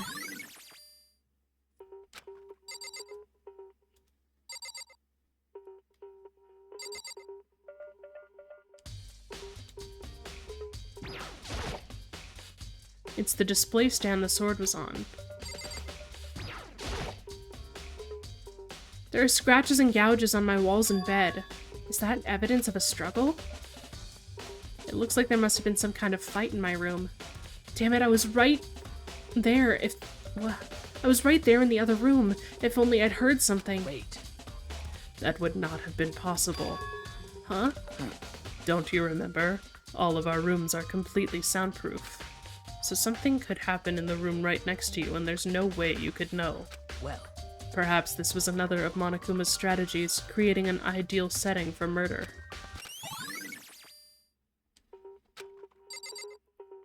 Hey, like, FRFR, it kind of seems like if you're not, like, constantly sending chats into the ether, it's not counting people as viewers. That's, like, really funny. SMH. I'm also a lurker when I watch, so it's kinda... There are scratches and gouges in my walls in bed. Is that evidence of a struggle? Oh. Right. Well. Same thing. Okay. Get the fuck out of my way, Kyoko.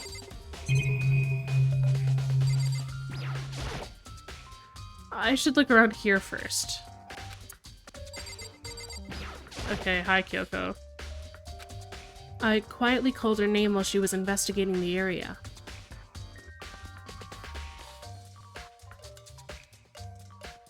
What happened here? Oh, there we go. But... What are you doing? Isn't it obvious? No. Not really. I'm searching. Searching? She was down on her knees, carefully inspecting every inch of my Did room. you lose a contact or something? I don't know what she's doing exactly, but she seems to be concentrating pretty hard on it. But a few seconds later, she suddenly stood up straight and said, "Are you a clean freak?" Huh? No, I don't think so, but what? Nodding, she glanced around my room one more time. I see. Interesting. What's interesting? Hey. Just as I suspected, there's something very unusual about your room. Unusual? What do you mean? So... I've searched your floor from one corner to another, and I didn't find one single strand of hair. Really? Indeed. Not one hair from the victim and not one hair from you, even though you've been living in here. You know, now that you mention it, I noticed something while I was looking around before. It looked like the lint roller in my room had been used, but I never touched it. Could someone have used it to... I see. Very interesting. Your room didn't have a single hair in it, and someone used your lint roller without your knowledge. In other words, someone other than you came in and scrubbed your room clean. Was it Sayaka? Or the killer? Well? That's the question, isn't it? Can I go in there now? Ugh. Can I look once more at this? You don't think it's relevant, do you?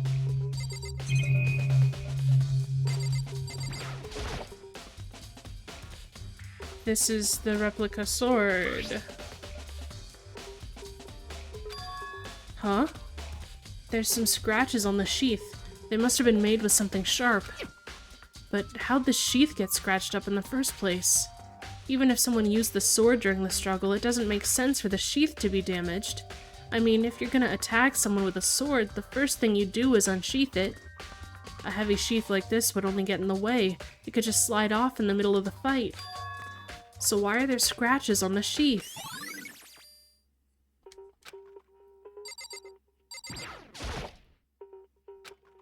And on the other side of this door...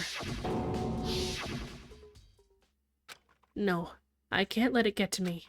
I can't afford to freeze up now. Forcing myself to push my panic down, I stepped into the bathroom. Looking at her made it painfully clear it wasn't a dream or an illusion. She had lost everything that made her, her. Sayaka. All at once I was overcome with dizziness, nausea, and the urge to burst into tears. But I can't. I can't hesitate now. Why? Why did Sayaka have to die? I have to uncover the truth. I have to find out what happened. I wanted to give up. I wanted to collapse, but that thought held me up and supported me.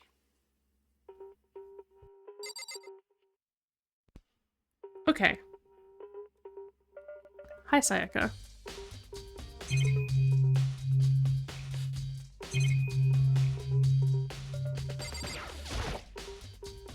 I looked past Sayaka to the wall behind her. And there I saw... written in blood were the numbers 11037. Did Sayaka do this?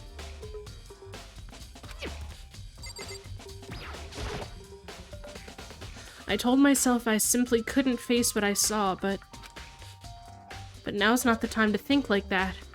I pulled out the Monokuma file to verify what it said about her body. Some sort of sharp object has been thrust into her stomach. That must have been the killing blow. But whatever they used to kill her, where'd they get it? That's definitely something I should look into later. Also, according to the Monokuma file, Sayaka's right wrist is broken. Her wrist does look swollen and bloody, that's for sure. There's something sort of glittery there on her wrist, too. Right there, where her wrist is all swollen, there's something glittery. That definitely concerns me. Another thing that concerns me is... Huh? There's some blood on her left index finger, but that's it.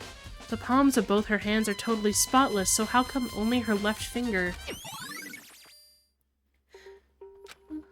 The stab wound in her stomach is what killed her.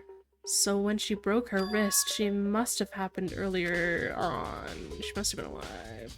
I mean, how would her wrist get broken after she'd already been killed? So it's very possible she broke her wrist during the struggle. The killer attacked Sayaka in the main room, which is when her wrist got broken. After that, the killer cornered her in the bathroom, where they inflicted the deadly wound.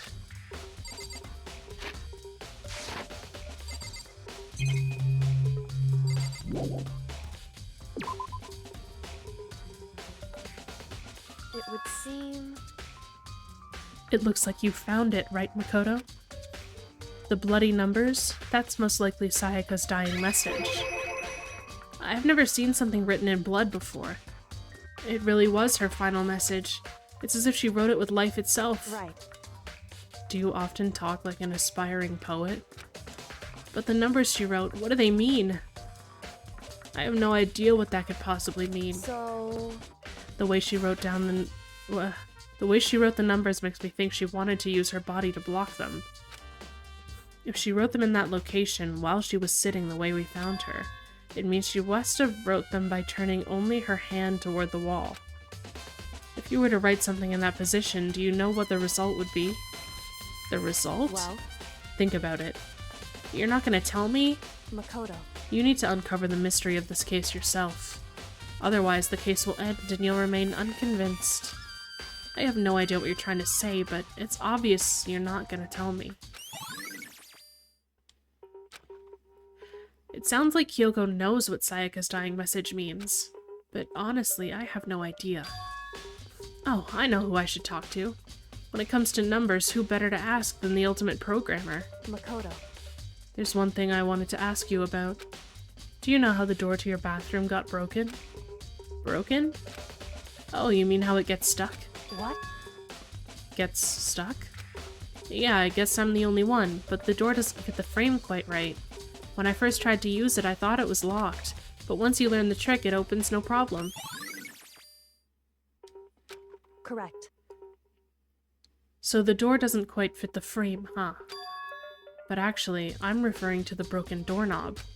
Huh? The doorknob? That's right. You didn't notice? Well, just try closing the bathroom door. I'm sure you'll see right away what I'm talking about. I did what Kyoko said and shut the bathroom door. Huh? The doorknob.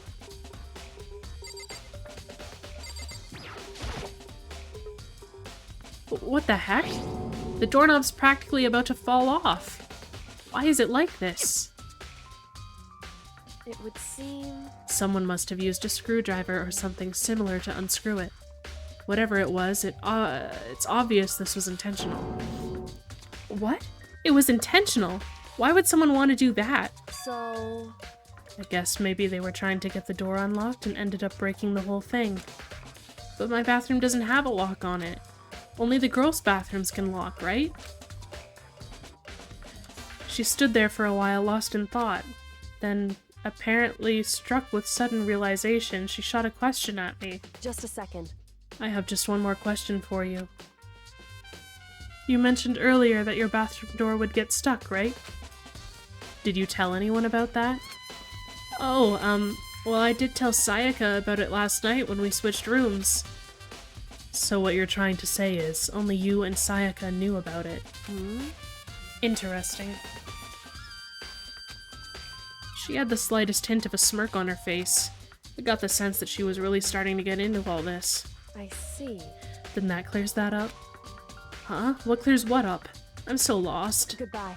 Well, see you later.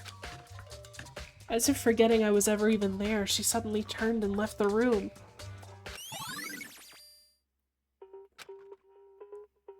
I still don't really understand any of this, but I've already given my room a good once-over. Maybe I should look around somewhere else. I should start looking into where the murder weapon might have come from, and also, I should look into the DVD Sayaka got. With Sayaka dead, I have no choice but to see for myself what was in that video. And on top of that, I'm sure there are some other areas worth checking out too. Maybe I should see what everyone else thinks, if they'll even talk to me, that is.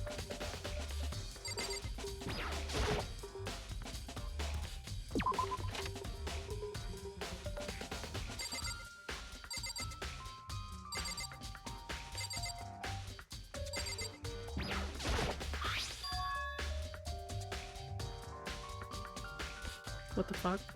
Huh? This is definitely my room, but the nameplate has Sayaka's name on it.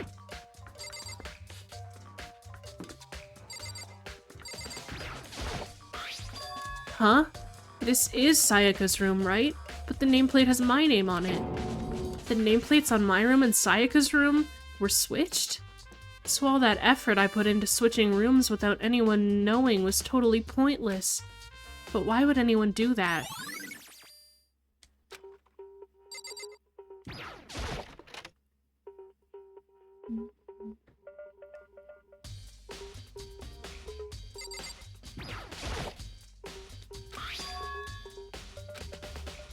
Sayaka got really upset after seeing whatever was in that video. I wonder, what did she see? It might not be directly related to the case, but it might be worth checking out anyway. I'm sorry, Sayaka. I need to borrow this DVD.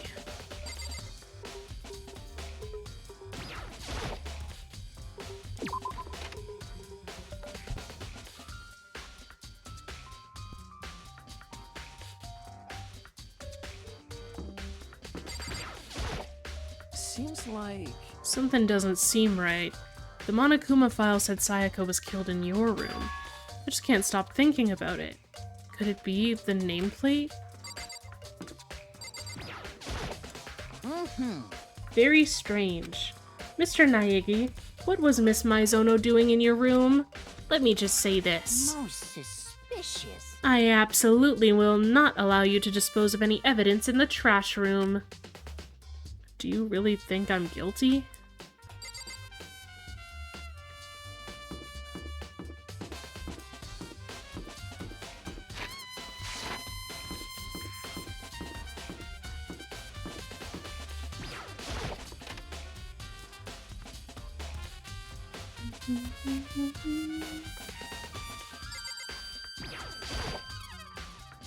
Sturdy gate here. Monokuma appears! It's the end of the line. The trash room. This is where all the trash in the school eventually winds up. How do you get this gate open? No, you can't go any further! No entry beyond this point. Only the person on cleaning duty is allowed in. Cleaning duty? No, you can't go any further! Who's on cleaning duty? No, you can't go any further! This is stupid. It'd be faster to just go around and ask the others. No, you can't go any further!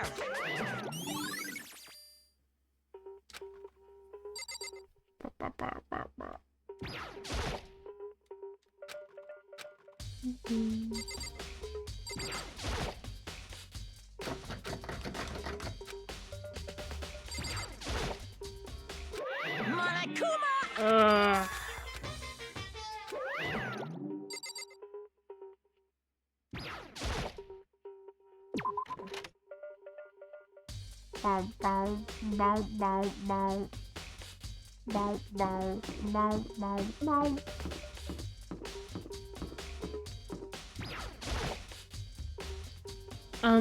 I'm looking for whoever's on cleaning duty. As a matter of fact, that's me. Why do you ask? It just so happens Monokuma talked to me yesterday and asked me to take care of it. Without someone on cleaning duty, the school would be flooded with trash in no time. So I formally applied for the position. I was gonna start this morning, but after what happened, I haven't had a chance to get started. And since you're on cleaning duty, you can open the gate in front of the trash room? Here we go. Of course. It's my job to gather up all the garbage and toss it in the trash room. And to do that, they gave me the key for the trash room gate. But we're supposed to rotate once a week, so eventually you'll be in charge. Very strange. Wait, hold on. You need a key to get in the trash room? Hold on. My glasses are stuck on my ear piercings, bro. What? Actually, I'm gonna change my glasses, and then that won't happen. Which... There's like a different behind the ear on my blue light one. Oh god. Oh fuck. I gotta adapt to these ones. It's fine. I'll live.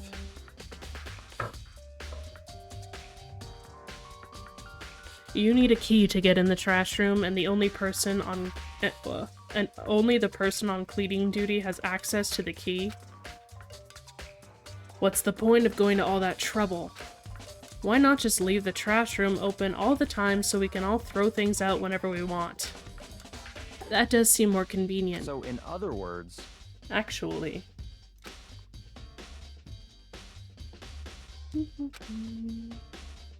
So that's it. That must be why. If anyone could go in and out of the trash room whenever they wanted, then destroying evidence would be easy. The thrill would disappear and things would become boring. Boring? Hey, listen. Anyway, more important than that. Hey, you bastard. Hey, fatty. Why'd you want the cleaning duty gig anyway? Oh, I just decided to volunteer for something I knew no one else would want to do. What's the big deal? You... Liar. I know why you did it. Is it, like... You want to dig through all the girls' trash, looking for, you know, and poking around at it. There's no way to think about this in a common sense kind of way. What are you talking about? All my love is for 2D. You know what I mean. There's all kind of trash diggers like that. Maybe you'll get tired of 2D and then turn to... Completely unforgivable. I would never get tired of 2D. After spending a significant amount of time comparing 2D and 3D, I voluntarily chose 2D. The only thing 3D is good for is to shower love and affection on 2D. Oh, and PVC figures. Give me a break. How are you not totally embarrassed to say stuff like that? If you're so worried about Hifumi's questionable morality, there's a very easy solution. Whenever a guy has cleaning duty, Sakura can accompany them from picking up the trash to disposing of it. What? If you're as innocent as you claim, where's the harm in it? That's not how it's supposed to... Anyway, on to another topic. Hifumi, since you are on cleaning duty, I have a favor to ask you. What, so now you suddenly want to join my party? Sorry, but you haven't triggered that flag yet. I mean, you haven't helped me recover from a past trauma, or save a village, or beat a boss? No, nothing like that. I was just hoping to get into the trash room and look around. You got it. Oh, okay. So easy.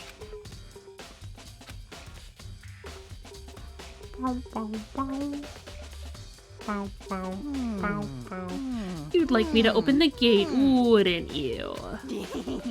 You know, when I look at it, it makes me think. They said he killed his wife. He learned how to get by on the inside, but he never stopped dreaming. Get busy living or get busy dying, he said, so him and Rita, they found themselves a way out. Whatever, please just hurry up. Okie dokie, leave it to me.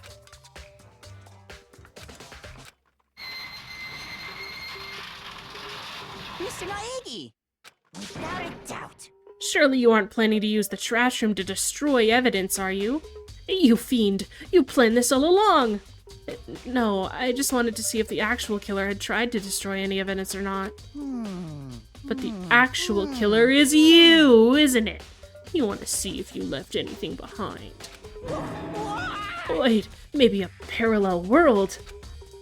Whatever. Let's just hurry up and keep looking.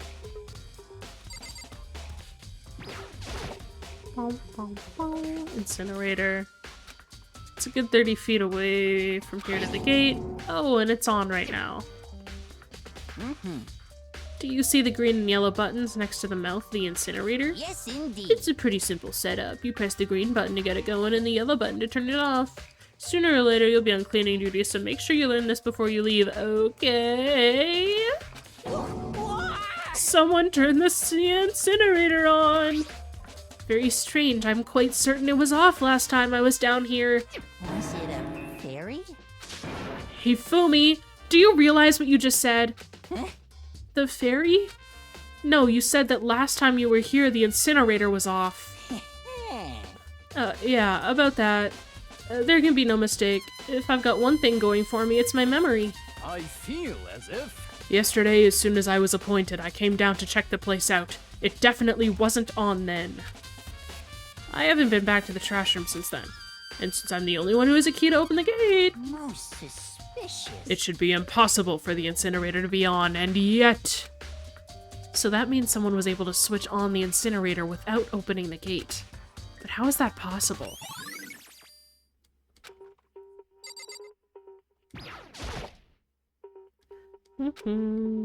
Or so it seems.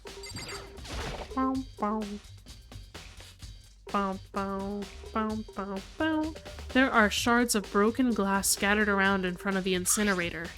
Looks like it could be some kind of glass ball, just about big enough to fit in the palm of your hand. Is this perhaps... Do you know what this is?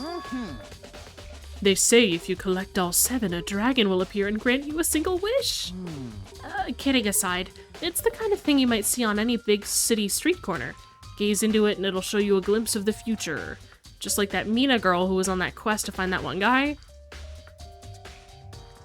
Yeah, I get what you're trying to say. But who did this particular ball belong to? There's only one person it could be. They should all still be in the gym. I better go find out for sure.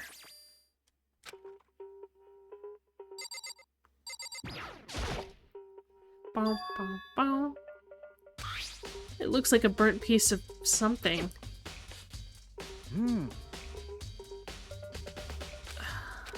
This guy just only makes references. Anyway, this is... It looks like a piece of cloth, and the shape. It's part of the sleeve from a button-up shirt. And now that I look at it, there's definitely blood on the cuff, which means... This is all that's left of some of the evidence the killer destroyed. But there are lots of people here with white button-up shirts. This isn't enough by itself to figure out who the killer is.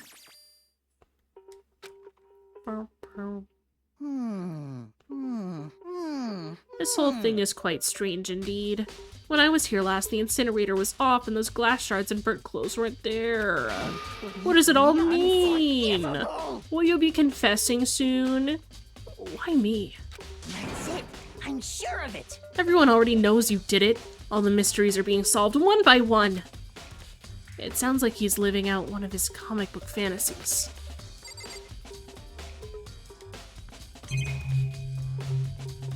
Wow, wow, wow. Wow.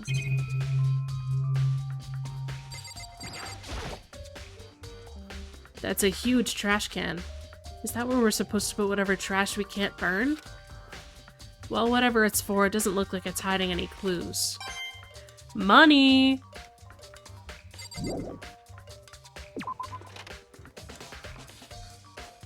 Okay.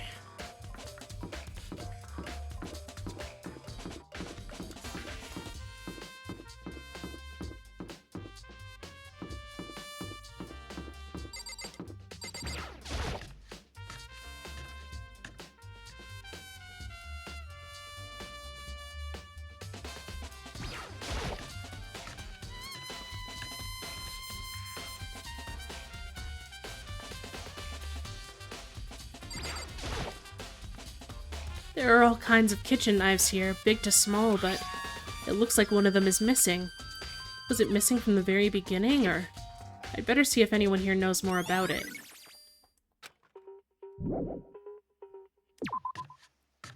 bum, bum, bum, bum, bum. Hey, so did you notice that one of the kitchen knives is missing from the dining hall? Yeah, totally. Weird, huh? I thought it was kind of strange, a knife just suddenly disappearing like that. Oh, so it wasn't missing from the beginning? That's right.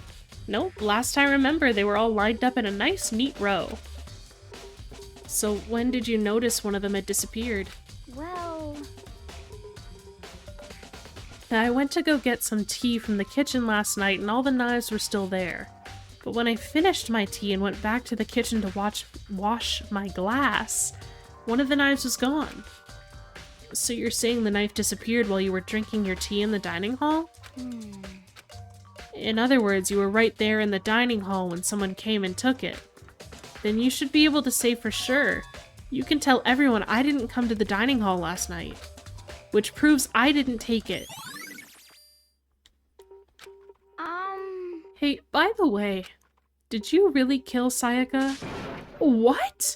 Of course not! I would never! Hina, do you really think I murdered her? I mean...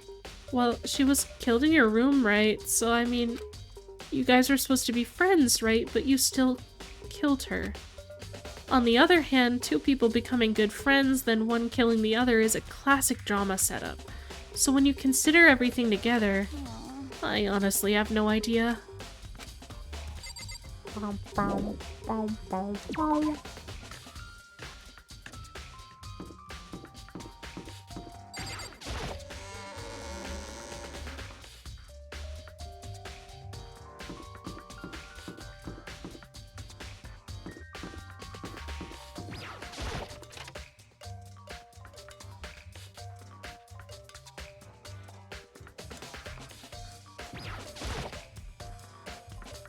I should be able to use this to see what's on the DVD.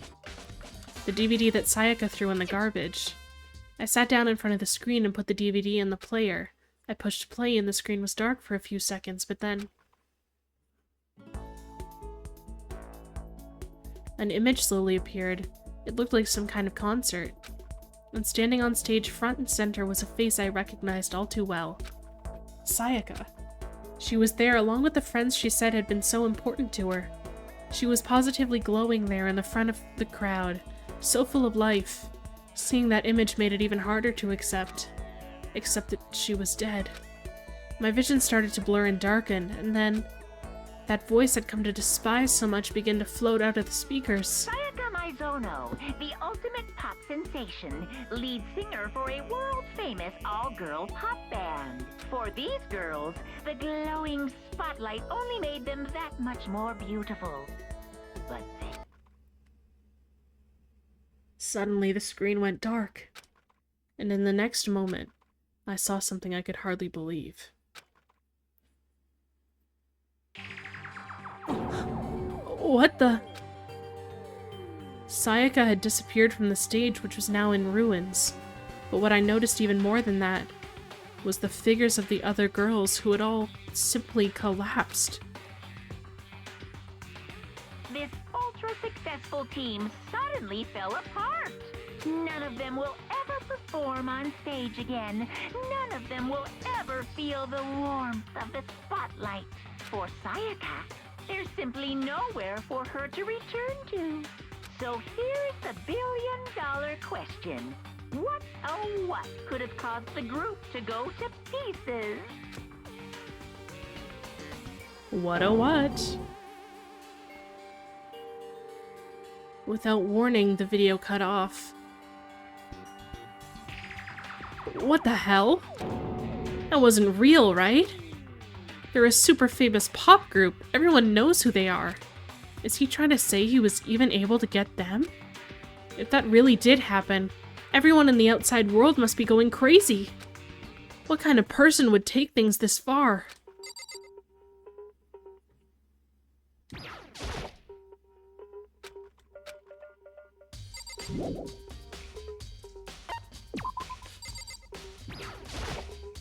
Do I need that? No, okay.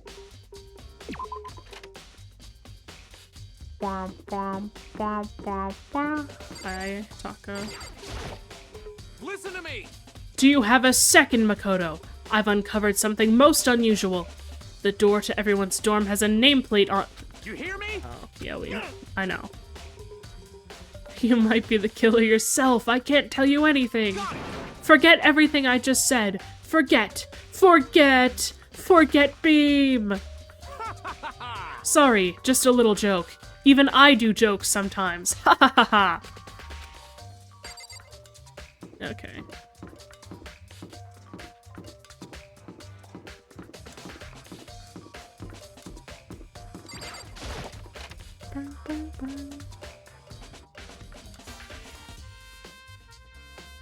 And I just need to talk to Hagakure.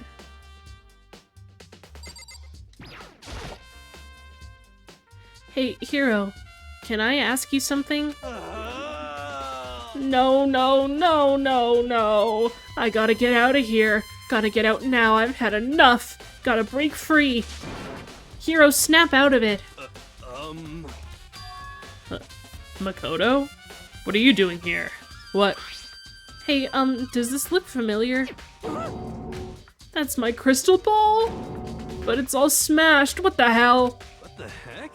I only bought it because the guy said it was blessed. He said it was unbreakable. So how did it break? What? Was it actually just made of glass and not crystal? Did that guy totally dupe me? He said it belonged to the pillars of history. Genghis Khan, George Washington, Napoleon. He said whoever controlled that crystal ball controlled the world. Was that seriously all BS? Let's put that aside for now. So you can say without a doubt that this belonged to you? Yeah, that's mine for sure. I probably forgot it in the laundry room last night. Someone must have come by and snatched it. You left it in the laundry room? That means anyone could have found it and taken it. Thanks, Hiro. That's all I wanted to know. Sure. By the way, I'm almost afraid to ask, but how much did you pay for that thing? Everything I saved up from fortune-telling for 2 full years. Came out to be like $1 million? $1 million? That's pretty cheap, actually. I mean, considering it gives you the power to control the world. That's just too stupid. I can't even feel bad for him.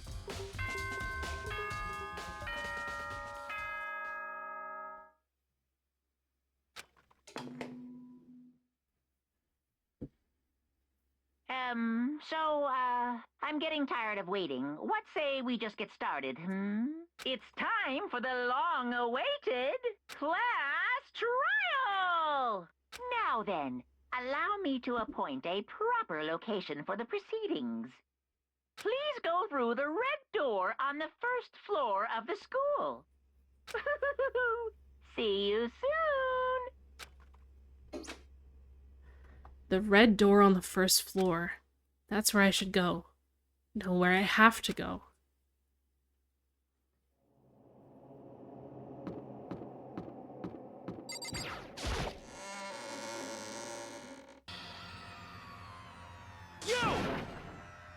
You're late, Makoto! We've all been waiting for you! I bet you were afraid to be discovered as the murderer you are. Listen to me! Let's not jump to conclusions just yet. Save that for the class trial. There we can all reveal the details of Makoto's crime. So they really are convinced I did it. But I didn't do it. Me and Sayaka both know that all too well. But then who is the killer? The one who murdered Sayaka. Is it really one of us?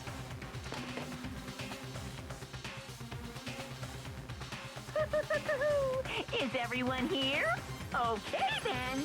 Please board the elevator in front of you, which will transport you to the courtroom, where all your fates will be decided. I'll meet you all down there. I'll be waiting.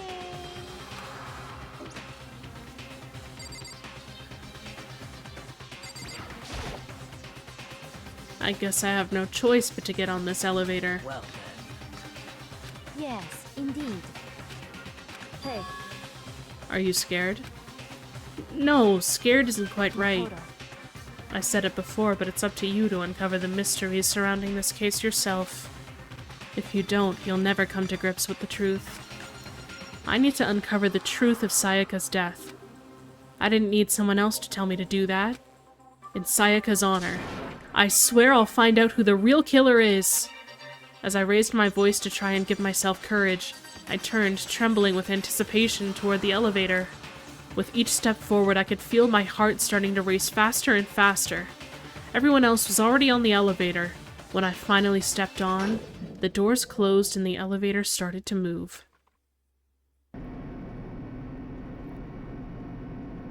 The steel box descended with heavy clunking sounds toward the school's basement. I wonder if this is how a death row inmate feels when his time finally comes. Oh. Rather than that, is it not more like a defendant waiting to receive his judgment? Oblivious to our shared anxiety, the elevator lowered us further and further into the bowels of the school.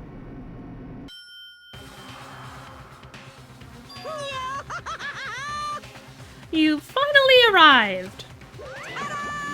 What do you think? Doesn't it feel just like a real courtroom? It's like a Hollywood movie set, right? Shit. Not even close. It's total shit. Well now. Okay. Everyone, find your assigned seats and sit down. Yoo-hoo! We did what he said and found our seats. The seats were arranged in a giant circle. It was set up so that everyone could see everyone, which also meant it'd be easier for anyone to transfer their tension and unease onto anyone else. The air seemed to grow heavy as we sat there. And so the curtain on our first case opened. A deadly judgment, a deadly deception, a deadly betrayal. A deadly riddle, a deadly defense, a deadly faith. A deadly class trial.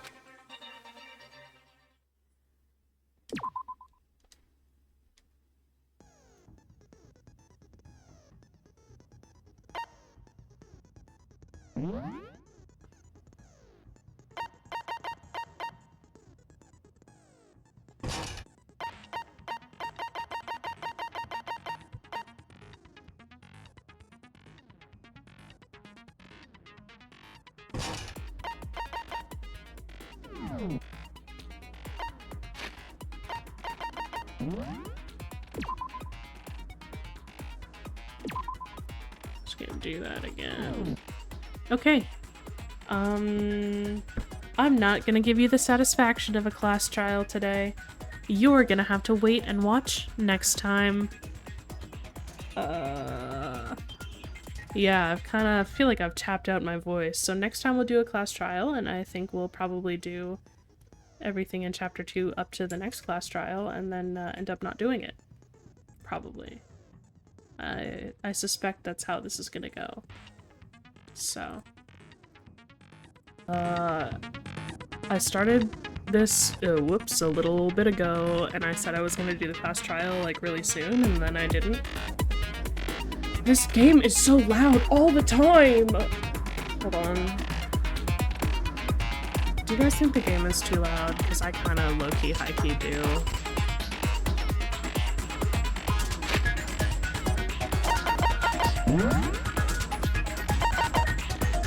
But also, I've been turning it down, you know?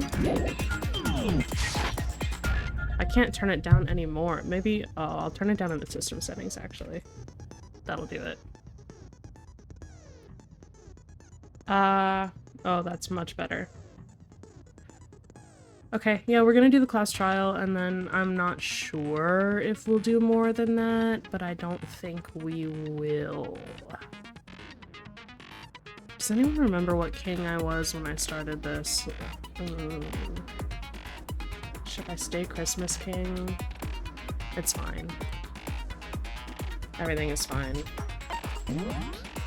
I thought I had already set my skills.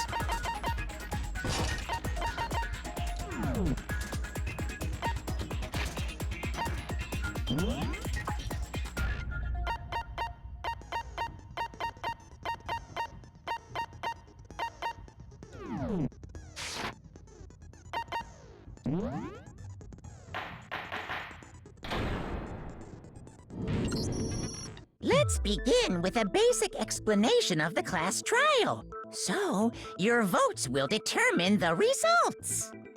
Thanks, Ray. I will have good luck. Most of the trials should be voiced, if I remember correctly. So I shouldn't have to make Monokuma's voice today. That'll be great. If you can figure out who done it, then only they will receive punishment. But if you pick the wrong one, then I'll punish everyone besides the Blackened, and the one that deceived everyone else will graduate. And the killer really is one of us, right? Of course! Okay then. Everyone, close your eyes. And whoever did it, raise your hand. Don't be a goddamn idiot. Why the hell would they raise their hand? Before we move on and start the trial, can I ask a question real quick? What's going on with those pictures? I'd feel awful if they got left out just because they died. Friendship penetrates even death's barrier. Yeah. Friendship penetrates? No. Okay, but what about that other empty seat? There were only 15 of us to begin with, so why are there 16 seats? Oh, no reason. It's just that our little courtroom here can technically fit up to 16 people. Okay, that about does it for the preamble. Get ready to get started. First up is the case summary. Now, let the class trial begin! It's about to begin. The debate to decide who we think the killer is. Anything I found, anything I noticed, I have to be ready to speak up about everything. Because this isn't just about me. Everyone's lives are on the line. Our first non-stop debate is about to begin. Would I like to hear more? No. You guys might, but no. Basically, everyone's just gonna talk at the same time, and I have to be like, no, that's wrong! You know, I gotta, like, find the contradictions.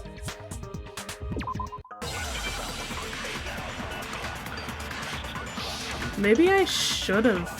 Oh, I forget how to... Never mind, it's only one bullet. I don't have to pick one. I assert that the one who was murdered was Miss Sayaka Maizono! Yeah, we know that part already. And the murder took place in Makoto's room. In the bathroom. So it seems most likely that the killer must have taken her by surprise while she was in the bathroom. She didn't even have a chance to resist. Oh god. I forget how to shoot. I assert that the one who was murdered was Miss Sayaka Maizono! Yeah, we know that part already. And the murder took place in Makoto's room. In the bathroom. So it seems most likely that the killer must have taken her by surprise while she was in the bathroom. I forget how to shoot. She didn't even have a chance. How do you shoot, girly? Fuck. How do you shoot? But oh, got it. Never mind, I ran out of time. How do I speed it up? There we go. Yeah, we know that part already. And the murder took place in Makoto's room. In the bathroom. So it seems most likely that the killer must have taken her by surprise while she was in the bathroom. Uh-huh. She didn't even have a chance to resist. Got it. No, that's wrong.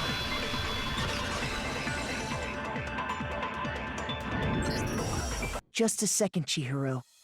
Try to remember how my room looked. With the way things had been damaged, I think we can definitely assume there was a struggle. A struggle? Between who and who? Between Sayaka and the killer, of course.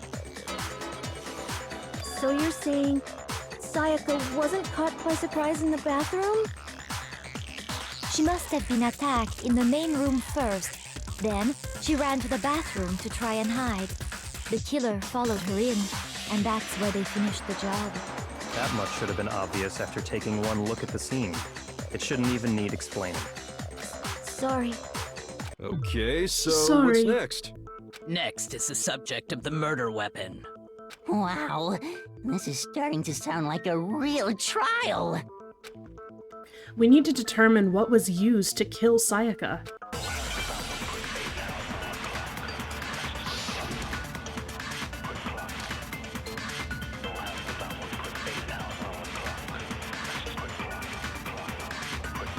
So what was used to kill her? There was some kind of sharp object thrust into her stomach. Without a doubt, that is the murder weapon. Thanks for the killer follow, used some random Goldenum. knife they had on him. No, that's wrong.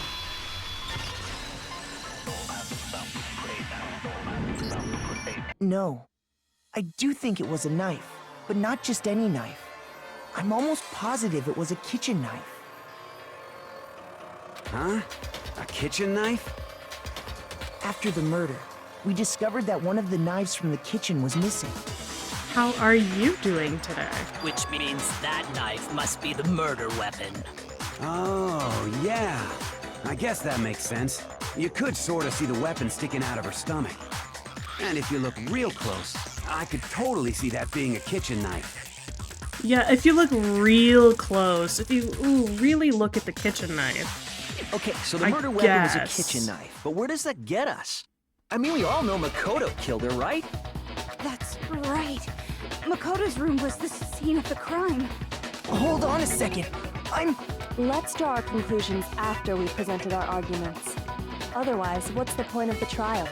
Well, we can talk all we want. It's not going to change that conclusion. I don't think that's true at all. I'm sure if we keep at it, something new will reveal itself. You really believe that? She's right. There's gotta be a breakthrough somewhere, just waiting for us to find it. Because I know damn well I'm not the killer. There's a bit more to learn about non-stop debates. Would I like to hear more? No. That's exactly where I'm at too. I played them a couple of years ago, and now I'm trying to replay them all before 2x2 comes out. I don't really want to learn more about non-stop debates, but I did forget how to shoot earlier. Yes! Sorry, this song is the best one.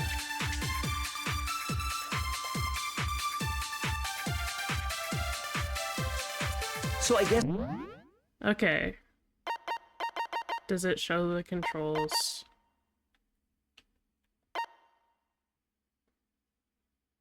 Select is the left button, right button is concentrate.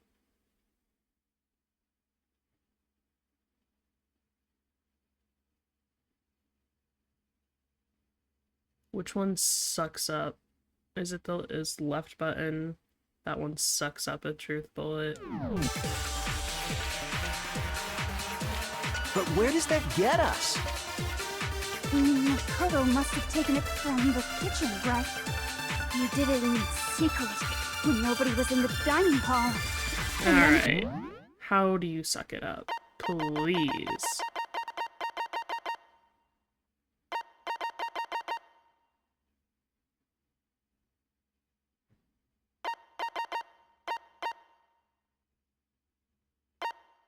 The Y button. What's the Y button on PlayStation? Is it the square? I think it's the square.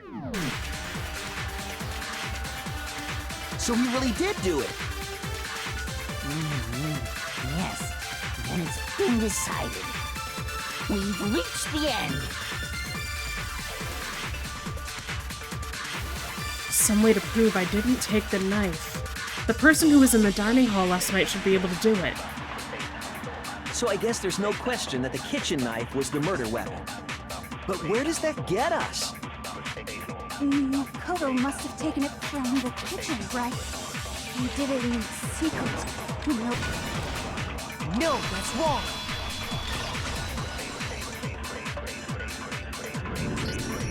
Okay, wait. Hold on. I didn't take the knife from the kitchen. Next, you're gonna say you're not the killer, right? Go ahead and say it all you want. Well, what if I have a witness? What do you think, Hina? Huh? Remember what you were telling me earlier?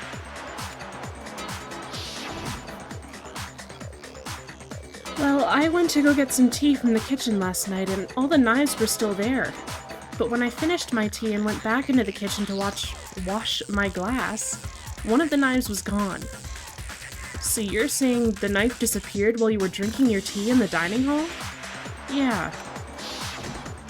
Just to be perfectly clear, the knife disappeared while you were in the dining hall, correct? Yeah, that's right. And at any point while you were there, did you ever see me come into the dining hall? No, I don't think so. You don't think so? No, he definitely wasn't there. The knife disappeared while Hina was in the dining hall, but I wasn't there the entire time. In other words, there's no way I could have taken the knife. Okay, then what about this? What if the idiot swimmer girl and Makoto are in on it together, and lying to protect each other? Idiot swimmer girl? Oh, and more importantly, why would I get involved in something like that? Speaking of which, I'd like to ask the bear, if there is an accomplice, do they also become blackened? So you ask, and so I shall answer. Each murder is allowed to have an accomplice, but only the one who does the killing will get to graduate. So in other words, two people can work together, but one of them has no chance of profiting from it. Then there's no way anyone would work together, right? But what if they did work together, and they just didn't know about the rule? Well, that would suck, wouldn't it? Good grief! Enough already! No, okay? There are no accomplices in this case! Oops! Did I say that out loud? Anyway, I didn't go to the dining hall, and I didn't take the knife. So I'm not the killer. Okay, so then, who did take the knife? Hina seems the obvious candidate. After all, she just said she was in the dining hall. No way! I swear it wasn't me! Sure, but can you or anyone else prove that? I can. That's right! Sakura was with me the entire time I was drinking my tea. I hate to have to ask, but just to be sure, Sakura's... Me. Right. We all introduced ourselves like 2 days ago. But then, couldn't either one of them have grabbed the knife? Actually, no. Because, well... Just spit it out already. I stayed in Hina's room last night. I got so scared thanks to those creepy videos. I wasn't really thinking, I just asked her to stay over. Which means we have airtight alibis. You stayed over? Doesn't that violate one of the school regulations? We're not allowed to sleep anywhere but the dorms, but it doesn't say we have to stay in our assigned room, so I don't think that's a problem. It is a problem! A boy and a girl spending the night together? It's unwholesome! But I'm a girl. You are? Oh my gosh, I'm so sorry! But if it wasn't either of you, then what other possibility is there? Actually, there is one other possibility. Right, Hina? Yeah, it's like that. Hey, he said he was so sorry. Oh, yeah, that's true! One other person did come to the dining hall while we were there. Why didn't you say so in the first place? Well, because... they're not here anymore. Someone who's not here? Are you talking about... Sayaka. She's the one who came to the dining hall.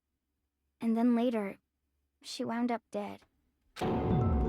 Sayaka?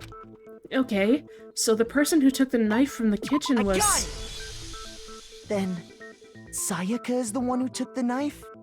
That's the only possibility.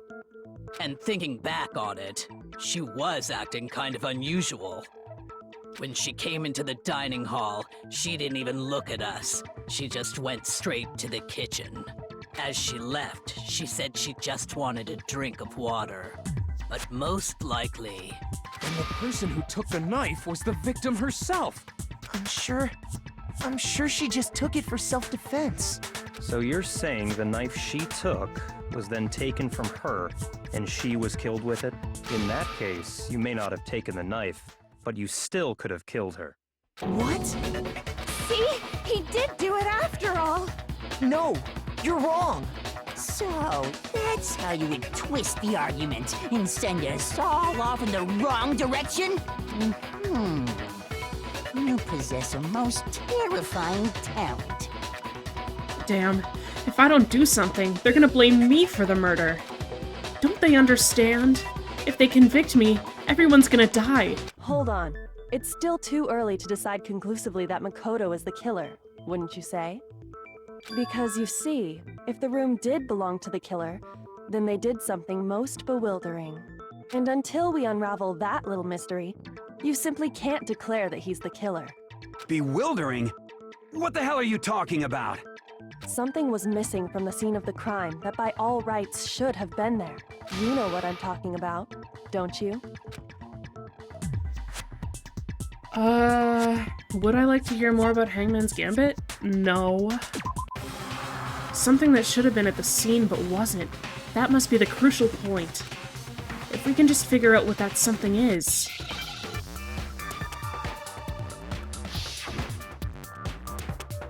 Do I remember? No.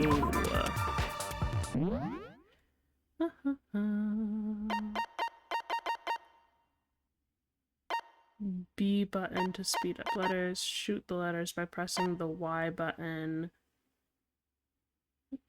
Someone please. Is the Y button the triangle? Y button. PlayStation.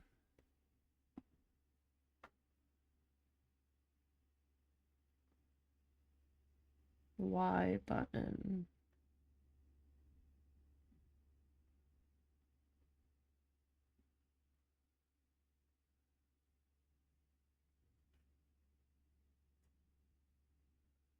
Y button. Triangle. Okay, so the same as the bullets. Got it.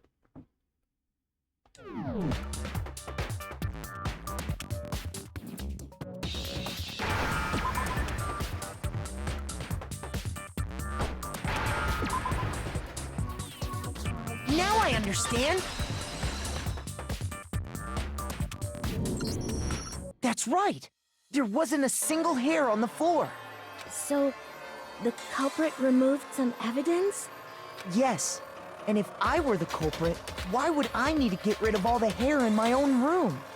It wouldn't be unusual at all to find my hair at the crime scene if the crime scene is in my room. The reason all the hair was gone was to remove any trace that Sayaka had ever been there. Girl, she's dead in the bathroom. That makes sense, does it not? No. If that were the case, they would have had to do something about the body itself, not just her hair. Yes, very true, very true. Okay, then why wasn't there any hair on the ground? The killer got rid of it all, of course, to remove any trace that they had ever been there. Wait, then that means... Precisely. It's simply beyond reason to believe that the room's owner and the killer are one and the same. Then, Makoto isn't the culprit? Are you sure we can decide something so important based solely on the absence of some hair? Yes. No. There are other reasons that prove why Makoto couldn't have done it. I would like to hear these reasons. Do you remember anything remarkable about the bathroom at the scene?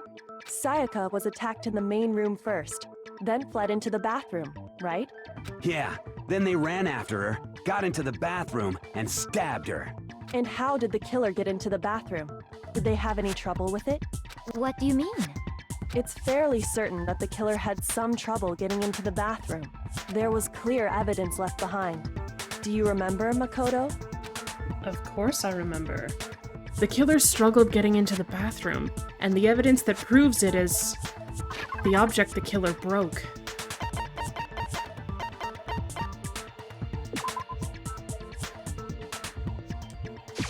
I got it!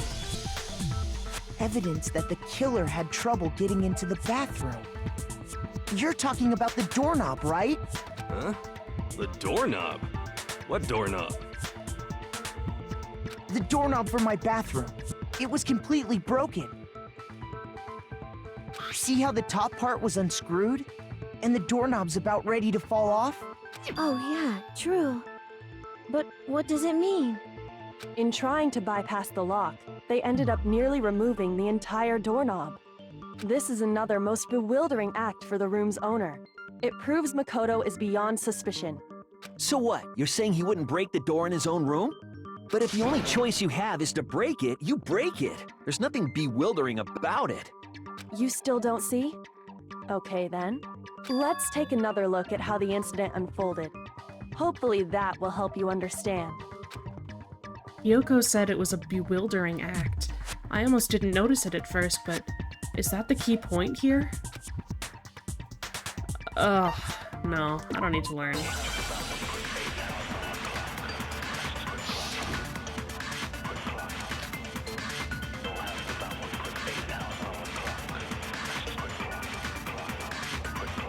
The incident took place in Makoto's room.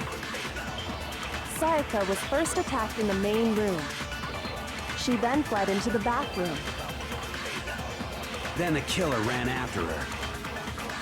And they got into the bathroom. At that point, the killer had to try and bust down the door. Because Sayaka had locked it. I'll let it go through and then I'll get it. Finally, the culprit had Sayaka cornered. But to finish the job, they stabbed her with the kitchen knife. It was you, wasn't it, Makoto? Admit it. We already know the answer. It's not because the door was locked. No, there's a different reason entirely. The incident took place in Makoto's room. Sayaka was first attacked in the main room. She then fled into the bathroom. Then the killer ran after her. And they got into the bathroom. At that point, the killer had to try and bust down the door.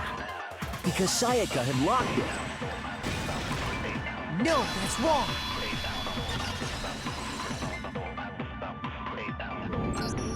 The reason my bathroom didn't open wasn't because it was locked. After all, the girls' rooms are the only ones with locking bathrooms, right? Yes, now that you mention it, that is true. Then why didn't your bathroom door open? Because it was stuck. Huh? What are you talking about? My bathroom door doesn't fit in the frame quite right. Monokuma over there can testify to that. Yup, true as true can be. But you know, you're supposed to be the ultimate lucky student, right? But to have such a cruddy door... that's not lucky at all! So the reason the door didn't open was just because it was stuck. But the killer didn't know that and assumed it was locked. So they tore apart the doorknob to get in. Okay, but then why would the killer even think the door was locked in the first place? Everyone should have known you can't lock any of the boys' bathrooms. The killer could easily make that mistake, thanks to one important detail about the scene of the crime. The killer was convinced the bathroom door was locked, so they didn't know that the door actually couldn't be locked. In other words, the important detail about the scene of the crime that they didn't know was... I got it! The killer must not have realized that it was my room. What? Are you saying the culprit didn't even know where he was? That's inconceivable! And yet, he's absolutely right. Say what? Well, to be more specific, what the killer didn't know was that Makoto and Sayaka had switched rooms, which is what led to the misunderstanding about the bathroom. If Sayaka had been in her own room, then there would have been a lock on the door, and they would have had to break through! So they had no idea how unnecessary their actions were.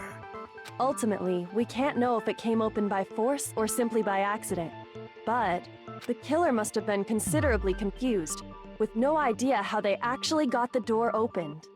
Regardless, it was a pointless act. Wasting time trying to break down a door that wasn't locked is... Definitely something I wouldn't do, since I would have known exactly why it wasn't opening, right? That is a definite possibility. So the killer would have to be someone who didn't know they'd switched rooms? Then Makoto couldn't have done it. That's what I've been trying to tell you. Okay, then who did do it? I'm sorry, but I give up! Quit without saving! Bruh. But what happens if we can't decide on who we think did it? Well then, why don't we just vote right now? Majority rules! Majority rules? You really think that's a good idea? Yeah, our necks are on the line here. Someone seriously needs to do something. For serious. Does no one have any other thoughts or questions? It does not matter how trivial they may seem. Oh, as a matter of fact, I do have one question. Oh, you don't gotta sound so disappointed. For serious. It's fine, it's fine. Just ask your question. Oh yeah. Okay, so, well, I was just wondering, how did the culprit get into Makoto's room in the first place? Yes. How did the killer get inside? Maybe Sayaka just dropped the key somewhere and the culprit picked it up. That's possible, right? I don't think so. That seems way too convenient. Then maybe someone picked the lock? Negative! If you remember, Monokuma made it quite clear that the locks are all unpickable. Fine. How about this? The killer got in the easy way. They could have knocked and said they wanted to talk or something, and Miss Maizono just let him in. No, that can't be it either. Oh, trying to argue against me? Sounds like someone doesn't know his place. Where does he get the gall? Hello? Why exactly can't that be it? Because she asked me to do something in particular, because of how frightened she was. That's the answer right there. There's no way Sayaka let someone in because... I got it! Because Sayaka was already scared, remember? That's why she asked me to switch rooms in the first place.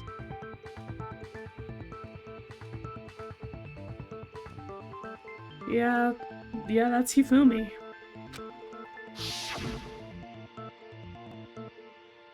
The same goes for you, Sayaka. No matter who it is, don't open your door for anyone.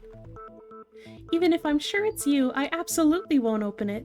Otherwise, what's the point of even switching? Knowing what she'd been through, I just can't believe she would have opened the door for anyone. What if her being scared was a lie? Huh? Well, what the hell is that supposed to mean? I know you don't want to consider it, but look at this and tell me. Mods, can one of you get deny that? the possibility? I know you're playing Valorant, but... Thank you, Ray. There's something I want to talk to you about. Just us two. In 5 minutes, come see me in my room? Check the nameplates to make sure you don't get the wrong room, okay? I found a notepad during my search, and I shaded in the top sheet with a pencil. And these are the words that appeared. Oh man! I've totally seen people do that on detective shows. When you write, it can leave an imprint. Sketch over the next sheet of paper, and you can see the words. I play Jet only, but I'm also trash. And I just like that you can jump in a floaty way. I don't use the ults of anyone. When I saw that, I was like, holy crap! I better make sure I rip the paper out before I use it from now on. It's a pretty old-fashioned technique, but even the classics can be surprisingly useful sometimes. Oh, and I should also mention, I found the notepad on the desk in Makoto's room. Huh? Which means only someone who had been in Makoto's room before the incident could have written it. Then either it was Makoto who lived there, or Sayaka who switched rooms for a single night. So, Makoto, did you write this? No, I didn't. But... Of course you didn't. Because the note also bears a perfectly legible signature. Sayaka's signature. Then that note, Sayaka wrote it? But why? Why would she write that? The note was likely her way of getting in touch with a certain someone. She must have slid it under their door to let them know she wanted to meet with them in secret. If you got an invitation like that from the ultimate pop sensation, what young man could resist? Yeah, Ray, that is a lie. Of course, I'm only into 2D, so it wouldn't have any effect on me. But can we be sure anyone even got this note? And honestly, even if they did, I do not think they are at all involved in what happened. Huh? What makes you say that? Would you like to hear what I have to say? Very well then, pay attention.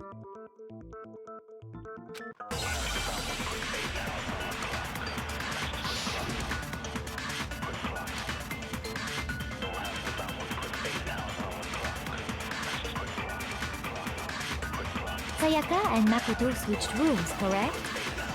But in the note, the place they were asked to come to, it specifically says, my room.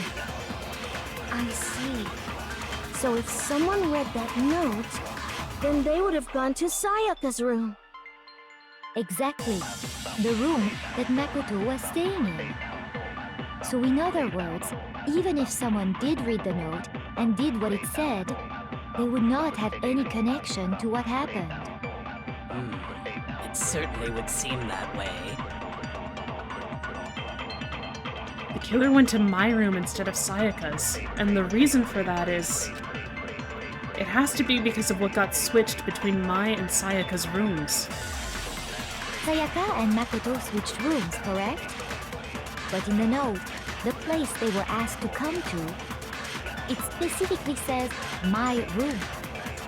I see. So if someone read that note, then they would have gone to Sayaka's room. Exactly. The room that...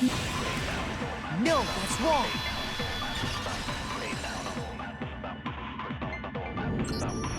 The nameplates on Mai and Sayaka's rooms got switched. They got switched? That's right. The nameplates got switched, just like the rooms themselves. Samael just said that he was a one-trick and never said what character he plays, but he plays Sage, by the way. As a result, the nameplate on Sayaka's room actually had Makoto's name. And the nameplate on Makoto's room had Sayaka's. So what you're saying is, the room Sayaka was staying in was actually marked as her room. Then, You're if welcome. someone did do what the note said, they would end up at Makoto's room where Sayaka was. Plus, their rooms are right next to each other, so switching the nameplates would be no problem. And the one who switched the names was... well, of course it wasn't you, right, Makoto? Right? Okay, then who did it? There's only one person who could have switched the nameplates. The only other person who knew we had switched rooms. I got it! Me and Sayaka were the only ones who ever knew about us switching rooms. So the only other person besides me who would even know to switch the nameplates was Sayaka. You can also infer as much from her note. There's something I want to talk to you about, just us two. In 5 minutes, come see me in my room. Check the nameplates to make sure you don't get the room wrong, okay? She specifically tells the reader to check the nameplate. She would only have written that if she knew the nameplates had been switched. But why would she switch them in the first place? She wanted someone to come to the room she was in, and also hide the fact that it was Makoto's room. What? Inviting someone to your room, but not telling them you'd switched rooms. Why would anyone do that? To understand that, we first need to understand what happened after she invited the person into the room. That's where the answer lies. What happened then was probably whoever she invited over came in and attacked her. We figured it out! We know who did it! Whoever she invited over is the culprit! But we still don't know who it is, you goddamn idiot! Sayaka fought with her killer there in the room, yes?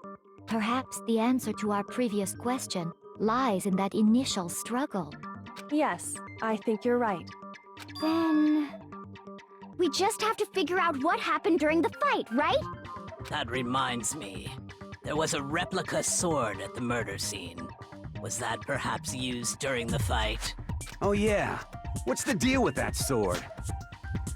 Sayaka suggested I should hold on to it. I thought it might come in handy if I had to defend myself.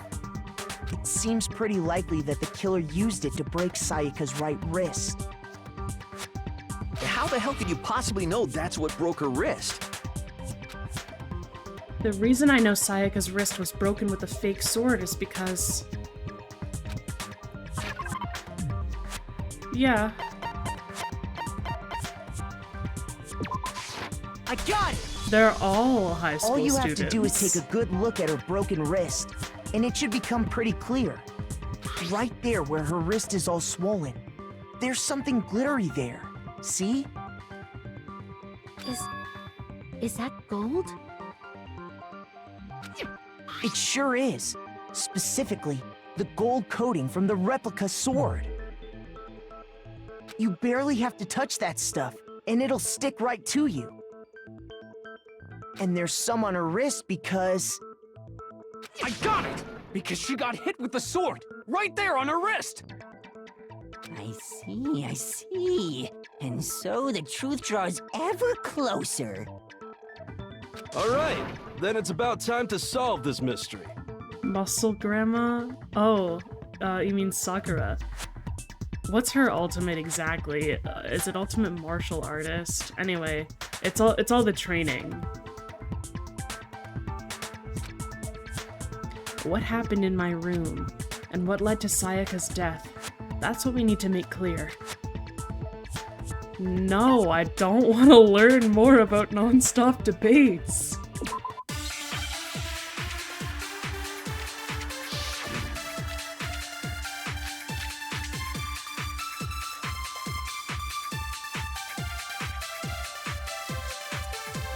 When the fighting broke out, the culprit grabbed the sword, and that's when the first blow was dealt.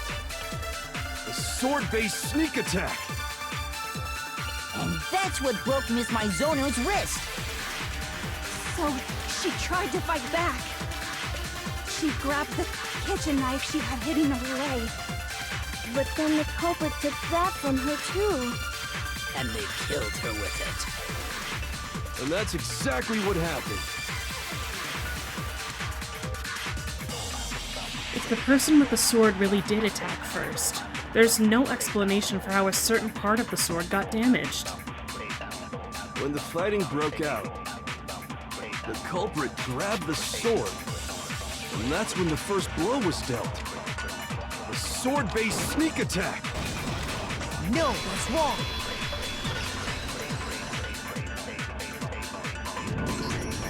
Actually, no. I don't think the fight started with the sword. Huh? Why not? Because the sword's sheath had been scratched. See? There's a gash in it. Like someone cut into it with something sharp. Something sharp? You mean like the kitchen knife? That was the only sharp thing found at the scene. Stop jumping ahead! Slow down and explain it so I get what the hell's going on. If the sword was used first, there wouldn't be any explanation for the scratch on the sheath. If you were going to attack with the sword, you'd take it out of the sheath first, right? That's true. With the sheath on, it'd be heavy and bulky and useless as shit. Yeah. Okay, so how did the sheath get damaged? If they got attacked with the kitchen knife, maybe they grabbed the sword as a defensive impulse. In that situation, there wouldn't be any time to actually unsheath the sword. So you're saying the sword was initially used to defend against an attack from the knife? Which means whoever had the kitchen knife was the one who attacked first. I think I get it! So here's how it all played out. The culprit came in, found the kitchen knife hidden there somewhere, then they took the knife and attacked Sayaka before she knew what was happening. So she grabbed the sword to defend herself, but then the culprit took that from her too. Then, After they broke her wrist with the sword, they took the knife and finished it. Sorry, but I don't think Sayaka used the sword to defend herself. What? How the hell can you not think that? Because she never held the sword at all. There's a certain part of her body that makes this clear. The part of her body that shows she never used the sword. If you wanted to use a sword, which part of your body would have to touch it? I got it! You're talking about her palms, right?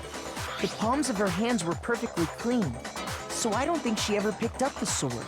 How can you know that just by looking at her palms?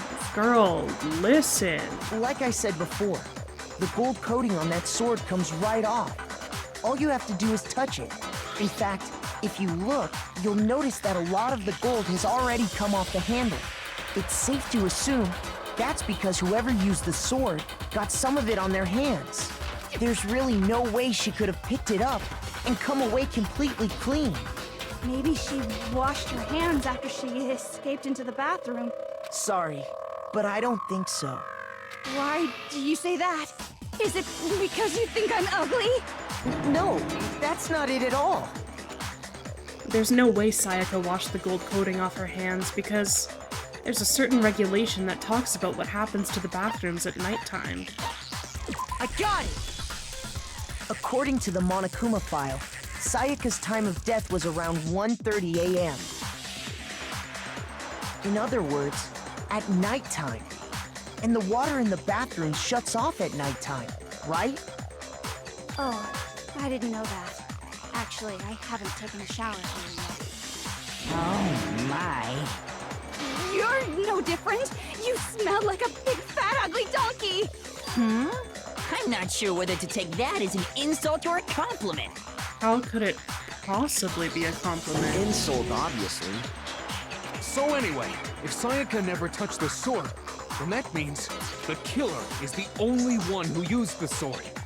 But hold on. If that's right, then the one who damaged the sheath with the kitchen knife was... The one who damaged the sheath would have to have been the one without the sword. I got it! Sayaka? She had the kitchen knife? But we already said that the attack started with... The person with the knife attacked first, and the sword was used as an impromptu defense. Then the one who attacked first was... Sayaka? Now do you understand? She wasn't a blameless victim in this. No, far from it. It's almost as if she'd been planning to commit a murder of her own. What? What? She took the knife from the kitchen, then invited the culprit to the room she was staying in. And if it's true that she had the kitchen knife and attacked without provocation... Indeed. These are all the actions of an assailant. Which brings up another point. Makoto, Sayaka was the one who suggested you two switch rooms, correct? Maybe the reason she wanted to switch rooms was so that she could pin the crime on you. That is a possibility, is it not? Sayaka wanted to... on me? That would also explain why she would switch the nameplates. She wanted to get whoever she had targeted to come to Makoto's room where she was staying. And by committing the murder there, instead of her room, that would implicate Makoto. But for that to work, the target had to be lured out while still keeping the room swap a secret. If the target knew she had switched rooms, they would have become suspicious right away. So all that's why she switched the names? But doesn't that plan seem a little risky? For one thing, even if her plan worked, Mr. Naegi would just tell everyone they'd switched rooms. I don't know. I'm not sure our soft-hearted Makoto is capable of that kind of cutthroat behavior. Weak. I'm sure Sayaka realized the same thing, which is why out of all of us, she asked him to switch rooms. Plus, she was the ultimate pop sensation. A totally forgettable kid. Or a national superstar. Who are you more likely to believe? Wait, then you're saying she had this all planned out? Holy shit! But in the end, her plan backfired. She launched her attack with the knife, then found herself under attack in turn. that must be when her wrist got broken, and she was forced to drop the knife. The tables were suddenly turned on her, and she died at the hands of the one she'd planned to murder. Just hold on! That can't be true! Because... Hey! You guys have totally derailed the argument. You're being super boring right now. Come on, hurry up and decide who did it. Wouldn't it be awful if I had to punish you all just because you ran out of time? Oh yeah, we gotta decide who we think did it. Oh yeah, we're in a high school death game, huh? Makoto, right now you just need to concentrate on figuring out the answer to this mystery. If we can't uncover who murdered Sayaka, it's over for all of us. Is it really all over? Obviously, I'm committed to finding out who killed her, but what can I do? I mean, as far as clues go, there's nothing left.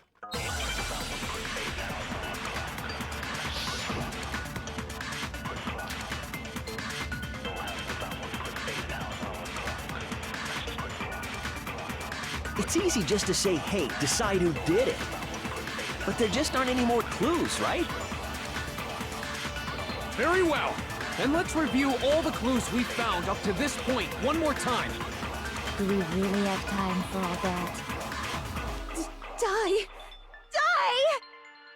If we don't do something, we're all gonna die! There's still one clue left, I'm sure of it. Sayaka left it on the wall she was leaning up against. It's easy just to say, hey, decide who did it. But there just aren't any more clues, right? No, that's wrong.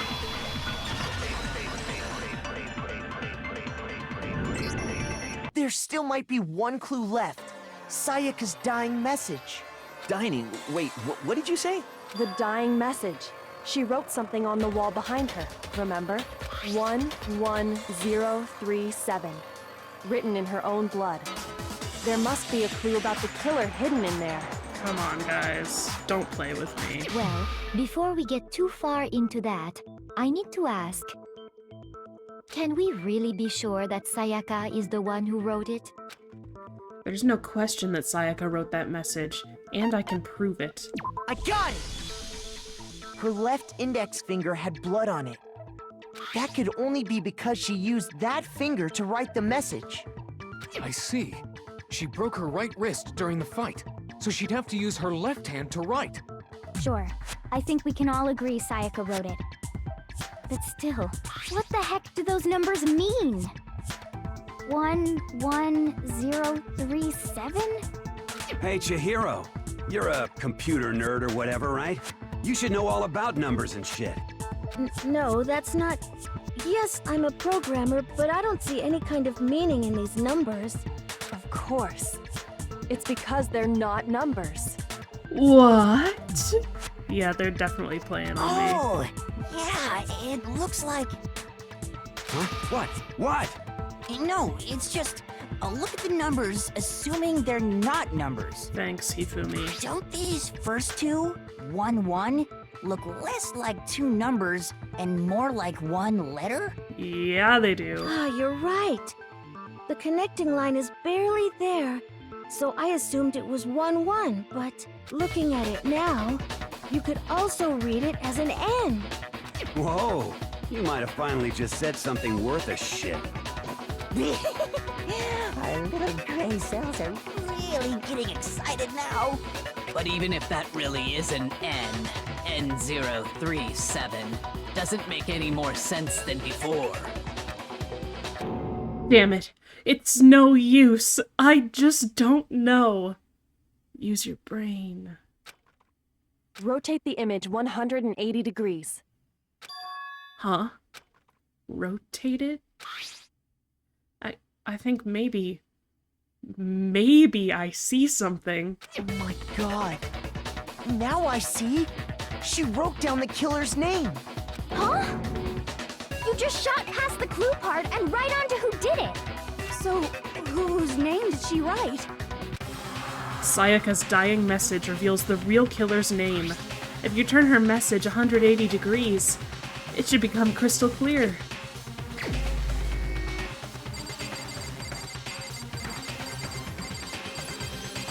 Yo, where is he? Here's my answer. The key to solving this mystery was simply to rotate the writing 180 degrees. If you turn the message around, it becomes the letters L-E-O-N. What?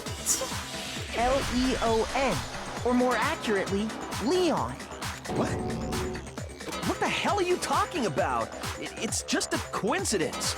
It's just a bunch of random squiggles that happen to look like my name. No, it's not random at all. She wrote that message on the wall behind her as she was leaning up against it. In that position, she couldn't move to write normally, and had to write upside down, as it were. And as a result, when you look at it standing in front of her, it ends up getting flipped. Try it for yourself if you want. Write something sitting like her, and the letters will be inverted. That sounds like one hell of a stretch to me. I'm the killer? You can't just go and say shit like that. If you're not the killer, then why did you try to destroy the evidence? Huh? You know what I'm talking about, right, Makoto? The evidence Leon tried to get rid of? The evidence that Leon tried to get rid of. It's that thing I found on the ground in front of the incinerator, right? My ads are starting in a minute. I got it! You mean the burnt shirt piece I found laying on the ground by the incinerator, right? As the killer stabbed Sayaka, they must have gotten some of her blood on them. And to dispose of the shirt covered in the victim's blood, they threw it into the incinerator. But one piece burned off and got left behind. And the killer didn't notice. If they had, they most certainly would have panicked. Isn't that right, Leon? But is one scrap of fabric enough to conclude that Leon is guilty? Yeah, I mean, Leon's not the only one wearing a white button-up. That's right. There are plenty of other people here with shirts like mine. With just that one little charred piece, there's no way you can say for sure who it belongs to. You're right. That alone isn't enough. But there are some other points that may reveal the truth. Are you finally starting to understand? The answers to all the riddles are right here. Kinda... Yeah, I think so. Trying to be nice to the ad havers, but...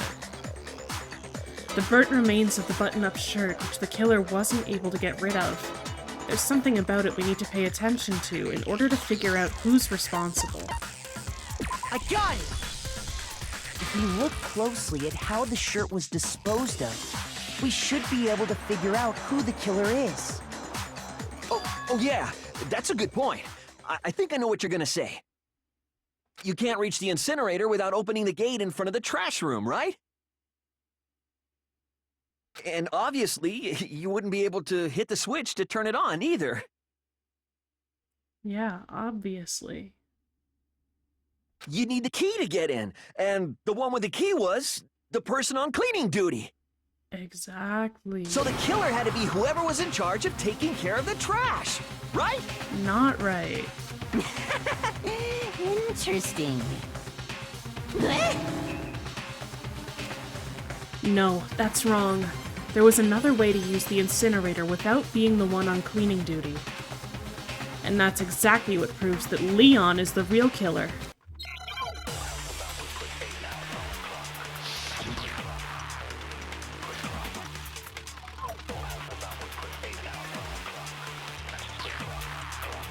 The key to the trash room. Whoever was on cleaning duty must have had it, right?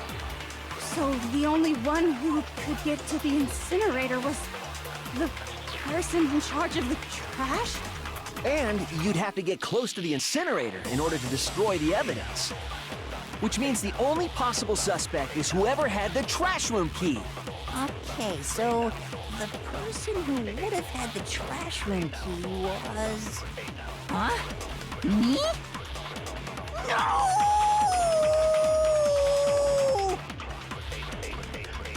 There absolutely was a way to use the incinerator without using the trash room key. The killer was able to turn the incinerator on by using something I found on the ground nearby. The key to the trash room. Whoever was on cleaning duty must have had it, right?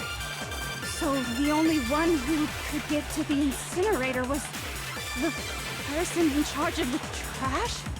And you'd have to get close to the incinerator. No, that's wrong.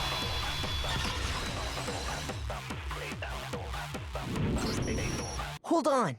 I think I know how someone could dispose of the evidence without using the trash room key. But if you can't get past the gate, you couldn't possibly turn on the incinerator, could you? You can. Yes, you could. If you used this. What is it, some kind of glass ball? It's busted to hell. Actually, it was supposed to be a crystal ball, but, But how would you use it? The killer had to use the glass ball in a certain way, which was... I got it! The killer simply took aim at the incinerator switch and threw the ball through a gap in the gate. All they had to do was hit that switch, and the incinerator would come to life. Someone threw a gap in the gate?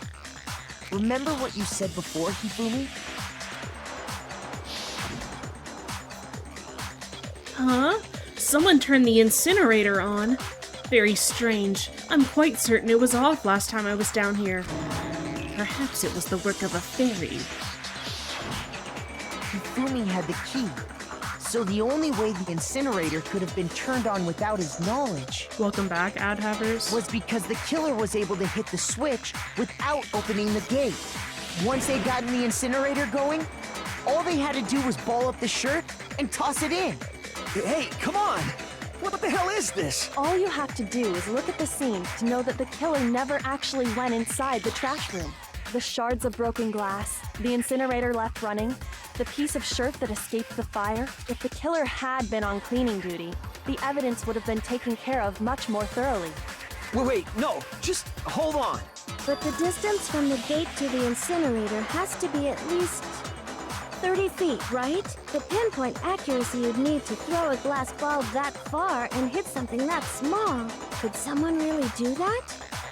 That's right! There's no way! It'd be impossible! Difficult, absolutely. Impossible? I don't think so. Because the killer is... It wouldn't have to... Well, it wouldn't have been much of a challenge at all for the killer because... I got it! Because the killer is the ultimate baseball star. Isn't that right, Leon? Do you have any idea how stupid you sound right now? A target 30 feet away would surely be little challenge for the ultimate baseball star. You can't be serious. I'm not the killer! These goddamn shipper brains have got it all wrong, I'm telling you! You still won't admit it? Okay then. Makoto, go ahead and review the incident one more time to make his crime perfectly clear. And with that, we can end this. Listen to me! What the hell do you mean, end this? Say what you want, Leon. But all the questions have been answered, and the truth has been revealed. Now here's what happened. You still won't admit it? Ha! Get him, Makoto. So now we get to make a little comic. Yay! Bow, bow, bow.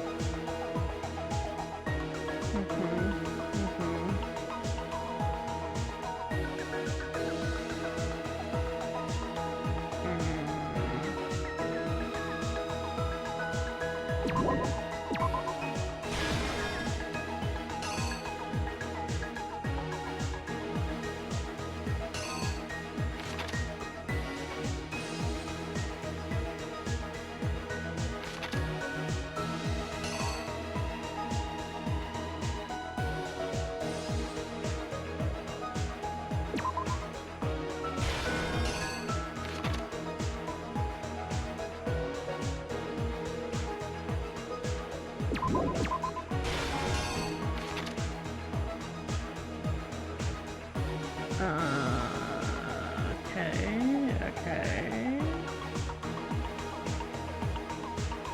Is this her getting stabbed? I think that's her getting stabbed.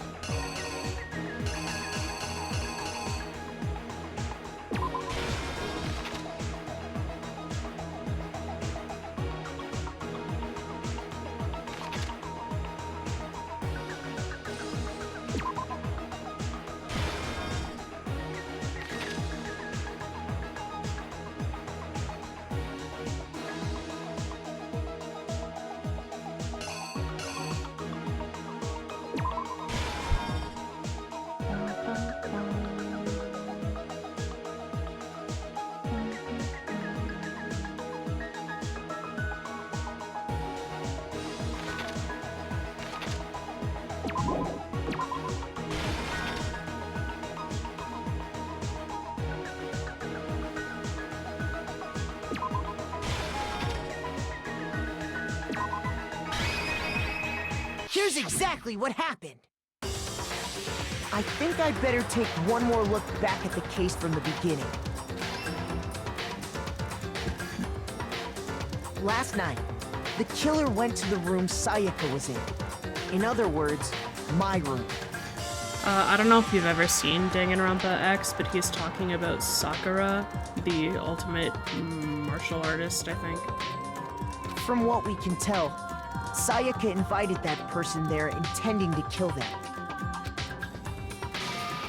She attacked them with the knife she'd taken from the kitchen earlier.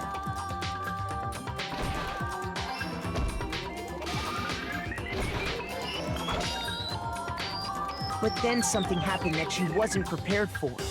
They grabbed the fake sword I put in my room and fought back. During the struggle, a strike from the sword broke Sayaka's right wrist. And that's when she lost her grip on the kitchen knife.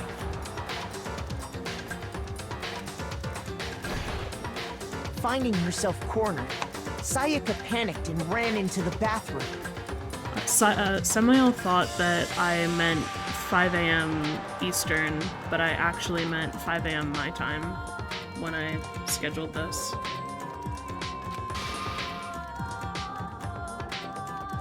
The killer went after her, but couldn't get the bathroom door open. What they didn't know was that my bathroom door got stuck easily, and there was a trick to opening it. Sayaka knew about that because I told her, but of course the killer had no way of knowing. So instead, the killer forced the door open, took the kitchen knife, and stabbed Sayaka.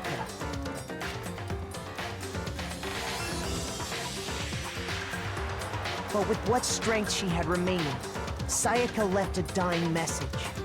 To keep the killer from noticing, she wrote it on the wall behind her.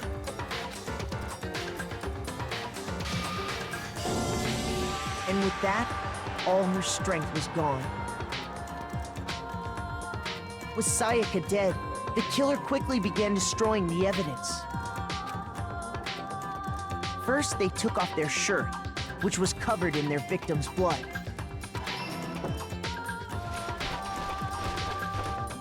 Then they took the lint roller in my room and cleaned up the entire area. They wanted to make sure they got rid of any trace they'd ever been there. I do think it's funny, on hands and knees, cleaning Afterwards, the killer headed to the trash room to destroy their bloody shirt.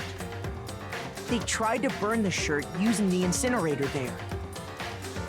But the trash room was blocked off by an especially sturdy gate, preventing access to the incinerator. So they came up with a plan to use Hiro's crystal ball, which he'd left in the laundry room. The killer managed to throw the ball through the gap in the gate and hit the incinerator switch.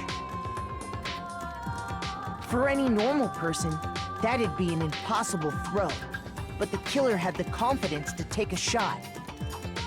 And that's because the killer was the ultimate baseball star.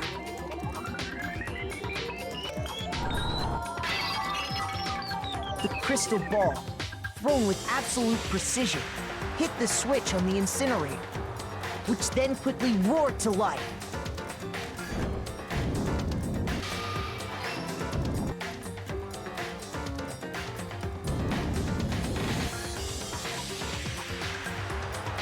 Having destroyed the final piece of evidence, they left the area with, I imagine, a sigh of relief.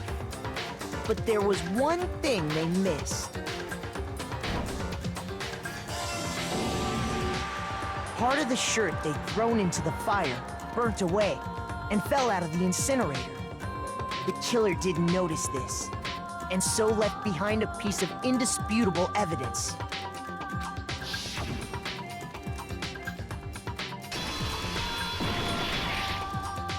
Isn't that right, Leon?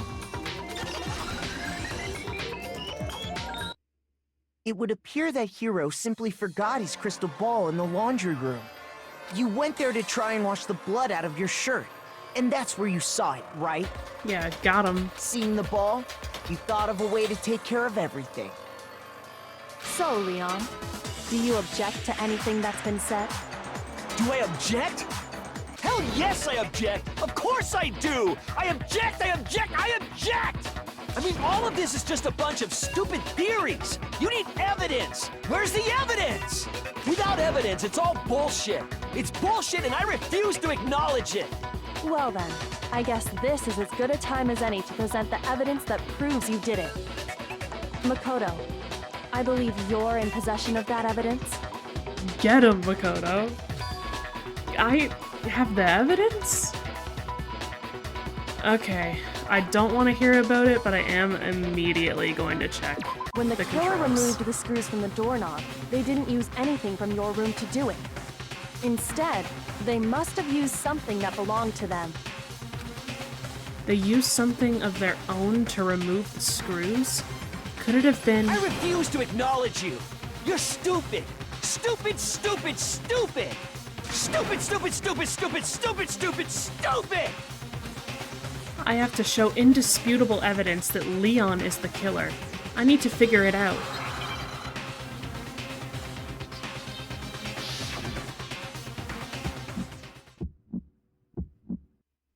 Okay. Tempo. Press buttons.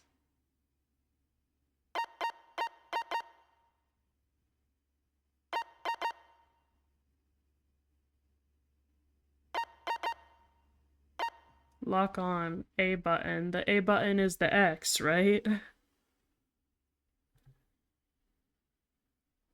The A button is the X, right?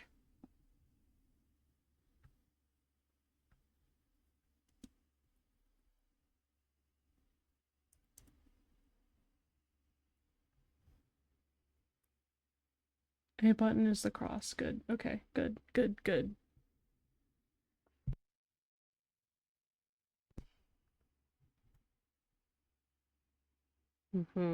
Y button is the triangle.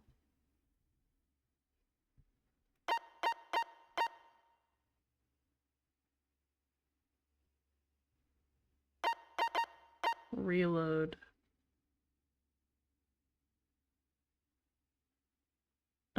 I forget what my difficulty is, but I think I'll probably have to reload. Right is fever time.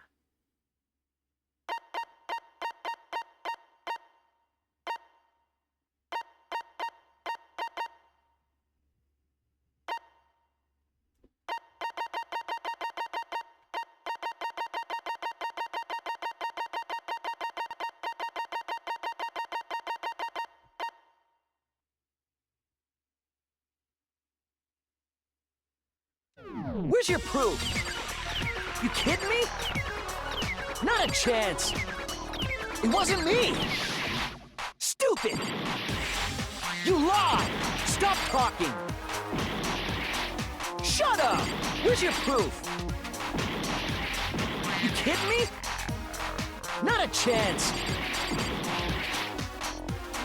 You lied. Shut up. Where's your proof? You kidding me? Not a chance.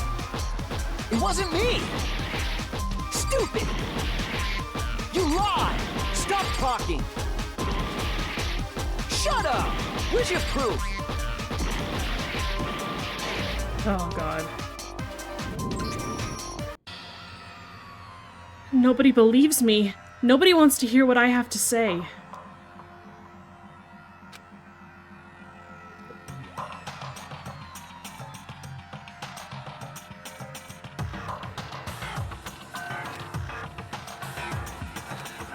Oh, fuck my life.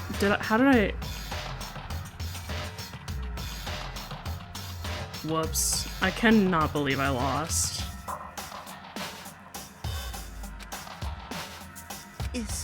Is this really the end for all of us? Fuck, I was trying to have a perfect class trial. God damn it. I refuse to give up yet! I guess the next one. Fine, let's hear about it.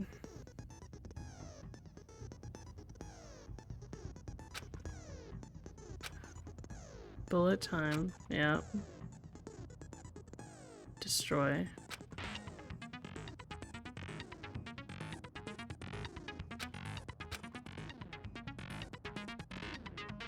A button locks on.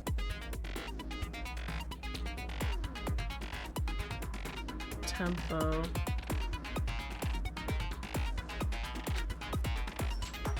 Well, I guess I wasn't doing literally any destroying, huh?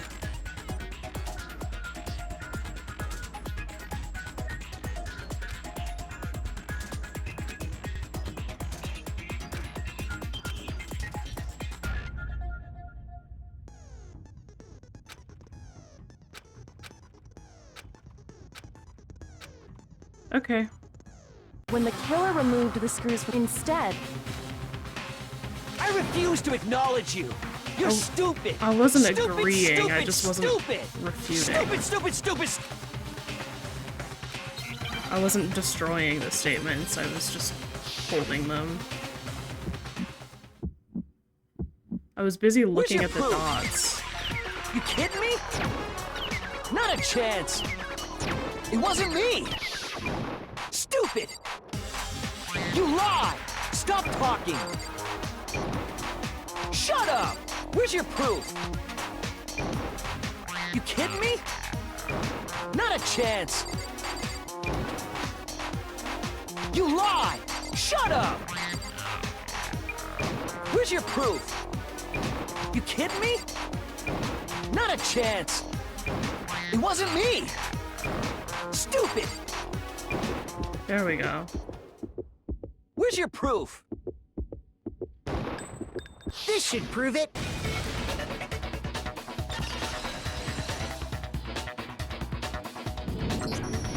The logic is that their statements are shut up.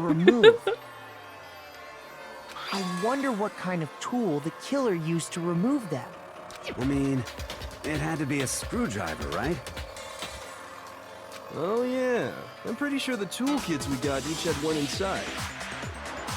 And that must be what he used. There aren't any other tools anywhere. But the toolkit in my room had clearly never been used. That's because the culprit didn't know it was your room. They thought they were in Sayaka's room. Only the boys got toolkits, so the killer naturally assumed there wouldn't be one in there. Okay, then whose toolkit did the killer use? Stupid! It had to be their very own toolkit. What? They're very normal hairstyles. Stupid! Leon, would you mind showing us your toolkit? Average hairstyles. If I'm right about this, then the screwdriver will show some evidence of being used. Stupid! Huh? And if you say you used it for something else, you'll have to explain exactly when, where, and why. And let me say this right now. I lost it isn't an excuse at this point. Stupid. Stupid.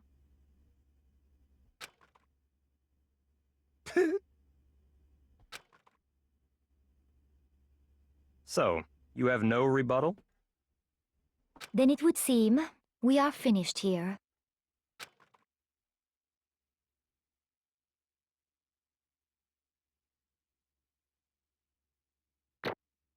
Fuck.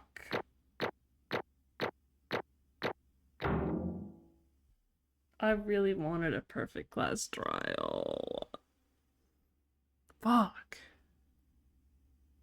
It's okay. It's fine, guys. The second one, I'll do it in the second one. It's fine.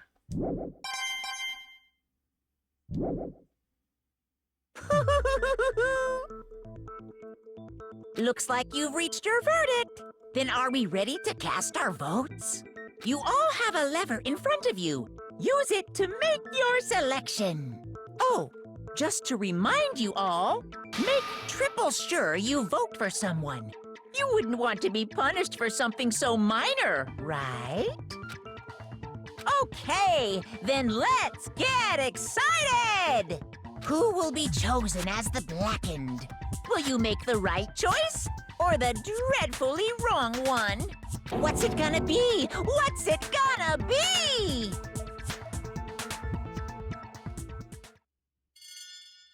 Prepare yourself for punishment time, guys who have never seen Danganronpa.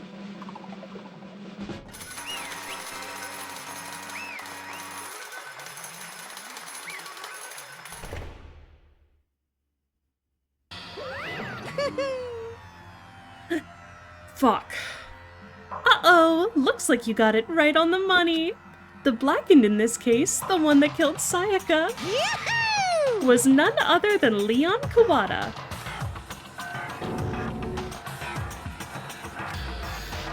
Huh?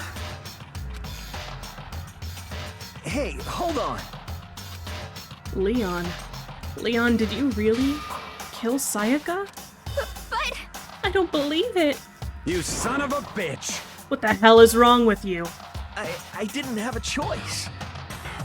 It was kill or be killed. So, that's why... I killed her first. None of you are any different! One wrong step and you'd be the one standing here. It was a complete chance that I wound up like this. I was just... unlucky. That's all. Hey! Come on! You expect me to just accept my death? I don't think it's that they don't believe it, as in they don't believe he did it. It's more of a they don't believe that he had the capacity to do it, I suppose.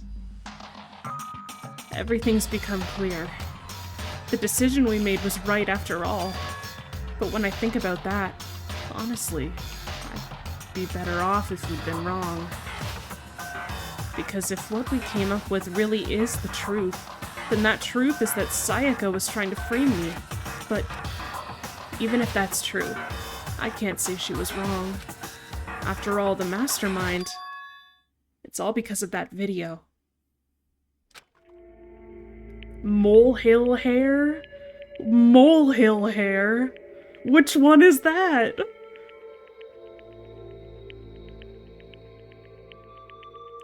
Even I couldn't handle what I saw in there. If I was her and the video actually had something to do with me, I can't even imagine. Now we're trapped here with no way out. They're probably waiting for me. Why? I can't afford to be stuck in here. The one thing that was more important to her than anything else, her dreams, her friends. To have to see something like that happen to them. And Sayaka.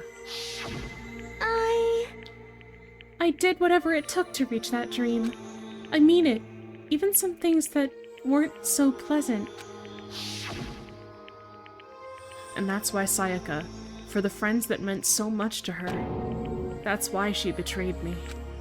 So when she said, no matter what happens, please always be there for me. I need you on my side. She was lying to me from the very beginning. She was using me. Is that why she talked to me in the first place? I guess I'll never know.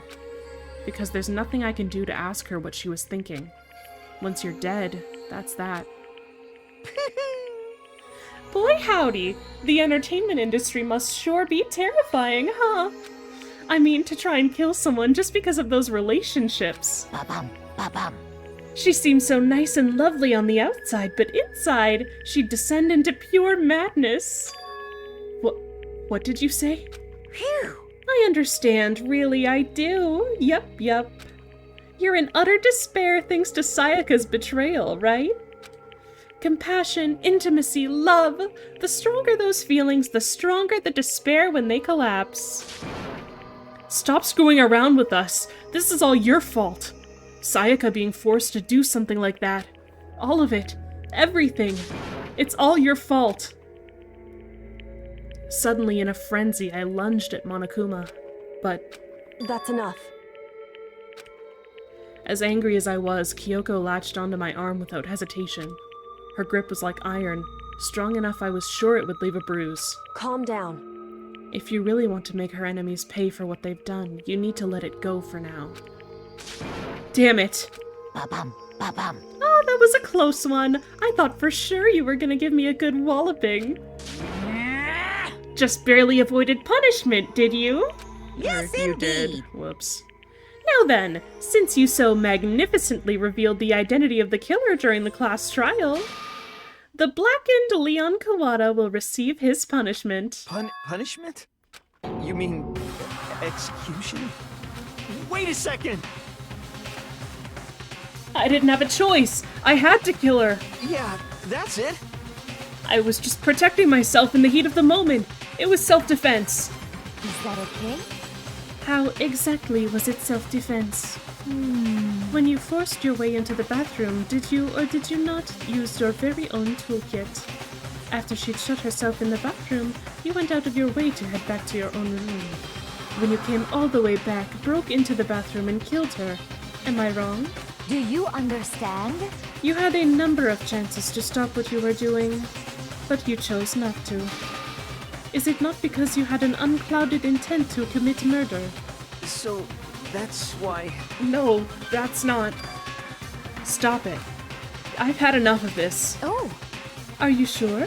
You were closer to her than anyone, were you not? You killed your precious Sayaka. Do you understand? I can't say Leon is solely to blame. Of course, I don't plan on blaming Sayaka either. Because the one to blame is him. Huh? If it weren't for you, this never would have happened to Sayaka or Leon. We shouldn't be fighting each other. We should be fighting against the one who put us in this situation, the mastermind. Unbelievable. Did you awaken to your sense of justice? Hey, Well, it just so happens that there's nothing more unethical than an unwavering sense of justice. After all, it's people with that sort of mentality that perpetuate war all over the world. Is that the kind of justice that's awakened within you? Just shut up. Okay, well, anyway, more importantly...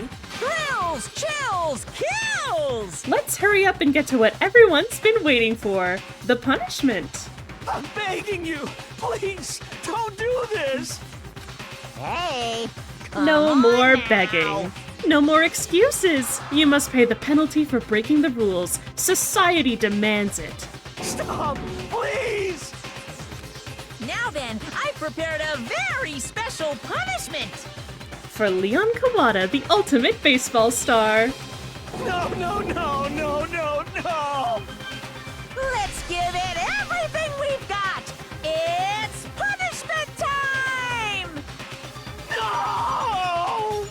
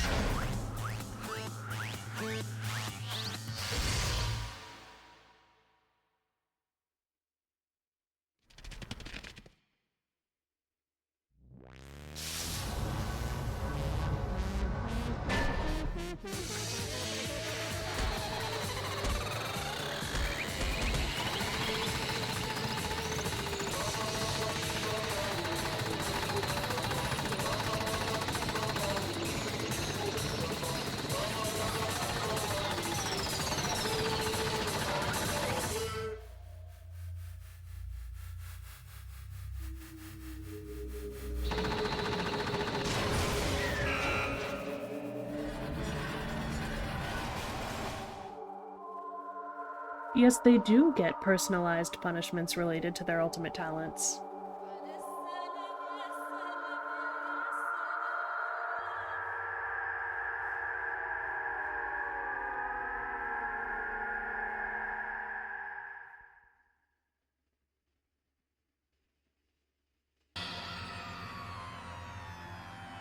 What we saw, that was the true face of despair. I mean, if we can't call it that, what else could we call it? Extreme! Man, my adrenaline is pumping right out of control!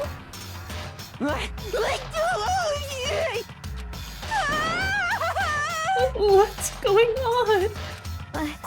I can't take it. Do we really have to keep doing this? I just can't take it. Well?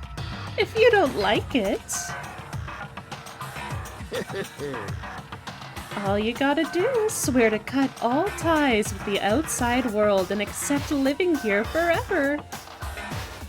But that's only if every single one of you can get on board with that.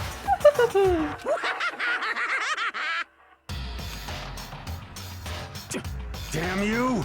Man, fuck you! Why the fuck are you doing all this evil shit to us? What the heck? Evil? You make it sound like I'm some dark, awful, secret society type of guy. Say what? Or in this case, a dark, awful, secret society type of bear. Well... so why are you putting an upstanding young citizen like me through such a grueling ordeal? Hey, It seems like you're trying to use common sense to make sense of something that doesn't make sense. It's like trying to put a mile on a scale. I just don't think it's possible. It's not a wig. Mondo's got a pompadour hairstyle. Hey, I don't think what you're saying and what I'm saying quite fit together. Shit. You piece of shit. I don't know who you are, but I'm gonna pound your ass into the ground. You must really hate me to get so angry, huh? But if you do that, you're barking way up the wrong tree. What happened because more than one of you decided you wanted to get out, right? No matter how much time passes, you can't cut free of your regrets from the outside world. You're to blame. Of course we can't cut free of the outside world, being trapped in this insane place. You're trapped, are you? Well, I'm sure once you learn all the mysteries of the school, your thinking will change for sure.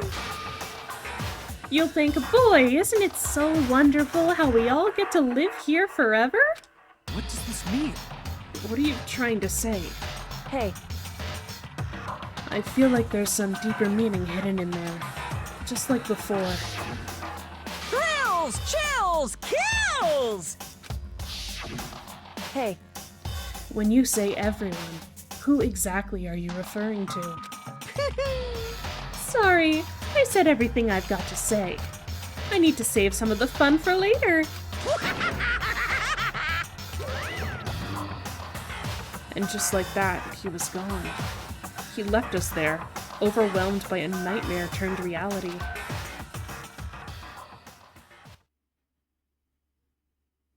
Even after he was gone, we stood there forever, unable to move.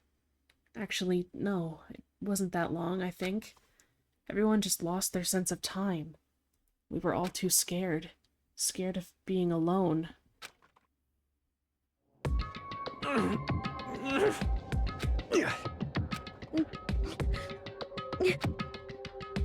No one even tried to speak. Their faces were stone, their voices dead. But it was in that moment. Just a second. Makoto, can I talk to you for a second? She moved in close and whispered into my ear. Makoto. Before we head back, there's something I want to talk to you about. It's about Sayaka, isn't it? I'm surprised you figured it out. Listen. I told you before the class trial started. You had to figure out the mystery of this case yourself. You wanted me to realize how Sayaka betrayed me by myself, didn't you? The thought never even crossed my mind. I feel like such a fool, becoming such an easy target like that. It's true. Sayaka meant to double-cross you. That's a fact that you can never change. But even till the very end, she wasn't sure of her decision. That's why, as she lay dying, she was thinking of you. She was thinking of me? You can't just say something like that. I mean, there's no way you can know that. Only Sayaka would know for sure, and we can't ask her now. However... Even if you can't ask her, you can infer it, don't you think? Her final thought was how she could protect you. What? So... The fact that she used her last ounce of energy to leave her dying message proves it. If she didn't care what happened to you, she never would have left that message. Well, maybe she just wanted to get back at the person who had killed her. Certainly. That's certainly one possibility. But I don't think that's what it was. Anyway... She was uncertain. She wasn't sure she could kill someone or deceive you. Which is why her plan failed. Her hesitation attracted failure. Right. It's almost ironic when you think about it. Why are you telling me all this? Because you're the kind of person who can overcome this. Because you can move past the deaths of your friends, Sayaka and Leon, and keep moving forward. Correct. Without someone like that, the others would never be able to break free of such a desperate situation. Move past their deaths? I could never do that. No. I'm going to carry them with me the rest of my life. How could I possibly move past something like that? Leon, Sayaka, I'll carry them with me forever. I'll carry their memories with me wherever I go. So instead of forgetting them, you're choosing the hard road. Well, I have high expectations for you. As she said that, she revealed the smallest smile. Hey. By the way, I have to admit, I'm curious. How did you know I wanted to talk to you about Sayaka? Oh, well... I'm psychic. What? Huh? Kidding. I just have pretty good intuition.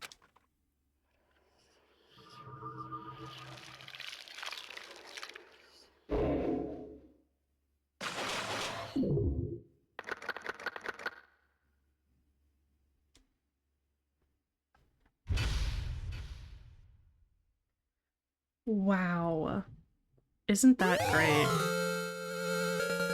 You received the Despair Bat present. I believe that I will be ending it.